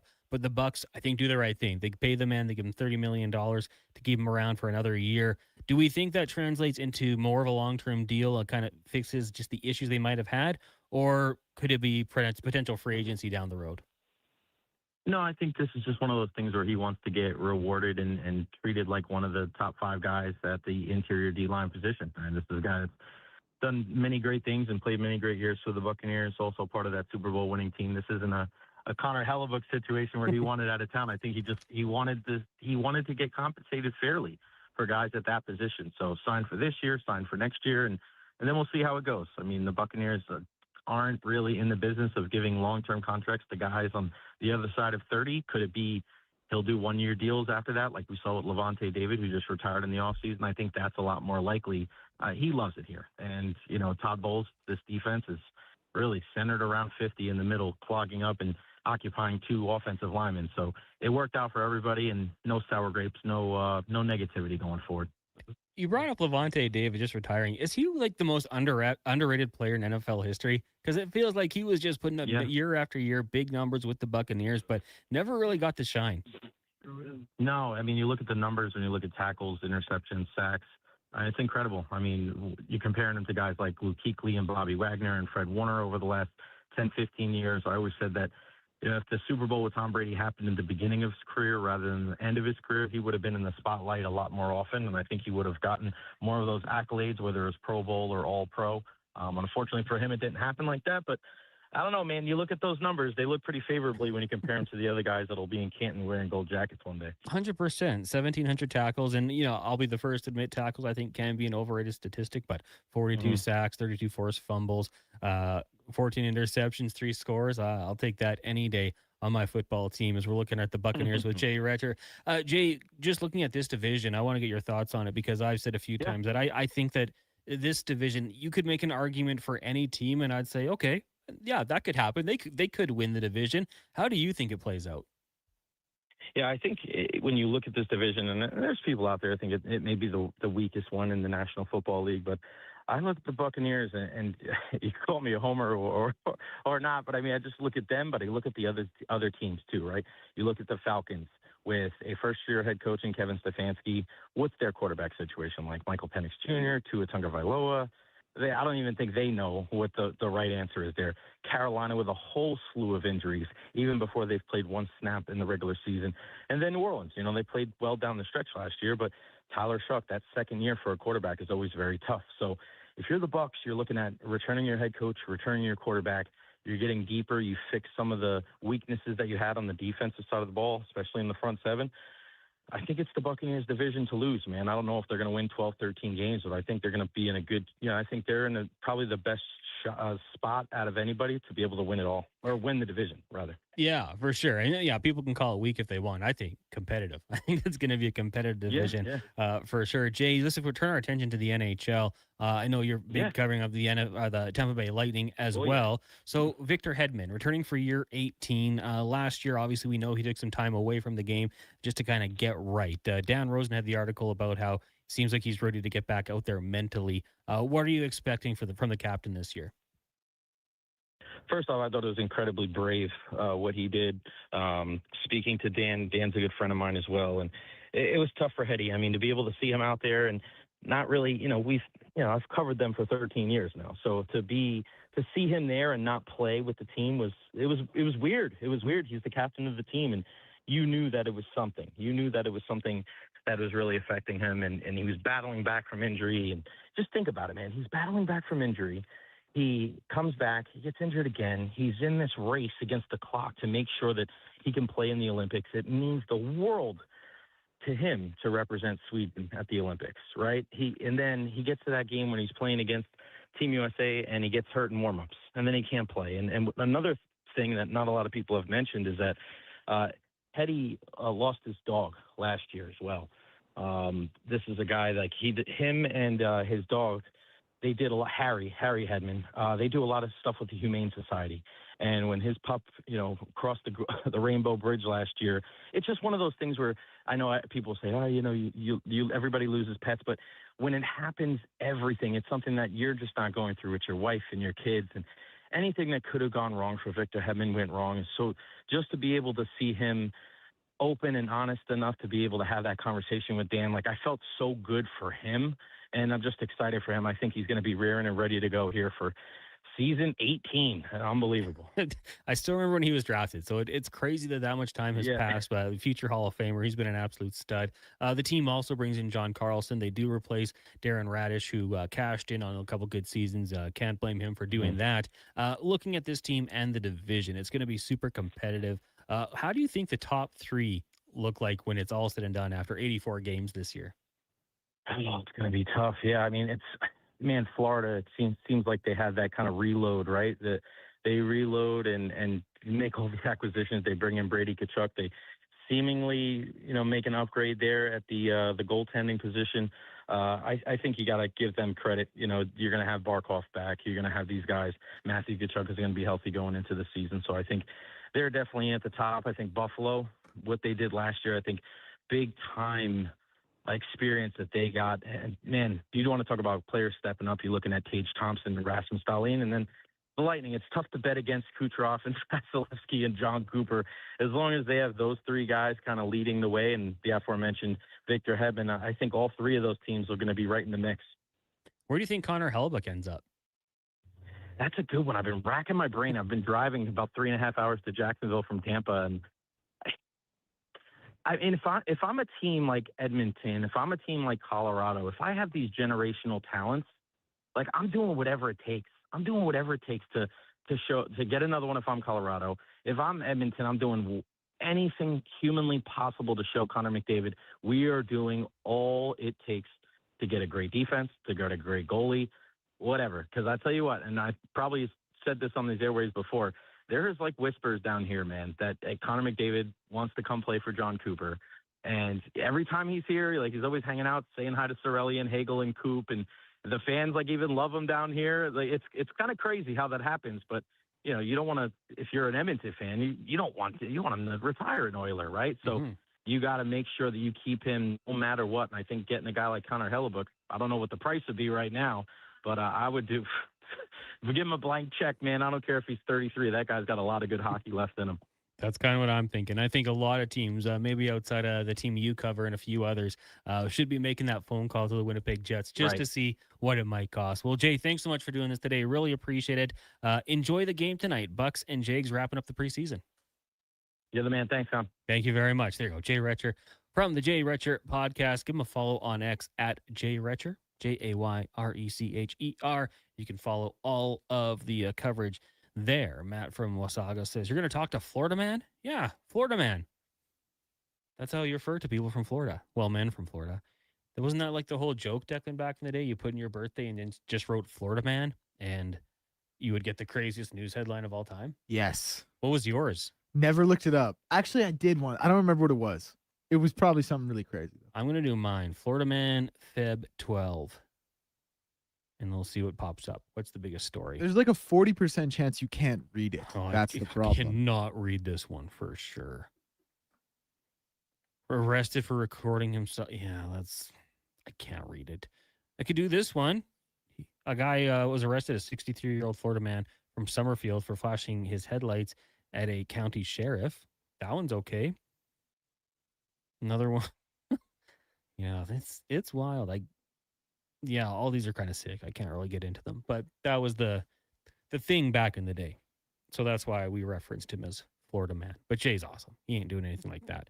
We'll take a break. When we come back, more text. 1-833-401-1440 plus 5 questions. It is the Jason Gregor Show, brought to you by PlayAlberta.ca. Legacy Heating and Cooling is serious about cooling. In fact, we offer multiple ways to cool your home. So you better call Legacy. Call Legacy. If you're looking for traditional air conditioning, we got you. Or ask us about a heat pump to help you heat and cool. Call Legacy. Call Legacy. Cool with AC or cool with a heat pump. Cool your home with Legacy Heating and Cooling. Why tee off at the Ranch Golf and Country Club? A fun, unique layout offering premier conditions. The Ranch has been ranked as one of the top public courses in Canada. Unmatched value. Score Golf Magazine rated the Ranch as the best value in Edmonton. The service, from tournaments to special events to the pro shop. Superior service that makes every visit exceptional. The Ranch Golf and Country Club, a laid-back environment where anyone can enjoy an amazing day on the fairways. For details, visit theranchgolf.com. At GS Construction, we won't quit until we find a way to get the job done. And the right person makes all the difference. We're looking for our next superintendent, an experienced leader ready to take on the role. Because while GS Construction is building the water, sewage, and drainage systems Edmonton communities rely on, the superintendent is building up the team. If you know how to keep a job site safe, productive, and moving, we want to hear from you. Visit gsconstruction.ca/careers today. The Chicken Parmy Burger. McExtreme pulled pork, garlic and black pepper chicken McNuggets, cheesy bacon McFlavor fries, and the Stroop Waffle McFlurry. You've scrolled them. You've screenshotted them. You've never been able to order them until now. This is the McDonald's World Menu Heist. The most wanted menu items taken from around the world, now in Canada. Get them while you can. For a limited time only at participating McDonald's restaurants in Canada. Tap into the fun of Play Alberta's most popular casino games. From the fast-paced spins of Cash Eruption to the retro thrills of Sevens Wild, online excitement is always at your fingertips. Spin through your choice of popular slots or discover Alberta-exclusive games you won't find anywhere else. Visit playalberta.ca/Gregor to learn more. That's playalberta.ca/Gregor. Must be 18 plus to play. If you gamble, use your game sense.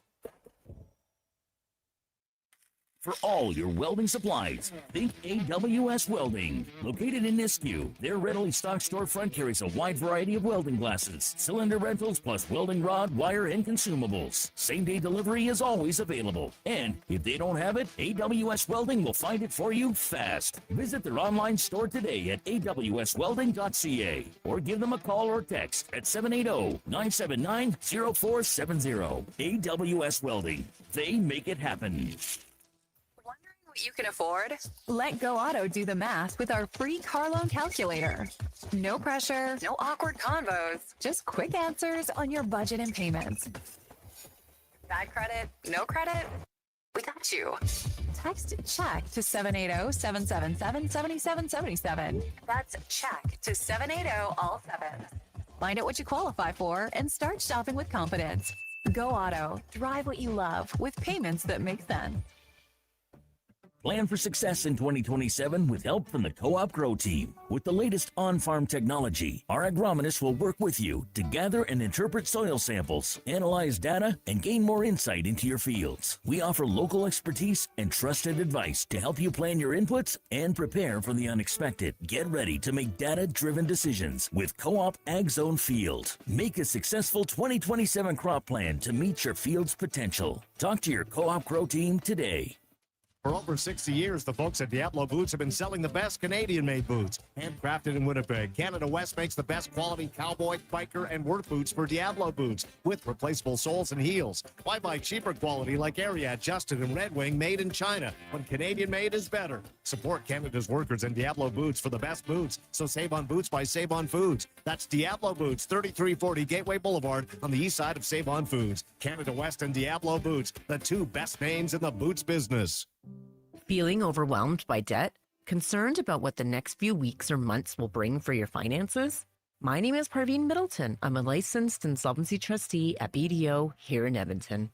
You don't have to navigate this alone. Together, we can review your options and build a personalized plan to reduce your payments and get you out of debt, so you can breathe again. Call 1-833-BDO-TALK or visit bdodebt.ca to book your free consultation and discover your debt-free future. Missioner Allen Auctioneering's next Calgary, Edmonton, Winnipeg Public Unreserved Heavy Truck Auction is this Thursday at 9 a.m. featuring triaxle, tandem, single-axle trucks including cab and chassis, decks, diggers, dumps, pickers, tractors, vacs, and service trucks. Info at maauctions.com.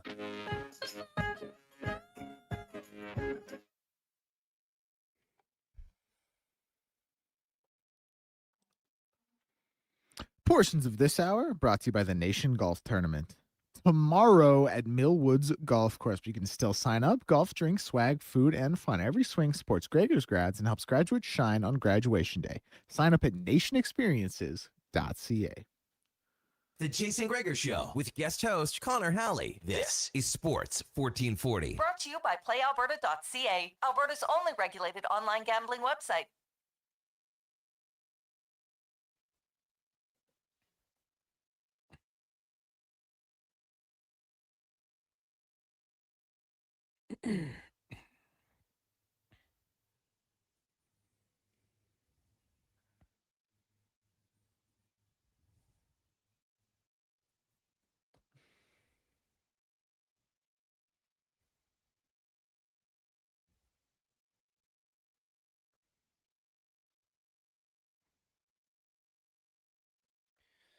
.446, welcome back. It is the Jason Gregor Show.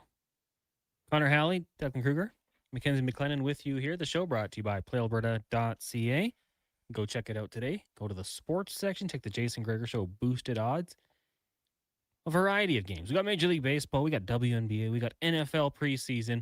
PlayAlberta.ca.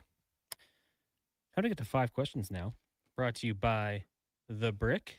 The sleep sale is on now. Save 40% on the Sealy Crown Jewel Resort mattress. Get sheets starting at just $49. And buy one pillow, get the second for just $10. Only at The Brick and thebrick.com. It's time for 5 questions on the Jason Gregor Show. Okay, question number 1. Where does Connor Hellebuck land?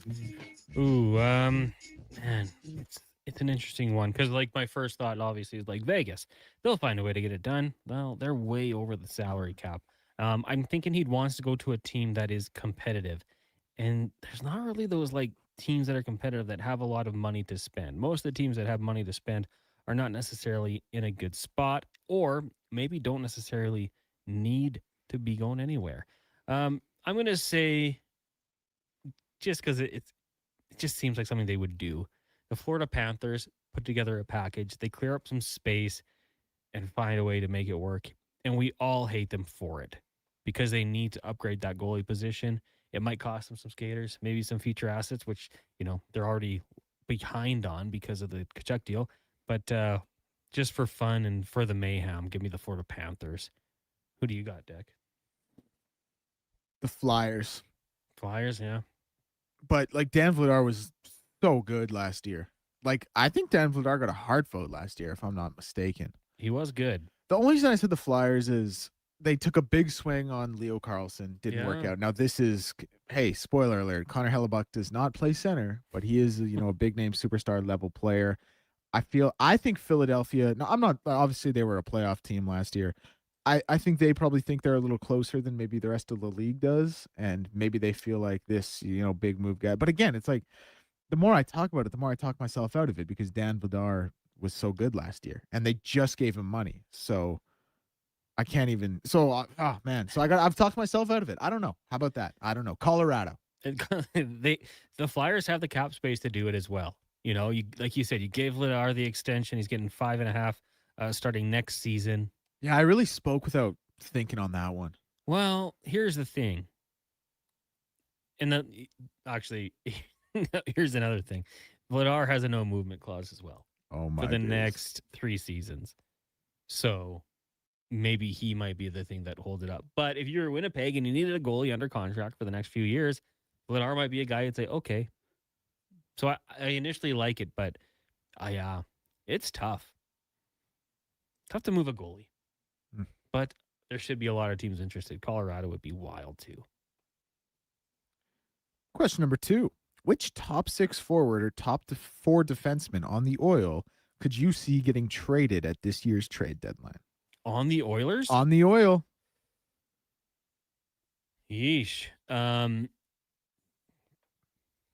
don't think any, to be honest with you. Top 6 forwards. So let's just say McDavid and Draisaitl, no, obviously. Hyman, no. I would, if it's going to be anyone, potentially, maybe one of the younger guys, Isaac Howard or Matthew Savoy, if there was, but I don't really believe it'll happen. Like, maybe if you were really upgrading a winger and a team wants a prospect, Ike Howard would be a guy you would consider. On the back end, you're not moving Bouchard. I don't see them moving Murphy. I think he would be part of the solution. Wallman, I don't know if anybody wants that contract. Ekholm's a little cheaper, but a little older. Maybe Wallman, I guess. I don't know. I don't think any of those realistically would be moved. Maybe someone wants Ekholm for the veteran leadership for a young team. But sure, let's say Ekholm if there's one.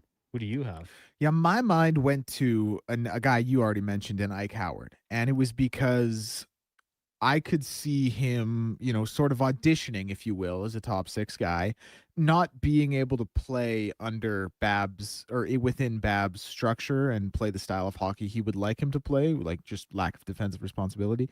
And then before his trade value presumably, goes down, they get a true top 6, proven maybe is a better word, top 6 winger, and he's the guy who moves out. But again, that's all, again, like a lot of that is dependent on how much he plays and if he even has a top 6 role, but he would maybe be the name I was thinking of. All right. Question number 3. Which sporting game / event were you most excited for ever in your life? Probably would have to be something when I was younger. I don't get as excited as much with age. Couple stand out, though. My first ever Chargers game was 2003. Chargers Raiders from Qualcomm. Talked about it yesterday, actually. Got a chance to see Jerry Rice and Tim Brown play live. Charles Woodson, Rich Gannon for the Raiders. The Chargers had, LaDainian Tomlinson, Antonio Gates caught a couple touchdown passes in the game. That was right before he became who he really was. Oilers playoffs. Fortunate to have my cousin Sean hook us up with tickets in 2006. So I got to go to game 6 against the Red Wings. I went to one of the first 2 home games against the Ducks and then game 6 against the Carolina Hurricanes when they won, and it was unbelievable. So those 2 stand out. In recent times, maybe Azteca, Canada taking on Mexico and winning 2-1. 2021 in the snow. I think that was just a really cool experience as well. So you asked for one, I gave you 3. What do you got? Well, the answer for me in this question will always be the 2007 Grey Cup. Saskatchewan was playing in it, obviously went on to win it. I was 10 years old, super formative age, and I was at the game. So that will always probably be there. The other one, I guess, would be like the 2009 Grey Cup. That would be up there as well. And then in terms of an event, I was the Errol Spence Terrence Crawford fight. That would probably be that would probably round it out. Sweet. Also, but just really quickly, sidebar, there's this crazy story developing apparently. There are 2 lions loose in the state of Indiana, and authorities are unsure of where they even came from. Some guy spotted it on a drone in the field, and now the authorities are out looking for it. Just absolutely crazy. I couldn't imagine just going for a run in rural Indiana and coming across a lion or something. I know that's an unbelievable sidebar, but I just wanted to touch on it. That's like Tiger King stuff, probably those legal zoos and stuff. Dude, well, it's because you'll see, obviously, how in the Florida Everglades, the Burmese pythons became so much a part of that ecosystem is these people were importing snakes in, these exotic snakes, and then just releasing them into the wild because they couldn't keep them and the breeding and stuff like that. Now, obviously, there are Burmese pythons in the Everglades. I wonder if this is something like that, somehow these lions got snuck into a private collector's Indiana household and he just ended up releasing them. Crazy stuff. But anyway. Quickly, there's a new documentary. I think it's a multi-episode series on HBO about the transport of snakes and stuff. Mm-hmm. It's wild, man. Some of those snakes are scary. I don't trust them. Dude, I believe it. Ugh. I can't believe they just got brought into Florida, then just got released into the wild, and now they just thrive in that ecosystem. They're called Burmese pythons because they're from Burma. What are they doing in Florida? Anyway. We can't be playing God like that. Question number 4. Do you blame Americans for wanting out of Canadian markets? Kind of. Like, you're being paid millions of dollars to play a game, and I sympathize with them. They're still humans. Things are tough, but like you're loved in these markets. Like Matthew Tkachuk was a king in Calgary. You go, JT Miller was loved in Vancouver. Connor Hellebuck, same sort of thing in Winnipeg. Like these guys are beloved by their markets. You're playing hockey for a living. You're getting paid an American living in Canada. I can tell you there's a few benefits with that as well. So part of me is like, you're still human. You still have the right to be happy. But if you sign a contract, play it out. You know what happened to me, Deck? I signed a contract with a cable provider, and they just told me yesterday they're going to charge me more for rentals, the box rental. What's the point of signing a contract if they can just jack up the price mid-contract?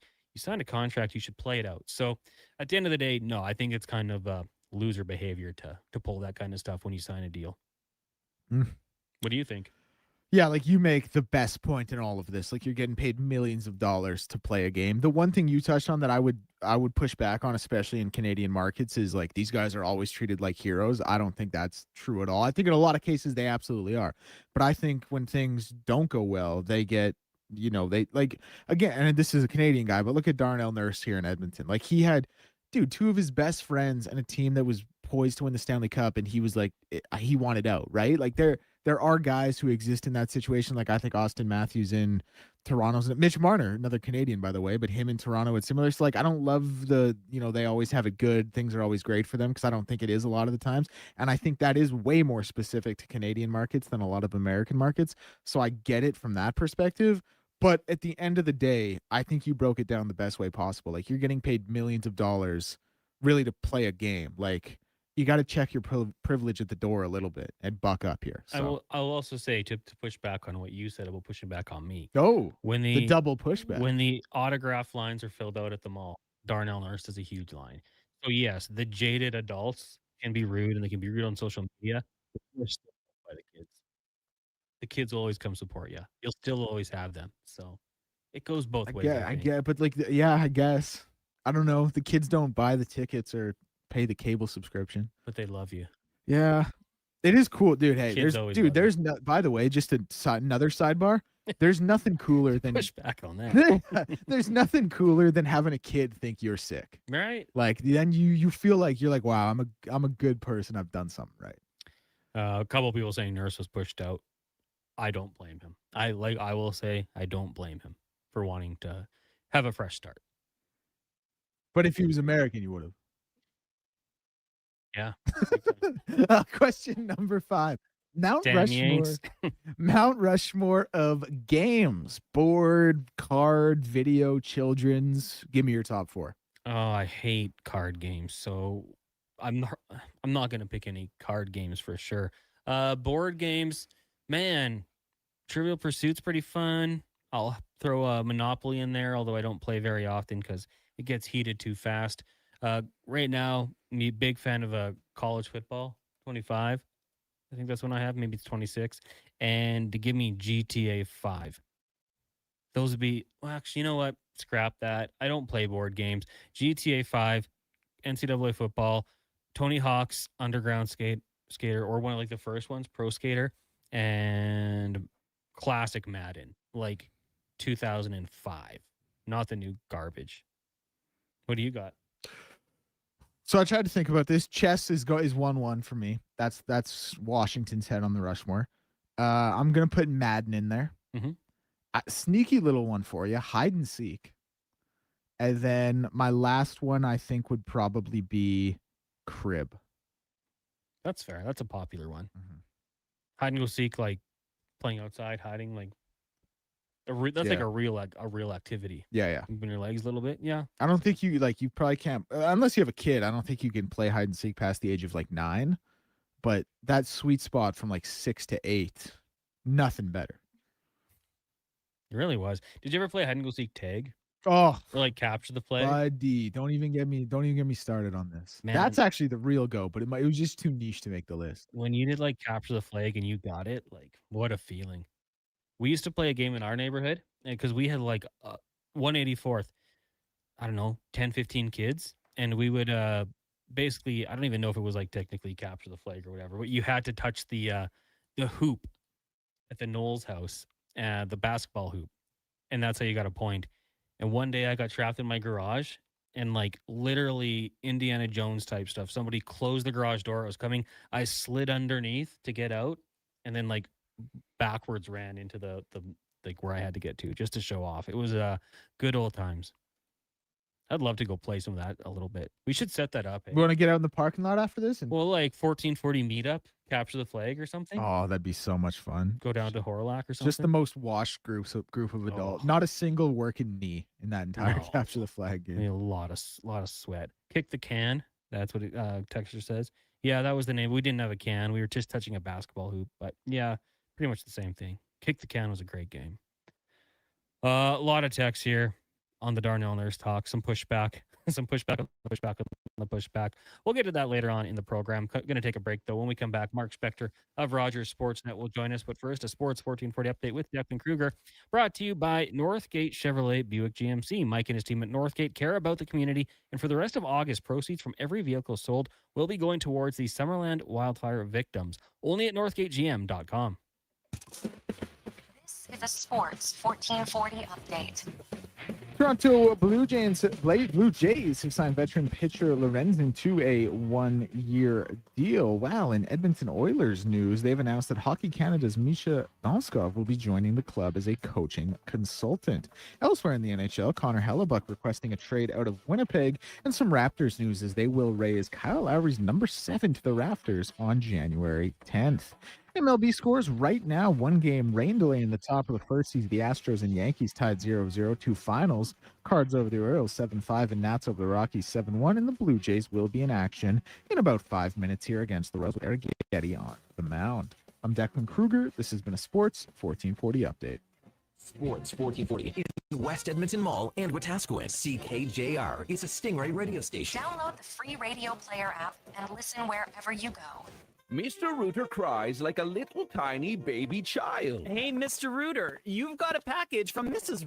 Rooter. Aw, the card says, "Thank you for our unbreakable bond. You're the pro press fitting to my copper pipe." Ooh, what's in the package, Mr. Rooter? Let's see. It's a Plumbus 2000 spud wrench. She knew I'd never buy one for myself. Just like tears. It's glowing or it's free with Mr. Rooter. I love that woman. You don't just need property services, you need problems handled. Hire Good provides cleanup, debris removal, site monitoring, and safety attendance across Edmonton. We reduce issues on your property, keep spaces safe, and take pressure off your team. We resolve real problems for businesses while creating real impact. Because our team is built on second chances, and they show up every day ready to prove it. Visit hiregood.ca or call and mention Jason Gregor for a first-time discount. Hire Good. Stable jobs create stable lives. 1 in 3 Canadians aren't getting enough sleep. Let the Brick help you sleep better for less. Save 40% on the Sealy Crown Jewel Resort mattress. Get cheap starting at just $49. And buy 1 pillow, get the second one for just $10. Plus, take up to 55 months to pay with no interest and no money down. And with next day delivery in Edmonton, you can start sleeping better right away. Some conditions apply. OAC. See in store for details. The Brick, saving you more. Diamond Rides is one of Alberta's premier specialty charter companies.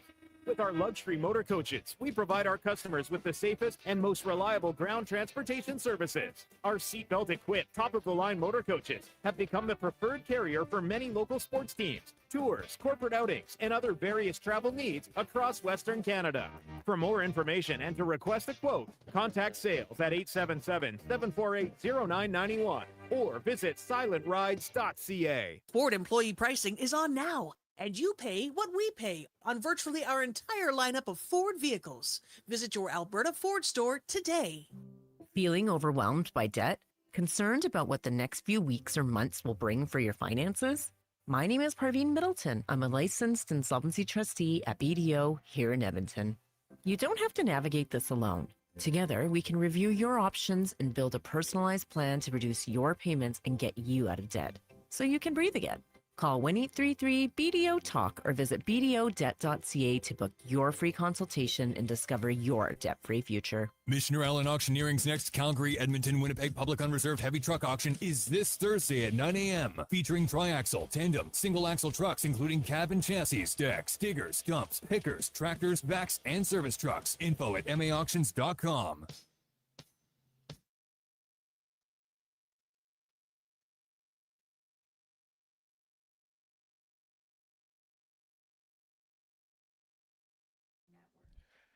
Portions of this hour brought to you by 01 Athletic Care, Edmonton's multidisciplinary health clinic at West Edmonton Mall. Physicians, physio, massage, sports psychology, and more. One team, one roof, one plan. Book now at 01.ca. That's ZERONE.ca. The Jason Gregor Show with guest host Connor Halley. This is Sports 1440. Brought to you by PlayAlberta.ca, Alberta's only regulated online gambling website.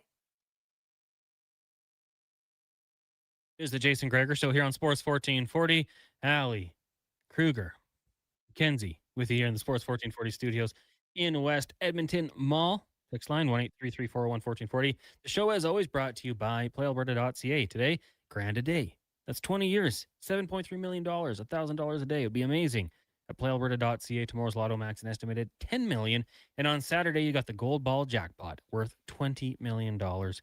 Go check it out. You can't win without a ticket at PlayAlberta.ca. Right now, we'll get to the spec report brought to you by GS Construction. They are hiring operators, pipe layers, and a superintendent. Work for a fantastic company that loves to promote from within with great benefits. Also, huge sports fans.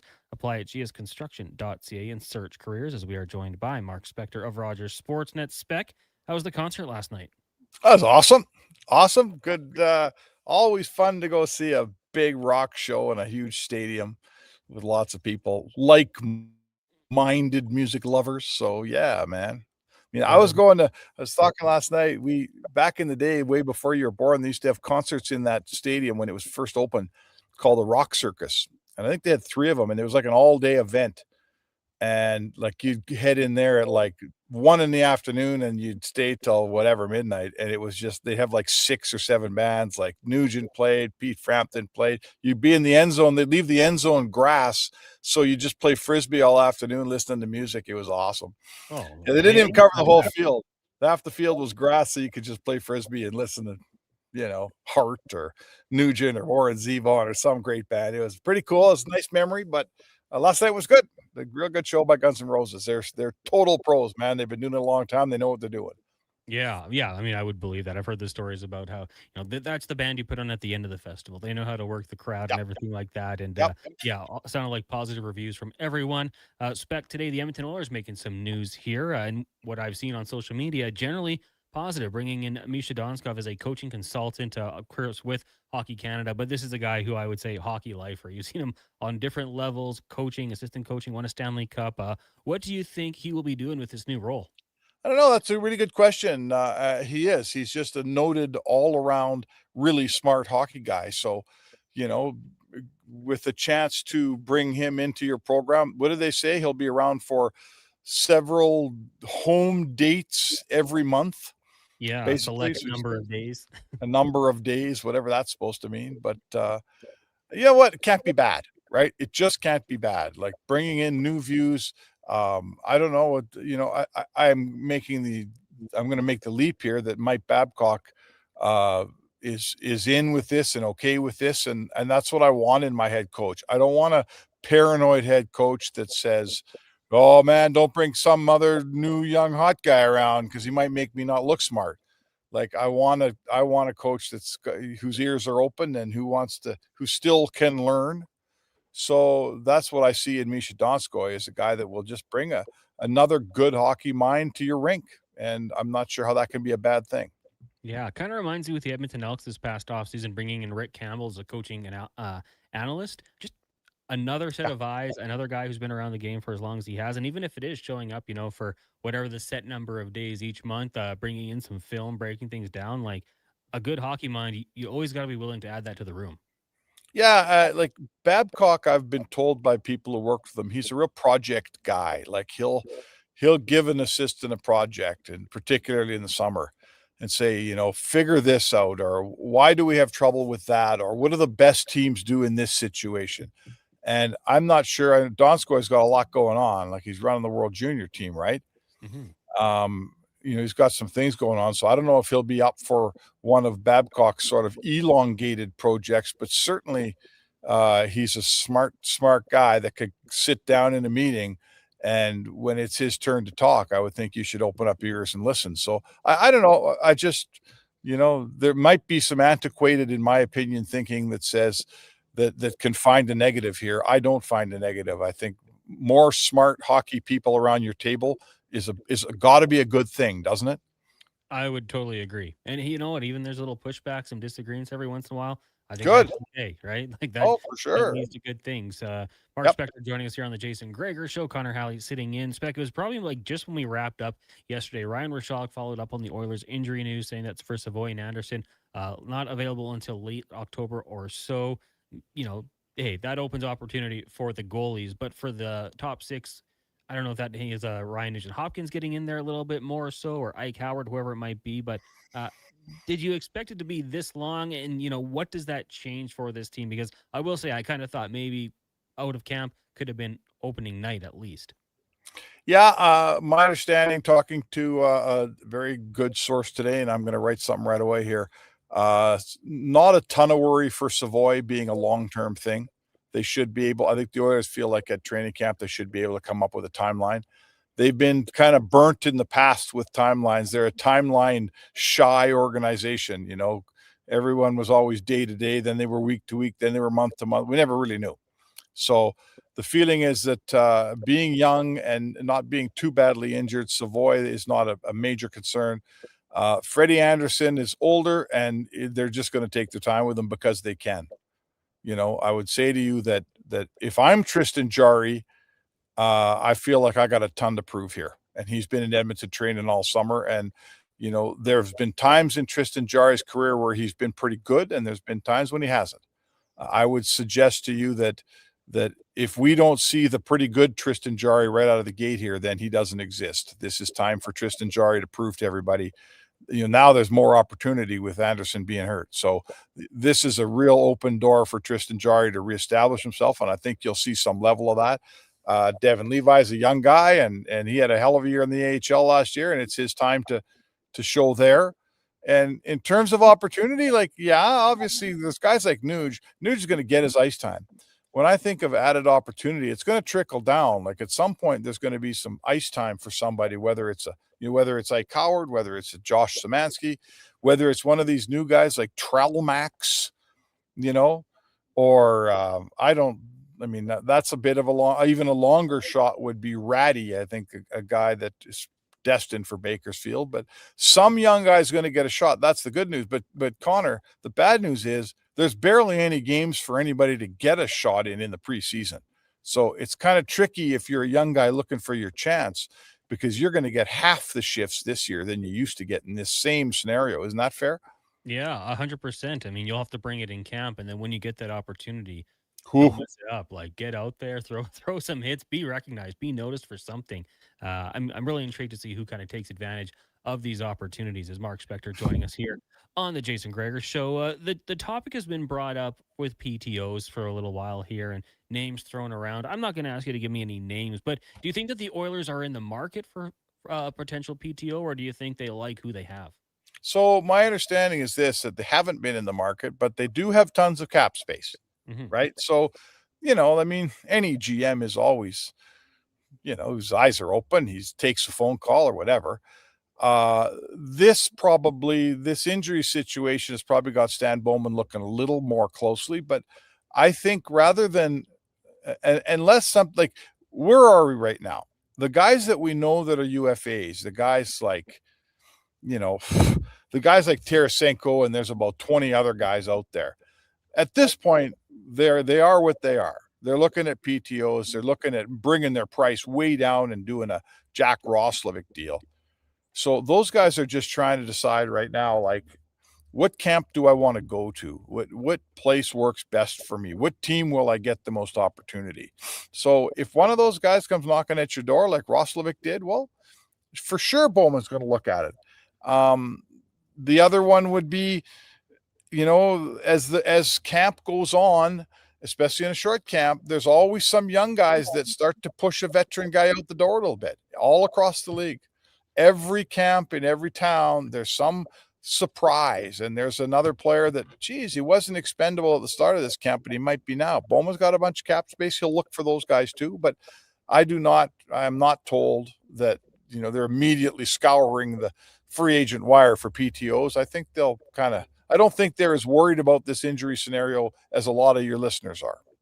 Well, that would make sense. A panic in the text line for a little while here. Now, Spec, the big news of today, Connor Halley officially putting it out there. He would like to be traded out of Winnipeg. From his statement, he said, several months ago, I privately requested a trade. I have tried to handle the situation quietly and respectfully while giving the organization time to explore its options. With training camp approaching, I felt it was important to publicly confirm my request. So he wants to be moved out. The unfortunate thing is he does have the no movement clause, which does make things a little bit more complicated. There's a can of worms that gets opened up here every time this happens, because we've got a lot of texts coming in saying, if you demand a request or you demand a trade, request a trade, you should have to waive that. Like, you should be able to be traded anywhere and lose that control. Where do you come out on this? Because we know it's such a big negotiating thing for GMs where they can put that in there just to kind of sweeten the contract. Yeah. I've been looking around and keeping my eye open today. Have we heard where he's going to submit a list of any number of teams? Is any of that out there? Nothing like that has come out yet. Yeah. So, I'm going to say to you that if he said to Cheveldayoff, the GM in Winnipeg, that I want to trade, he's already given him a list of teams. Nobody seems to be able to have reported yet how long that list is, which teams they are. Is it a Dylan Larkin deal where they give you 3 teams that are all really good and capped out, and you're supposed to make a deal with one of them? Like, American, like, I don't know what was in the water at the Olympics, but that American gold medal winning team, like, they just all came out of there looking to, get moved out of their own town and into a new town, didn't they? Holy cow. Newfound sense of patriotism, maybe. I don't know what it is. Like, it's crazy. The Kachuks and Quinn Hughes and now this guy and Dylan Larkin. And I don't love that. It's a bad look in my opinion, but whatever. So I don't know what I'm not, Cheveldayoff is a tough cookie. He doesn't get pushed around. He never has. I don't think, like, it's a tough trade. This guy, you got to find the right team. He's a great value at $8.5 million because he's such a good goalie. But you got to find someone who has what you need, and maybe that's Carolina. That's what people are saying. Maybe does Vegas always worm their way into one of these deals? They tend to. I'm not sure. I mean, boy, I don't know if Kelly McCrimmon, he'd have to pull out a magic trick to pull this one off, but don't put it past him.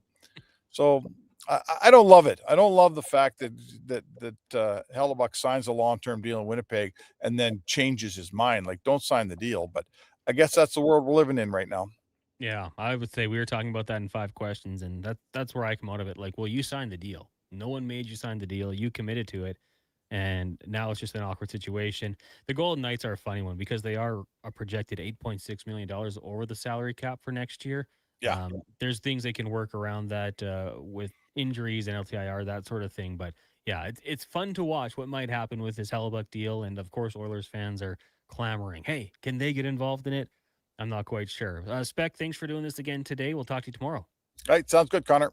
There you go. Mark Spector of Rogers Sports. You're on the Jason Gregor Show. Joins us every Monday through Friday, just after 5 o'clock. A lot of text rolling in here. JC says, guys, what do you think a hell of a trade would look like? And does he want an American team? Well, we don't know that yet.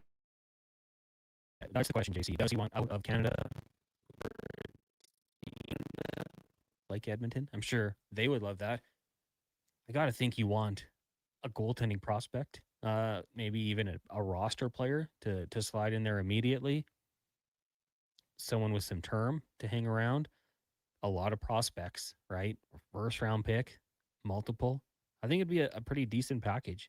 But what's going to be out there? And as Spec brought up, like, if it is like the Dylan Larkin situation with the Red Wings and he presents a 4-team list and it's 4 teams that don't have prospects because they're contenders and don't have, their first round pick the next couple of years and are right up against the cap, well, what do you do? It's tough to really make that move. So not necessarily a great spot for the Winnipeg Jets. Text line is 1-833-401-1440. We kind of got in the discussion about, playing in Canada and making the move out of the way. JP says they're also on the road all the time. Usually only live in that city 8 to 9 months out of the year. Yeah, typically for the most part, when the season ends, players are out of there. You still live in the conditions for a little bit, but overall, it's not that bad. I think guys could handle it. We were on the topic of your favorite games to play. Tim says, hide and seek when I'd go to the warehouse side of my office with my kids after hours. I can't drive past that area without reminiscing, from Tim. Those are the things you don't forget. My dad was a teacher, and for my birthday, we'd go to the school, because my birthday's in February, not much to do. So we'd go to the school and play like floor hockey and stuff like that in the gym, and then play hide and go seek in the halls after. You'll never forget that. It was the best times out there. Glenn says, sit Hellebuck until you find a deal. If it takes months, who cares? Well, and that's what I wonder. If you got to that point where you told Connor Hellebuck, hey, we'll sit you. We don't care. What happens? Does he say, okay, well, how about I continue to play and we work on a contract? Like, that is an option. It is. Hellebuck could say, I'm not reporting. That's an option. Like, there's many ways this can play out. And from the statements today, it seems respectful on both sides. In case you missed it, Kevin Cheveldayoff said that Connor has been open with us with his desire for a change. He's been an important part of the Jets organization for many years, and we have tremendous respect for what he has accomplished here. While we will continue to work through the situation in a thoughtful manner, there's no update on this time. It's just brutal. It's tough to make this trade. And until we get more information about it, it's hard to say for sure. Has Winnipeg really looked out? It's going to be an intriguing storyline to watch as the season rolls on here. Similar to Dylan Larkin. Will there be a trade? Will they hold out? Will they get out there and play until it happens? We'll have to see. Kevin says it is tough for the Jets to find a team that's contending if he wants to go to a contender. And that's exactly it, Kevin. When we yesterday on the show had Stephen Ellis on the show, and we were talking about the top prospect pools, contending teams aren't there. Like, they have some prospects, but they're not as good as the teams that are losing. So heck yeah, like San Jose could put together a hell of a package. Are they going to be a contending team this year? Probably not. Hellebuck's 33. Could they be there in a few years when he's 35, 36? Absolutely. They could be. But there's no guarantees for sure. So, is he going to find an immediate contender? I don't think so. Maybe a team works it out. Maybe Vegas finds a way. Maybe the Panthers find a way. Could upgrade their goaltending position for sure. Maybe the Oilers find a way. But it seems right now like it's going to be tough. Brian says the Jets have Skinner. Yeah, but they would need another goalie. And I don't think you want to just bring up someone from the AHL that's not properly developed to be a backup. Maybe you would. Maybe they'd be fine with it. Maybe they just want skaters or draft picks. That could be a solution as well. But you're going to want probably some players, ideally an NHL player, and picks as well. We'll take a quick break here. When we come back, more text. We've got the stats of the day. We'll go in the room and more. It is the Jason Gregor Show here on Sports 1440, brought to you by PlayAlberta.ca. Wow, get ready for a silly hockey fan. Your partner in power just skated onto the ice. EWEL.ca, the new e-commerce website for electrical wholesalers Edmonton, is ready for the power play 24/7, 365. UL skates to where the puck will be in 5 years. Now that's forward thinking. Killer selection, slamming products from the best brands, and legendary service. Don't sit on the bench. Get your account today at EWEL.ca and win that project. Plug into your partner in power. Get an EWEL.ca account today. Expand your brand with Fusion Promo Marketing. Fusion is your trusted partner for all things branded merch and apparel. Thousands of products perfect for businesses, sports teams, and corporate events. Fusion with a Z. Promomarketing.ca. When your project can't afford downtime, call Japa Equipment Rentals. From excavators and wheel loaders to compaction equipment, Japa has the machines you need. Trusted since 1972. Visit JapaEquipment.com or stop our Edmonton or Calgary locations. Don't let rookies scratch your custom wheels. Evolve Wheels and Tires uses premium touchless equipment designed to protect your wheel and tire investment. Trust the enthusiasts at Evolve Wheels and Tires, Edmonton's premium wheel specialists. Evolve your ride. Evolve your experience. 2006, we saw the launch of Twitter. JT was #1 with Sexy Back, and the corner of Jasper Ave and 118th was never the same. On the Rocks. Celebrate 20 years of OTR. Friday, September 18th. With Whale and the Wolf. Whale and the Wolf. 20 years of music and memories. 20 years of On the Rocks. Friday, September 18th. Get in early. Jasper Ave and 118th. Everything is going to be okay. If your debt has you feeling like you're in a free fall, you have options. I'm Dan McDicken, a licensed insolvency trustee with Faber. Becoming debt-free is possible, and a personal bankruptcy or consumer proposal will get you there. Schedule your free Faber Focus session at faber.ca today. You'll learn how a consumer proposal allows you to eliminate your debt by paying a percentage of the amount owed without interest. At Faber, we'll tackle your debt. Crispy caramelized edges, a pillowy, airy center. John's pan pizza made with Parmesan and Romano cheeses, Papa John's special garlic sauce, and Italian seasoning, all baked directly into the bottom of the crust for a signature golden finish and crispy savory crunch. Grab a medium pan pizza for just $16.99 today at your local Papa John's. Order now in the app or at PapaJohns.ca. Better ingredients, better pizza. Papa John's. It might have been scraped by the snowblower. Can't be door crashing. Or did the company Christmas party. At some point over the winter, your car was damaged and it's been hiding under a coat of winter grime. Then come and see Robertson Body Works. We can take care of the damage and the dirt. This week only, call and book a repair. And get a complete auto detailing absolutely free. But you have to book your appointment before the week is up. Go to RobertsonBodyWorks.com. I'm Tim Robertson, and I fix cars. If you've got a lot of grass to cut, or just a little, the Lawnmower Hospital in Toro make it a breeze. Handle your yard with an easy maneuvering personal pace Toro walk behind mower. Commercial and acreage use. Hop on a Toro My Ride zero turn. The comfort and performance you deserve. Plus 0% financing available for up to 36 months. See Toro, the top name in turf. Now at lawnmowerhawk.com.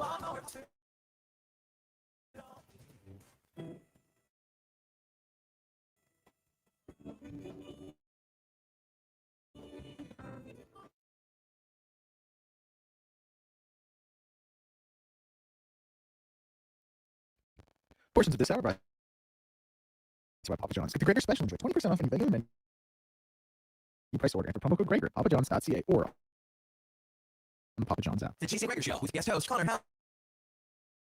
This is Sports 1440. Brought to you by PlayAlberta.ca, Alberta's only regulated online gambling website.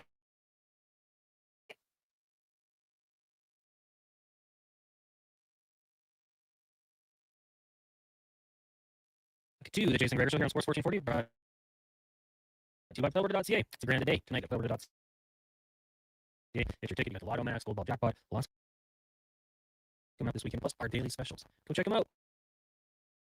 Maybe we'll win some cash. Remember to use your game sense. Now, with you in the studio. No 2-minute warning today. Cam Tate just a little on the weather, so send your positive vibes to Tater. Hopefully we'll be able to get him back on tomorrow on the show. But we'll do the stats of the day here instead. Brought to you by All Star Construction, founded in 2009. They continue to grow. They're hiring general laborers, hydrovac operator, backhoe operator, gas piping technician, and more. Go to Indeed.com and search All Star Construction. And we do here some Major League Baseball stats of the day. Here's something for you. Shohei Ohtani is one extra base hit away from hitting at least 60 prior to September in each of his first 3 seasons with the Dodgers. Can you think of the only other player to do that in history? He's got a few more days up before September to hit a multi-base hit to get to 60 on the year. The only other Dodger to do that. Blue Jays legend Sean Green. So some elite company there. He did that from 2000 to 2002. Also entering the 9th inning yesterday, the Cincinnati Reds were down by 6 runs and batting .226 as a team on the season. No other MLB team in modern era has come to the plate in the ninth inning with a deficit that large and a team batting average that low and won a game. Your boys might be on to something, Deck. Down 6 runs, batting 226. Biggest comeback of all time. The things you can dig into. Yesterday, we really got into it with Tristan Peters of the White Sox, who's been kind of a stud. He joined some elite company as a player who had 6 RBIs in a game, 5 times on base in a game. Different ways to get it there. 4 straight games with a home run, a cycle, a grand slam, and a walk-off home run. Jimmy Fox in 1933 had that in a season. Joe DiMaggio in 1937 had that in a season. Well, as another day has gone by, he's done something else. In Major League Baseball history, only 2 players had a 5-game span with 10 plus hits, 10 or a home run in every game, multiple doubles, multiple walks, and a stolen base. Tristan Peters in his last 5 games, and Babe Ruth from June 10th to 14th, 1921. So if he has another big game tonight, we'll just add to that. Or maybe on Friday, and we'll just continue to show that he's doing things that haven't been done in like 100 years. Pretty awesome. The White Sox also for a team in Major League Baseball to have 2 rookies with 5-game home run streaks in the same season. Murakami did it earlier, and now Tristan Peters doing it. So there you go. Some interesting stats today. Also on this day back in 1978, a pretty exclusive group. Joe Morgan became the first member of the 200 homer, 500 steal club. The unique balance of power and speed. Now, when you look at those clubs, the 500 club has 1 member. Jack, if you had to guess, only Major League Baseball player to have at least 500 stolen bases and 500 home runs. What do you think it is? Man, I'm so bad with baseball. Think of a lot of home runs. Mark McGuire. There's no way he was stealing bases. No. Think of a guy who might have had some clear liquid rubbed on him. Oh. I don't. Barry Bonds. Okay. Yeah, makes sense. Yeah, he had 514 stolen bases in his career, 762. So he's the only member of the 500 club. I feel like he might be the only one to ever do it. He's the only member of the 400 club. If you get to the 300, so 300 home runs at least, and 300 stolen bases. Alex Rodriguez is there.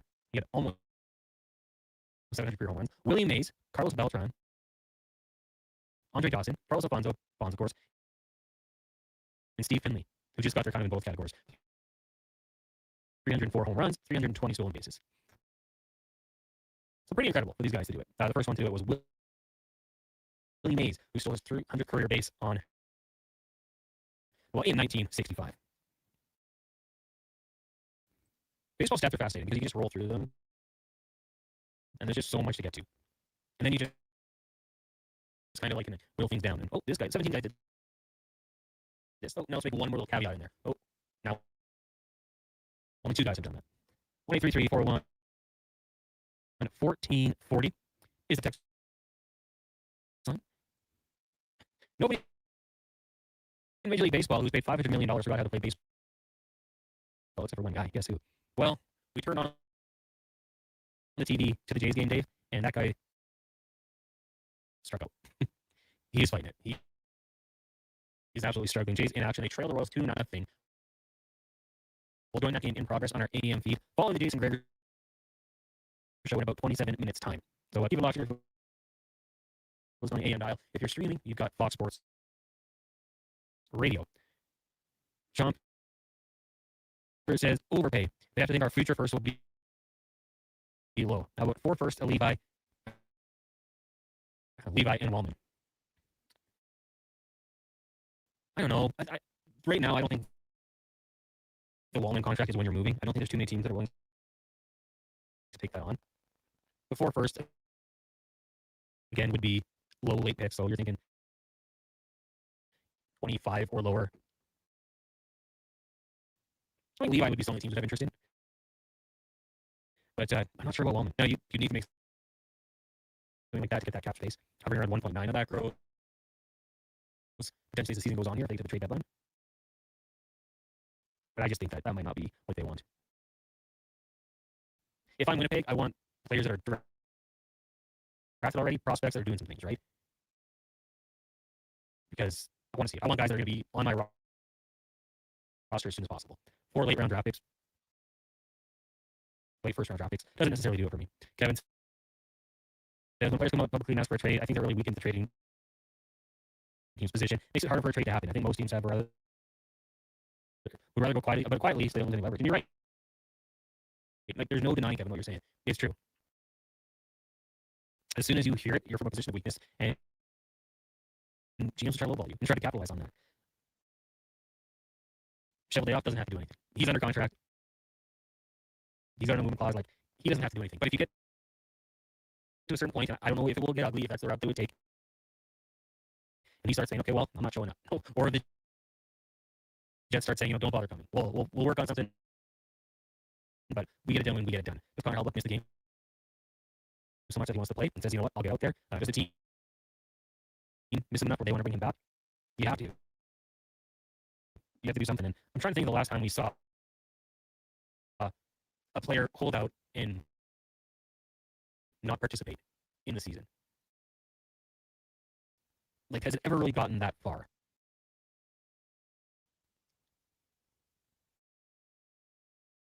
I can't think of one off the top of my head. I know we've got some really good hockey minds. Eric Lindros in 1991. I guess William Nylander held out in 2018, didn't he? Because that's when we started the William Nylander comeback person of the week. Remember when he came back from holding out? And these fans thought he could be winning comeback player of the year type award. Oh, that was funny. Let's see. Ashton settled the entire year with a contract dispute in Ottawa. Coffee, Matt Sundin, Pavel Bure. So I guess it's not really unheard of. It just doesn't happen that often. Coffee held out with the Oilers. Lindros with the Nordiques. So it could happen. We'll see if we get to that point. Hopefully not. But it could happen. Matt asks, where do you guys think Connor Halley will end up? Well, we've thrown out some options.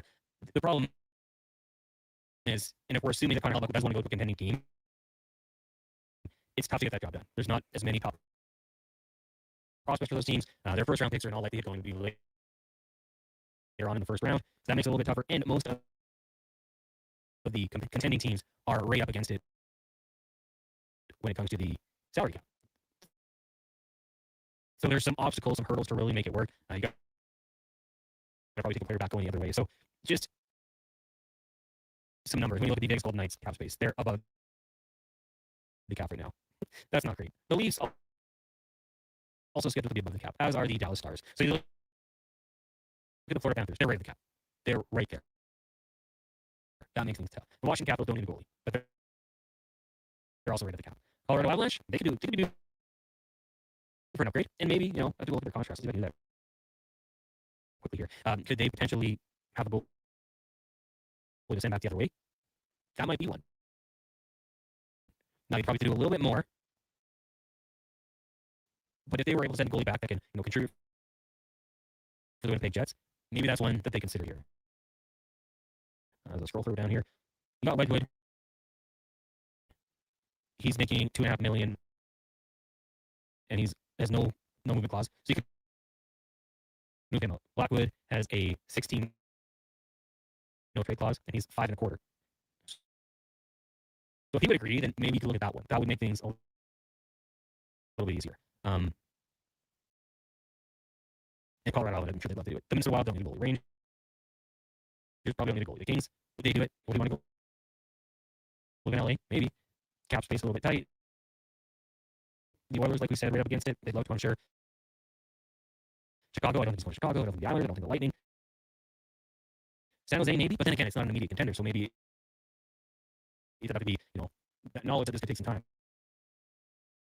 The Sharks should have to pay some players down the road as well. Jersey, Ottawa, St. Louis. Those are the teams that have a little bit of cap room. Teams that could be playoff teams. But the teams that have a lot of money. Seattle, Vancouver, Calgary, Detroit, Philly, we talked about. just re-signed with the Blue Jackets, the Penguins, Hurricanes. That's the other one that people throw out there. That could be interesting. So yeah, there's a few options. It's really just going to come down to Connor Halley and what he wants, what matters most to him. We're going to find out. This could be a sticky situation. Sucks for Jets fans, but at some point it looks like the separation will be coming. We'll take our final break of the show when we come back. More of your text to 1-833-401-1440. It is the Jason Gregor Show. Connor Halley. It's sitting in, brought to you by PlayAlberta.ca. Field labor. All-Star Construction wants to talk to you. I have equipment operator with track or backhoe experience. All-Star Construction wants to talk to you too, with work in and around Edmonton for local land developers. All-Star Construction offers year-round employment. Whether it's power, gas, or telecom, developers rely on All-Star Construction to get the job done. So if you're a skilled laborer or a heavy equipment operator with track or backhoe experience, searching for work, search All-Star Construction on Indeed. Tap into fun of Play Alberta's most popular casino games. From the fast-paced spins of Cash Eruption to the retro thrills of Sevens Wild, online excitement is always at your fingertips. Spin through your choice of popular slots or discover Alberta exclusive games you won't find anywhere else. Visit playalberta.ca/Gregor to learn more. That's playalberta.ca/Gregor. Must be 18 plus to play. If you gamble, use your game sense. The job isn't done until the last load is hauled. And having a semi-trailer out of commission is not an option. Whether replacing or adding to your convoy, Edmonton Trailer has a huge inventory of new and used semi-trailers. Trusted by the gravel, logging, oil field, fluids, and freight industry. Find a trailer right for you online or from one of their locations for sales, service, parts, rental, and finance. When you're in it for the long haul, Edmonton Trailer. 1 in 3 Canadians aren't getting enough sleep. Look at Break. You sleep better for less. Save 40% on the Sealy Crown Jewel Resort mattress. Get the sheets starting at just $49. And buy one cuddle, get the second for just $10. Plus, take up to 55 months to pay with no interest and no money down. And with next day delivery in Edmonton, you can start sleeping better right away.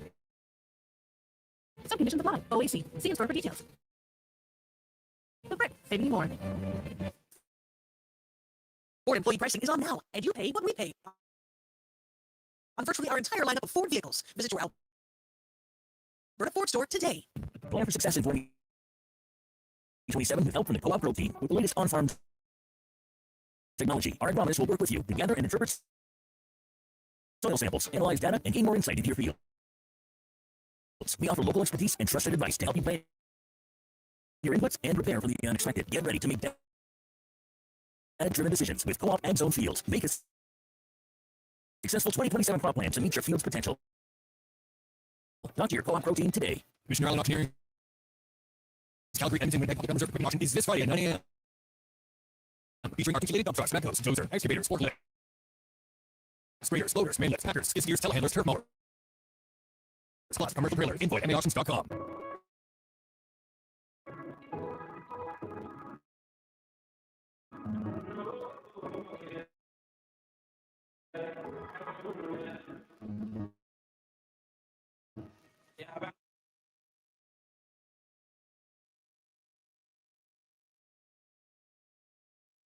Portions of this hour brought to you by Canfor. Made in Canada, made for Canada, where extreme isn't theoretical. Find your solution at canfor.com. The Jason Gregor Show with Guest Host Connor Halley. This is Sports 1440. Brought to you by PlayAlberta.ca, Alberta's only regulated online gambling website.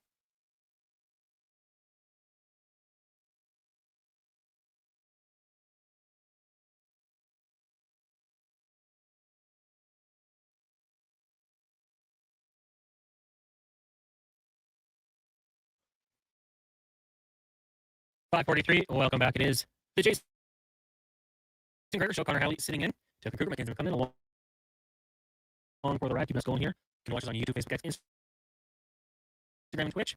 Text us 1-833-401-1440. The Jason Gregor Show is brought to you by PlayAlberta.ca. Of course, tonight, Daily Grand. Tomorrow, Lotto Max $10 million, and Saturday, the Gold Ball Jackpot $20 million in. You can head over to the sports selection at PlayAlberta.ca. Check out the Jason Gregor Show specials, daily specials, and then click it. Now, you could be taking the Oilers finished first in the Pacific Division, plus 200. Play the long game. It's going to go till the end of next regular season, or this regular season. But tonight, a couple bets gone. You can also do deck selects, though. The New York Liberty and the Washington Mystics to win. Are we feeling good about this one tonight? My Mystics? Not feeling good about this one at all. What was it? It was Sun by plus 13.5 yesterday. Lost by 25. Well, like, get it together, son. We're not feeling like it's like 8 wins. I mean, show some We're not feeling respect for the game. He's not feeling good about deck selects right now. I'm liking it tonight. Liberty Mystics, my Mystics, gonna bring it home tonight. But as always, use your game sense at playalberta.ca. A little in the room. For Action Electrical, the most diversified electrical contractor in Alberta for divisions and projects, service, tag, and solar for commercial or residential. Contact them today at actionelectrical.net, and I'll go back into the room, aka the text line. Some texts rolling in here. In regards to Connor Halley, that's the big news of the day. In case you missed it, going back to, well, we don't know how long ago. The request was made privately. Connor Halley, after a good run with the Winnipeg Jets, would want to move away, wants to go to give it a fresh start, perhaps. The Winnipeg Jets obviously didn't make that move. Potentially looking at contracts, trying to figure out a way to make it happen. It didn't happen. Earlier today, they go public. Some news on a random August 27th afternoon. And I mean, I think a lot of you guys have kind of the same thought process. Todd agrees with what Declan said about if someone requests a trade, their no movement clause should be gone. And I agree. Like, my brain says that makes sense. You sign a contract. If you decide you want to be traded, fine. But you can't say no to anyone. You are putting yourself out there. And if that's the risk you want, then that's what it's going to be, and that's okay. But then I just take that other side as well and think, well, the team gave it to him. How that? And I were pushing back earlier today. Then I pushed back against myself, and I said, but you signed a contract. So I think at the end of the day, it's on the player. If you agree to play there, finish out your deal. Make your move. You can ask the team to trade you.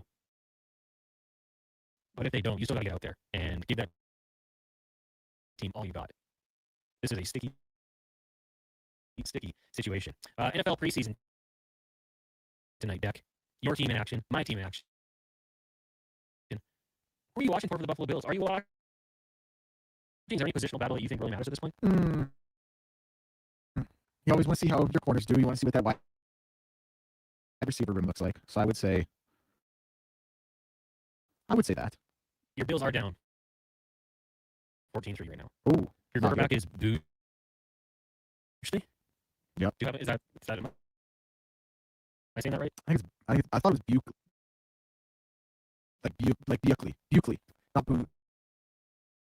Like Buckley. Like Buckley almost, except different. 13 for 68 yards. Not too bad. But the Steelers kind of have their way right now early on. The Steelers, if it's a battle of the backup quarterbacks, even the Steelers. Yeah. They got some guys. Will Howard, 6-9, 2 touchdown passes for 50 yards. Jeremy Bernard and Lake McCree.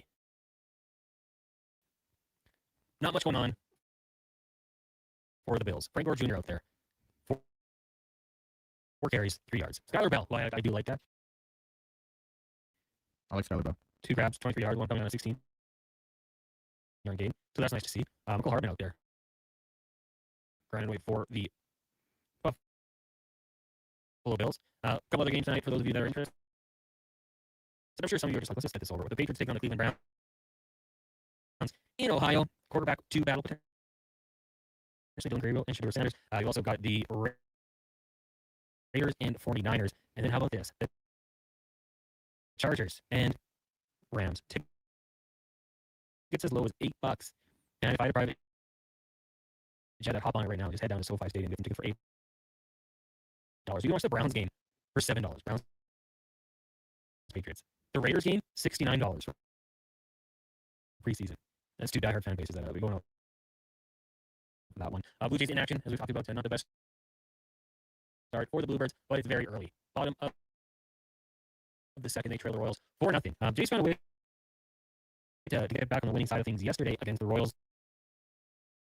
obviously didn't really like it's lasting too long. The Royals play some good ball right now. We know that. They had won 9 in a row going into it last night before falling 3-0 to the Jays. But doesn't matter. They're probably looking to try to start another win so you can try to get back in. Deck, we're in the room right now, so I want to ask you. We talked a little bit about the college game going on tonight. Not the biggest of sorts. This weekend, what's coming up? Yeah, we got week 0. So like the big one I think on everyone's mind is going to be TCU and UNC playing out in Dublin. USC plays San Jose State this week, I believe, as well. So we get a chance to look at Jaden Mayava and USC. Should be, it's never great, but it should at least be fun. Fun for sure. Why do we call it week 0? Because it started as just weird prelim game type things. So I don't know, I guess technically wasn't part of the whatever, but now it's pretty much like week 1. It's pretty much glorified week 1. That's what I'm saying. But I just think the biggest thing is the college game doesn't have a preseason. So you can kind of treat week 0 as the preseason. If you were a top team, go to the top. Let's see. You are USC. Who's the opponent you're scheduling week 1, if you can? San Jose State. I like San Jose State's uniforms. Yeah, they're cool. They're cool. You guys, a few games coming up this weekend. Oh, in Fargo, North Dakota State, the Bisons. Yeah, FBS team this year. They made the jump. Is that financial reasons, or is that just okay, this seems pretty good? They won a lot. Yeah, I think Sacramento State made the jump from FCS to FBS this year as well. The two schools, yeah. So I don't know. I feel like it's just one of those things where they kind of have accomplished all they can accomplish out there in FCS. Why not try and step up? Yeah, and hey, it maybe helps with. I'm curious how it'll be for recruiting. Actually, that's one of my questions because the second tier, let's call them that, respectfully, players are okay. If I'm going to play lower ball, I want to go to the best place I can. North Dakota State had a heck of a run. Their quarterbacks that they produced with who did they go from? Carson Wentz to Easton Stick, Trey Lance, all quarterbacks who went on to play in the NFL. Obviously, that's a pretty good spot to land if you're going. Now all of a sudden, it's a little tough potentially. It's gonna be a fun weekend for sure. 1, 8, 3, 3, 4, 1, 14, 40. We'll also have a full slate of games in the CFL getting going tomorrow. Everything else on their bye week. They'll be back in action next week, next holiday Monday. The Labor Day Classic down in Calgary. Then the rematch back in Edmonton the following Saturday. Good on the CFL for making that change a few years ago, not making them play Monday and Friday. But this week, tomorrow, I'm thinking it should be a blowout at one point. When BC gets the Ottawa Red Blacks, they're only 7.5 point favorites right now. I'd be probably pretty comfortable with that one. The Red Blacks struggling. Jim Pop in the building now. Maybe there's a little bit of a boost from that. But the BC Lions playing a lot better football. You got Montreal and Winnipeg tomorrow to kick off the week in Winnipeg. Bombers played a really good start to the game against the Edmonton Elks. It was 16-6.5. Stopped on 2-point conversion. Honestly, I thought Winnipeg left a lot of points on the board as well. But the Montreal Alouettes are really good. They're rolling. They can attack you in a few different ways here. So if I'm going one way on that one, and it still is a 7.5 point spread in that one as well. There's a bit of a trend with these two games. Montreal big favorite. Saturday should be a good one. Double header, Calgary and Hamilton at 1 o'clock and 5 o'clock. Rough Riders getting the Toronto Argonauts. We in the past talked about the Elks game, saying it wasn't a must win, but really needed for the Rough Riders. 6-4. If you lose this game, all of a sudden BC ties you, and you fall back another game of the Edmonton Elks. So this is a game kind of got to have it kind of. Yeah, man. The injuries have really caught up to them here. Job tuning out of a Hamilton team that wasn't great. Didn't look all that competitive against the BC team that is right on your heels and is getting healthy. I talked about it on with that show. They got you can make the argument 5 of their 6 best players are on the 6-game IL right now. So I don't think Toronto was an easy out. Toronto beat them earlier in the season by the way. When Saskatchewan's defense couldn't stop anything. The line is Saskatchewan -5, which I think is crazy. They need the win. I'm not sure if they're going to get it. Yeah, injuries are a problem. Chad Kelly, 1 out of 10. How's your ranking as a quarterback in CFL? Or 1, 2, 10? Dude, he was a league MOP and went 16-2 one year. Yeah. We're 15-1. As a dude, I mean, he's obviously getting a 0, possibly a 1. As a quarterback, dude, I'll give him an 8. Yeah. Yeah. I mean, I wasn't overly impressed in the Elks game, but This has been. I'm talking about the totality of, albeit very short, career. But like I said, man, you go back and look at the one full season played. Like that, he was 15, maybe 8. I'll give him a 7. Because he does like to turn the ball over a little bit. yeah, that can happen. I should have said on a scale of 1 to swag Kelly. When he's swag Kelly, things are different. But yeah, you still can't take that team.